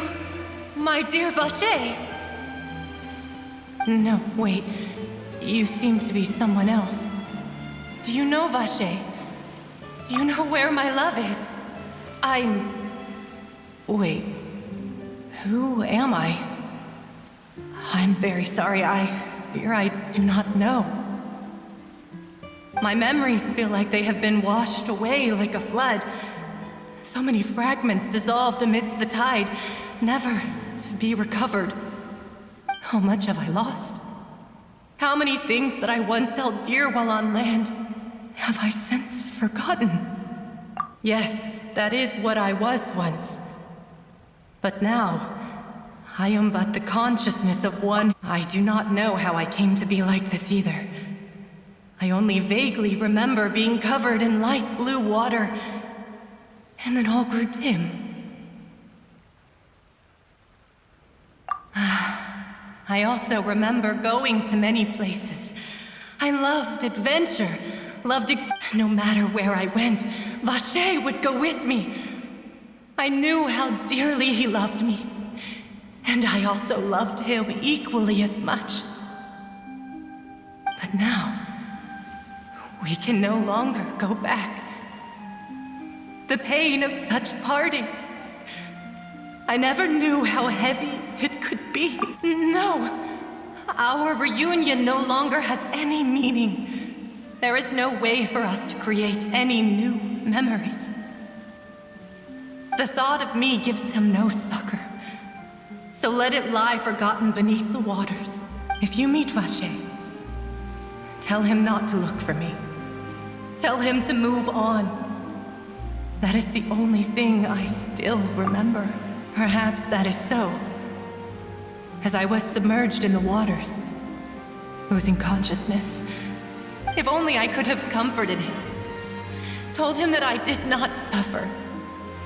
Indeed, I had felt a great warmth. Is that what you call it? Dissolving. If anything, I consider it was a state of neither fear nor frenzy, with only an endless peace, like the water still. I could also liken it to being a thirsty person who drinks water for the first time, and only then sees how they have lived for so long in a world. I think I hear your companion. It's time for you to go, I think. Farewell, then. I am glad that you were able to sense my presence. Remember, if you see Vache, tell him not to seek me out.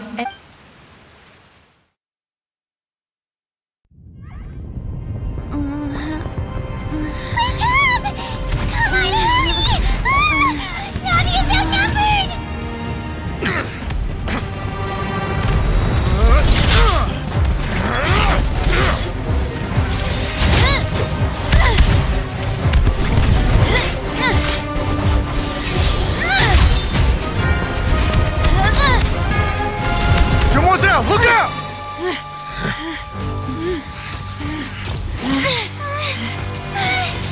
Dear God, it's a whole army of Gardamex.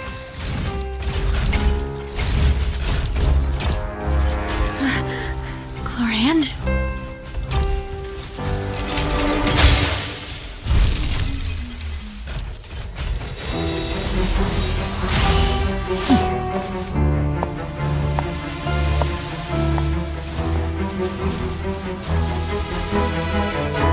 Quick, now's our chance!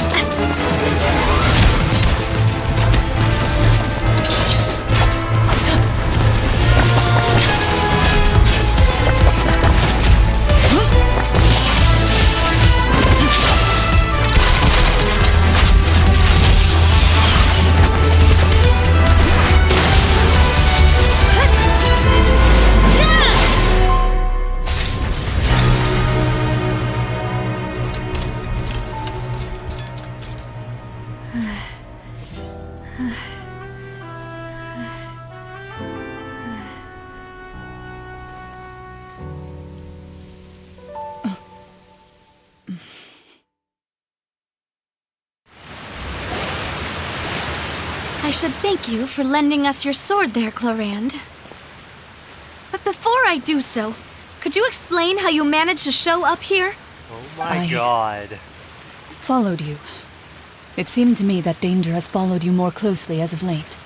I believe that following someone without their knowledge is actually called stalking, is it not? Mr. Callus's last wish was for me to ensure your safety, and I will not betray his trust. He would do the same, were he alive today. Do not speak of my father! Sorry, demoiselle. I was not strong enough. Thank you for your aid, Miss Clorand, but do keep an eye out for your manner of speech. I believe we all wish to avoid unnecessary emotional harm. Sorry, I did not consider your feelings. Whatever. What else do you know? How did you come to the conclusion that I'd be in grave danger? I doubt I know much more than you, but I believe that the mastermind behind the serial disappearances is very powerful. Your performance tonight will almost certainly attract their attention. I'm sure they've known about me. To be honest, I'm shocked it's taken them this long to act against me. And what about these Gardamex? I thought only those associated with a Maison Gardiennage could control them. None of these mecha have serial numbers, I was sure to check a moment ago. They are not the ones used by the authorities to enforce the law.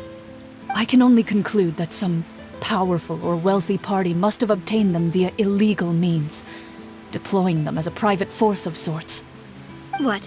Your point being that they're out of Spina di Rosula's league, then? Yes. Be careful, and do not act rashly. I will continue investigating no matter what. We will bring the truth to light. That's my father's true last wish.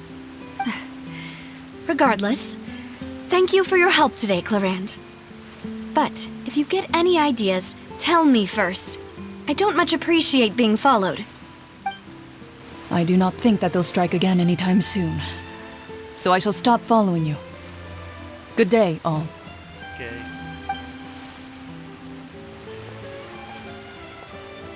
Right. I suppose that's the best news we've gotten today. Demoiselle, I believe that Miss Clarand was being sincere with you. If we tried, we could attempt to thaw relations a little. I know, she's... Oh,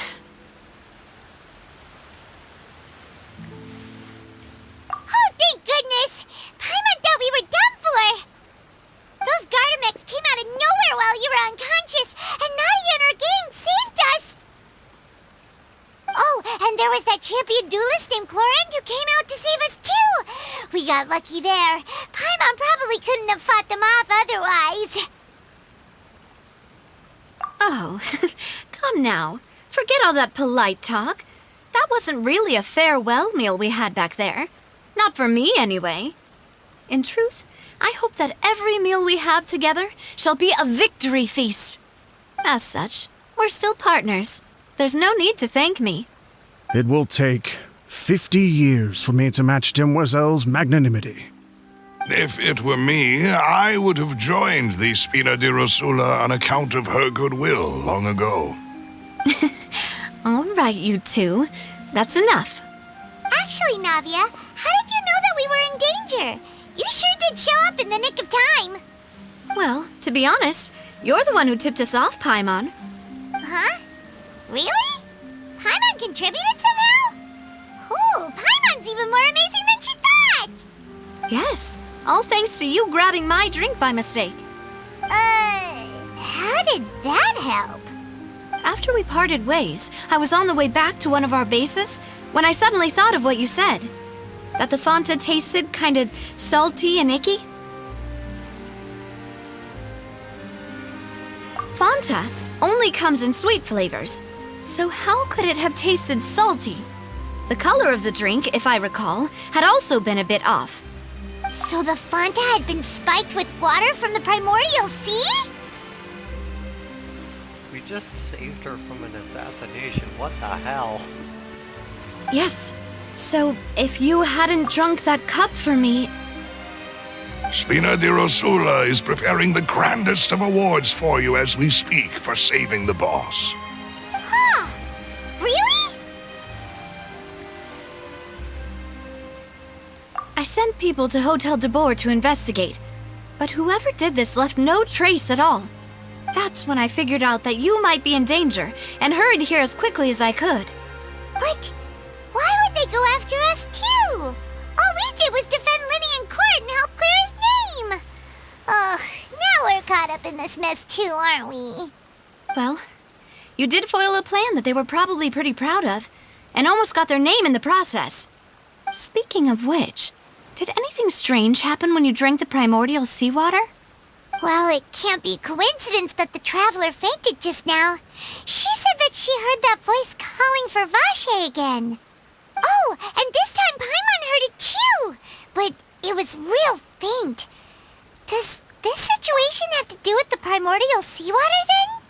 Does that mean the primordial seawater raises someone's sensitivity to hydro when it's used on people who are not from Fontaine? That doesn't sound like too much of a bad thing, to be honest. New intel? While you were out cold? Well, let's hear it, shall we?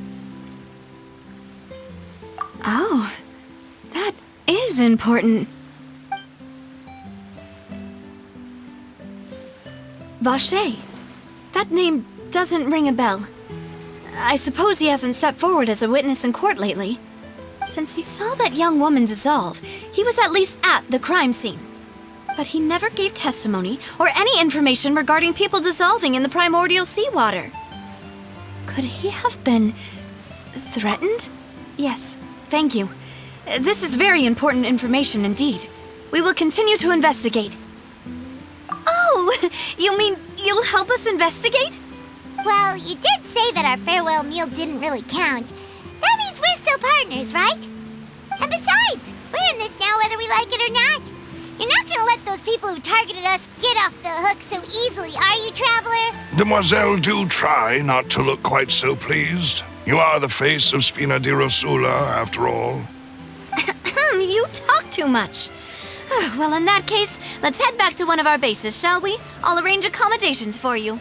We also have some plans to go over, and... Don't worry, you two. With us around, our base is definitely secure.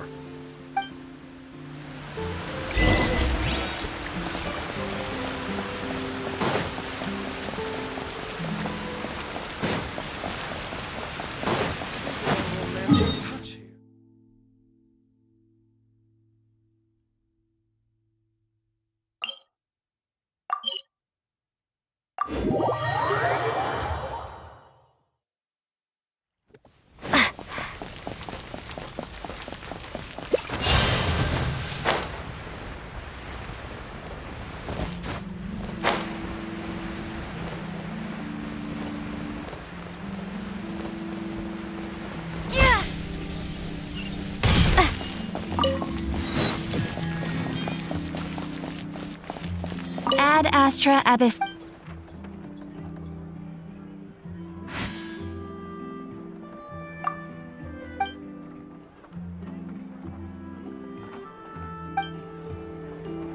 Ad Astra.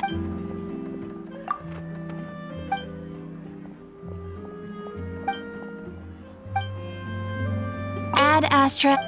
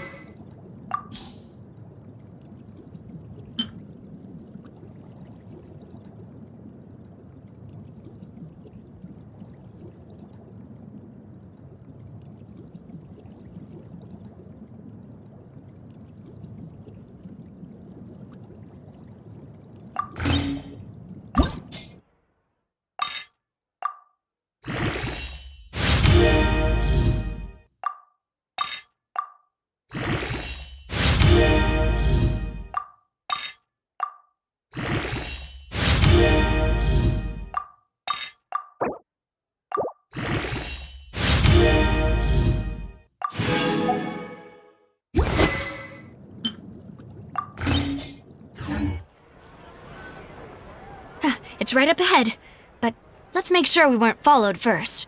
I've been keeping watch, Demoiselle. I haven't spotted anyone suspicious thus far. Huh, very good. But let's not let our guard down for now. I shall find rooms for our respected guests. Thank you, Malus. Now, let's continue, Traveler.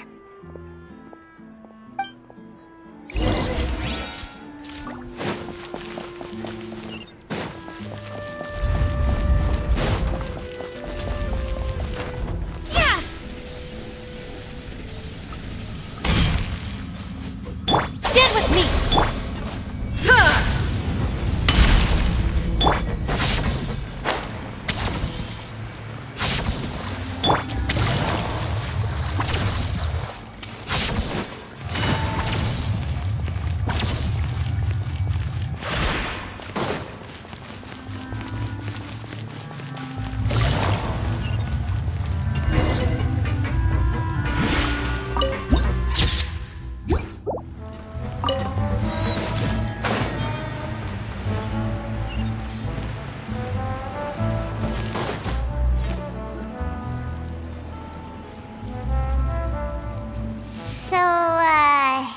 This is your base?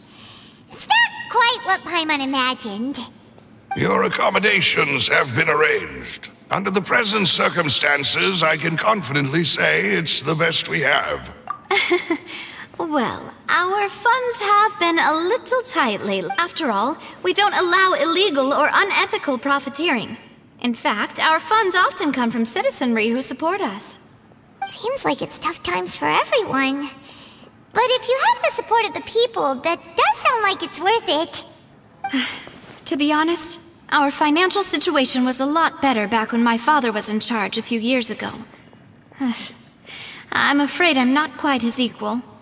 Your father, he was the previous boss of Spina di Rosula, right? How did he... Demoiselle, if you'll allow me to explain. No. I'll explain it myself. I suppose I couldn't run from this topic forever.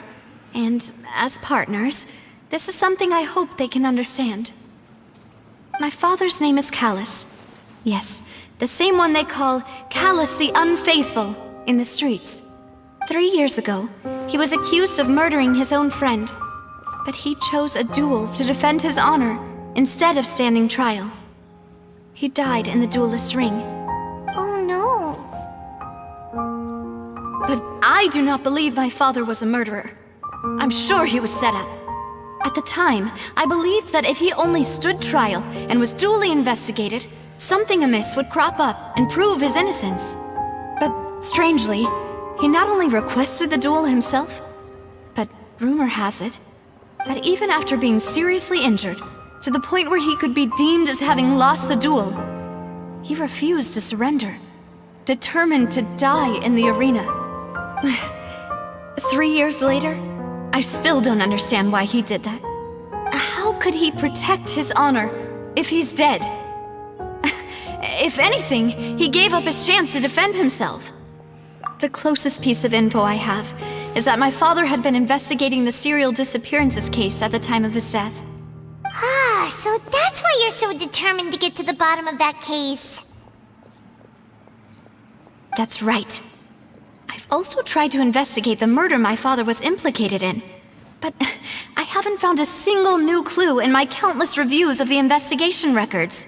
However, I believe that if the murder case is related to those behind the disappearances, they must know something. I must know what really happened. Was my father coerced? Framed? Even if he really did kill his friend, I must get to the truth. If only he'd been more open with me when he was still alive. He even hid the fact that my mother died due to complications when giving birth to me. And now, here I am investigating his death. You really are a handful, aren't you, Papa?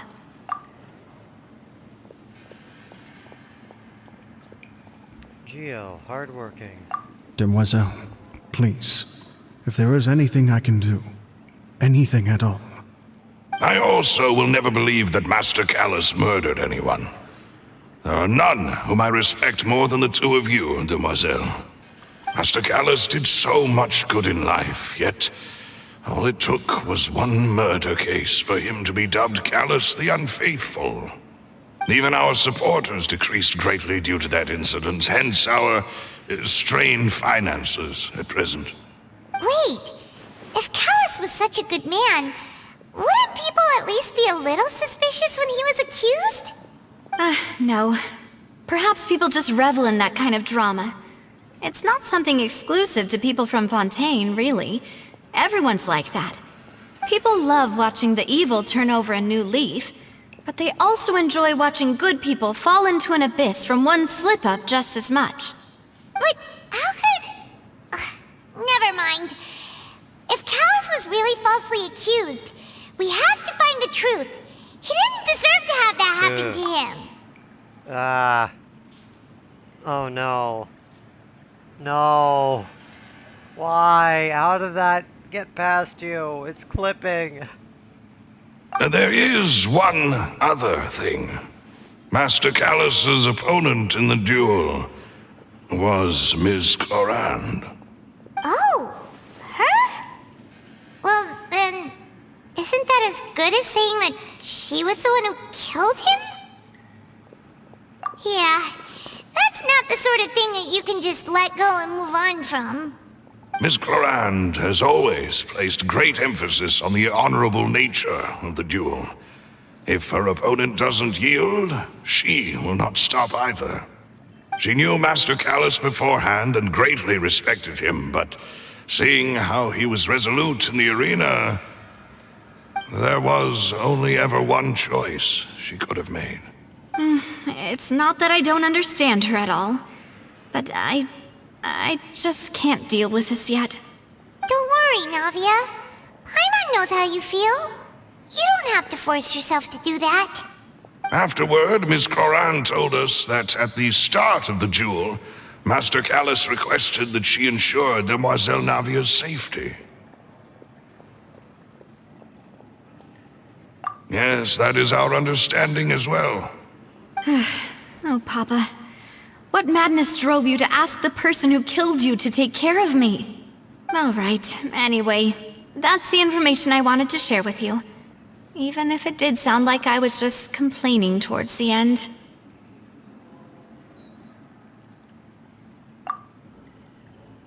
Thanks. You two should go and rest. This was quite a day after all. Yeah, Paimon's feet. Please, relax and get some sleep. We will ensure you rest soundly.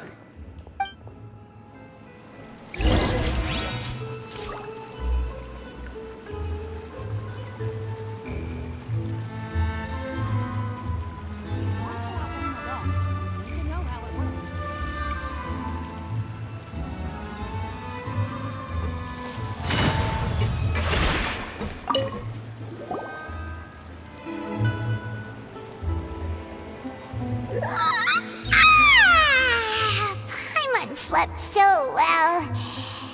This place feels almost too safe. Huh? Navia? Where did the other two go? I sent them back to Poisson. It's Spina de Rosula's place of origin, and where we have our headquarters. There's not much for them to do here at the moment. Paimon gets the feeling that you're just trying to get them off your back. But never mind that. When did you get back? Were you waiting here the whole time?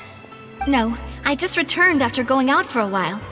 I did some investigating yesterday regarding the name Vache. Wait, so you didn't sleep at all?